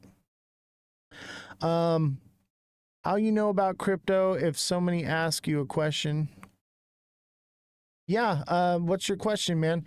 By the way, I offer one-on-one coaching. I've been in crypto since 2016, and I was trading in the stock market before that since I was 18 years old, okay?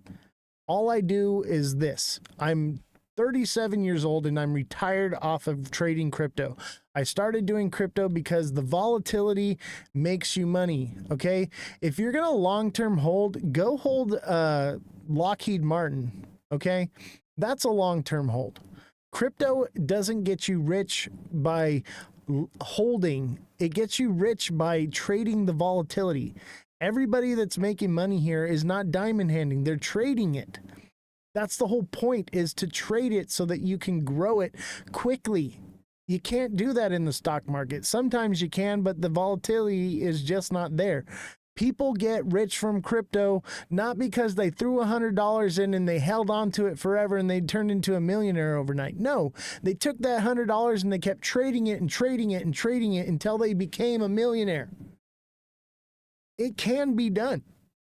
But if you think you're just going to diamond hand something that you bought the top, it's never going to happen for you.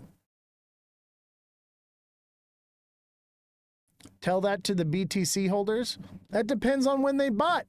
People bought BTC at 100K. It depends. Everyone's situation is different. This is what I'm telling you. This is why I offer one-on-one trading. Okay? This is your way to find a strategy that works for you and your situation personally. Garlinghouse said Ripple will capture 14% of Swift. Not sure why he said that. Brad Garlinghouse has fed us a whole lot of lies and a lot of bullshit. I don't trust that guy as far as I can throw him. If you believe everything he says, then I got a bridge to sell you. Brad Garlinghouse has everything to profit from keeping the price up because they're about to dump shares in another, 16 days? Time in beats timing. It's proven, but I understand your point. Dude, it all depends. Everyone's situation is different, and some people can't afford to hold. They put their car payment or their house payment into this, bought the top because they were told it's going to $11 million. Everyone's situation is different. Everyone's. Let's do Suey real quick, and then we're going to call it a day. But I can't have you being here in the chat and acting like you know something. Because you obviously don't, because you're saying something generalized to a group of people and you don't know what you're talking about. And I don't mean to be harsh on you. I'm just saying you have a responsibility, at least I do, to do what's right for people. As a creator, as a journalist, it is my obligation to make sure that I'm doing the right thing. That's why I'm so accurate, because I have the weight of so many people's financial freedom on my shoulders. The stress is overwhelming. And the work that I put into this every single day is overwhelming. That's why I have a whole team and staff here.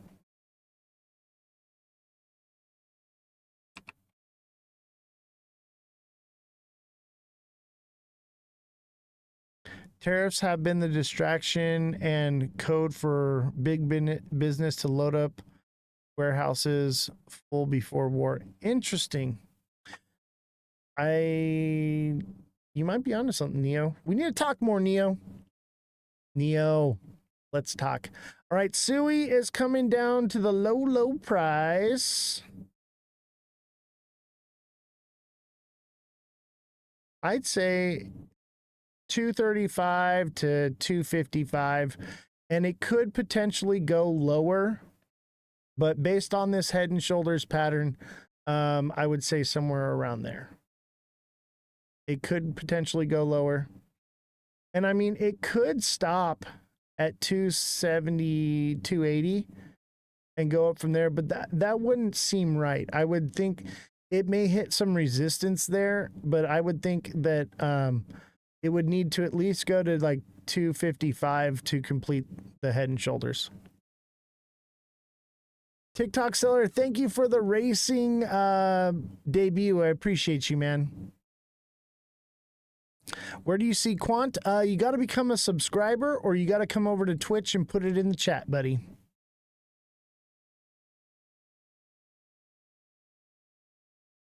Nlock, thank you for the heart, me. Appreciate it. Yeah, that one was really cool. That's why I put it up there. I was like, man, I want to do a cool one. I'm bummed that I missed it, but it's all right. I appreciate you.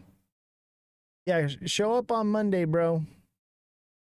Or become a subscriber. I'll tell you what, if you subscribe, I'll stay on a little longer and I'll look at whatever project you want.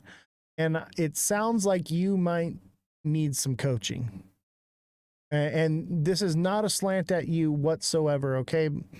Like, I mean nothing but well to everyone, okay? I want to help people. Let's do one last gift. All right, we're going to do the Dragon Crown. I like this one. I don't know why.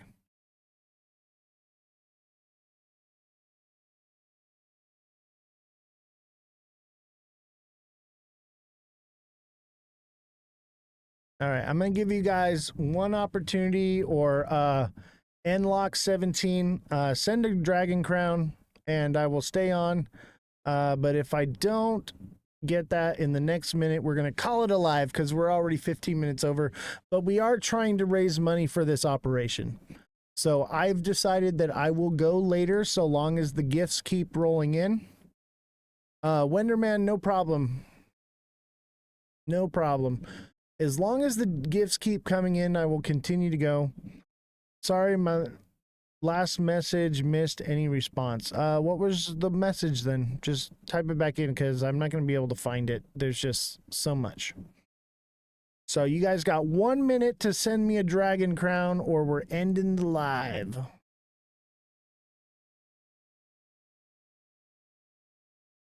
One minute.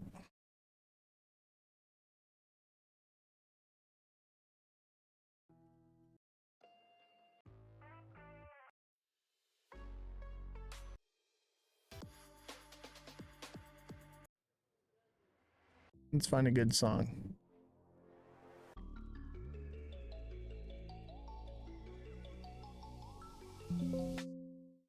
Top 3 finding support on the daily chart. What do you mean? Like, what are the top 3 cryptos finding support on the daily? Everything's finding support. But that doesn't mean that they're not going to break through. Like, take XRP, for instance.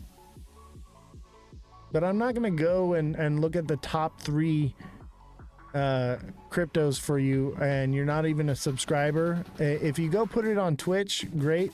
But we're already 15 minutes over time on the show. So you got to send at least the Dragon Crown if you want me to keep going. I'll show XRP one more time.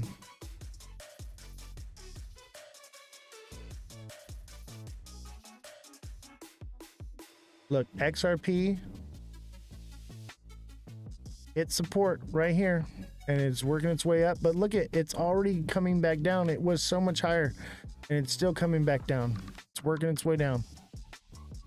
SXT got cooked, man.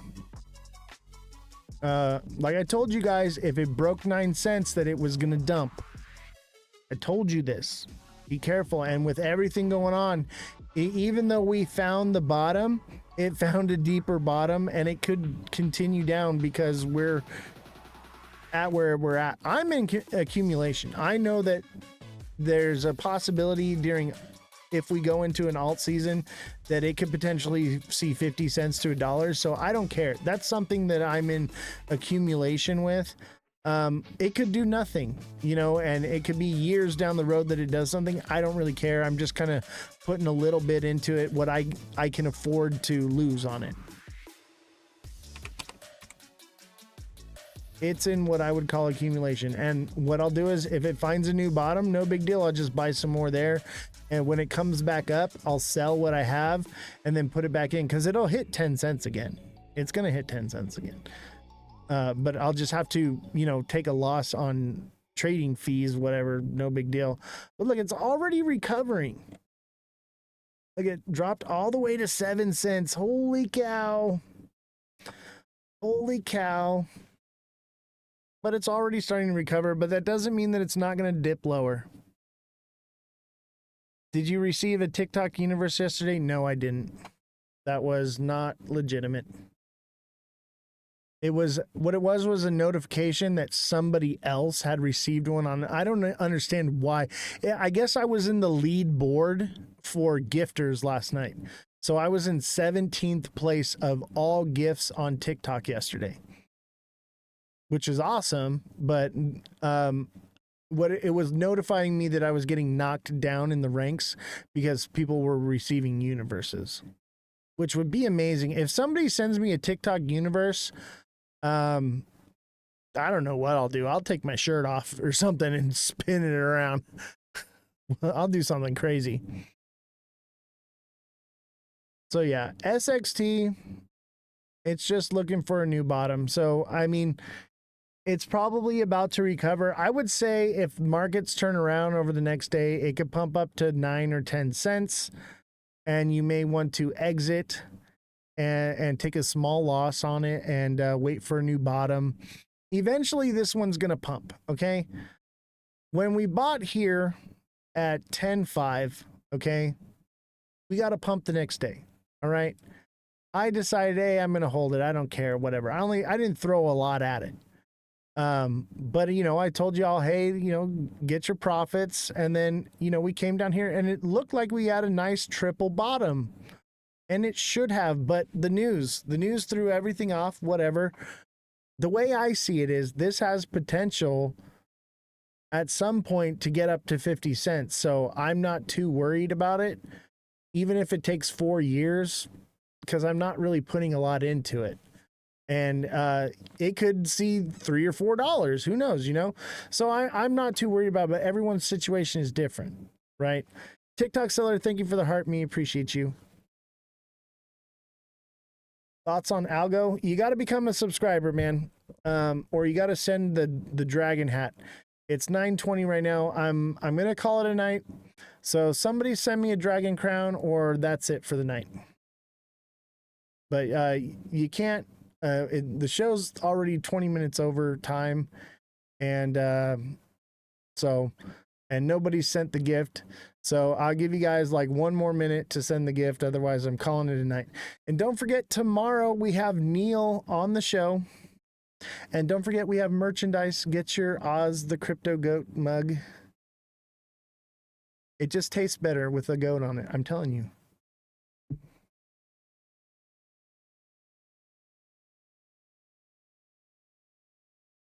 Okay, no problem. All right. Have a good, nice night. Oh, decided that the show was over. Have a good night, everybody. I'll see y'all later.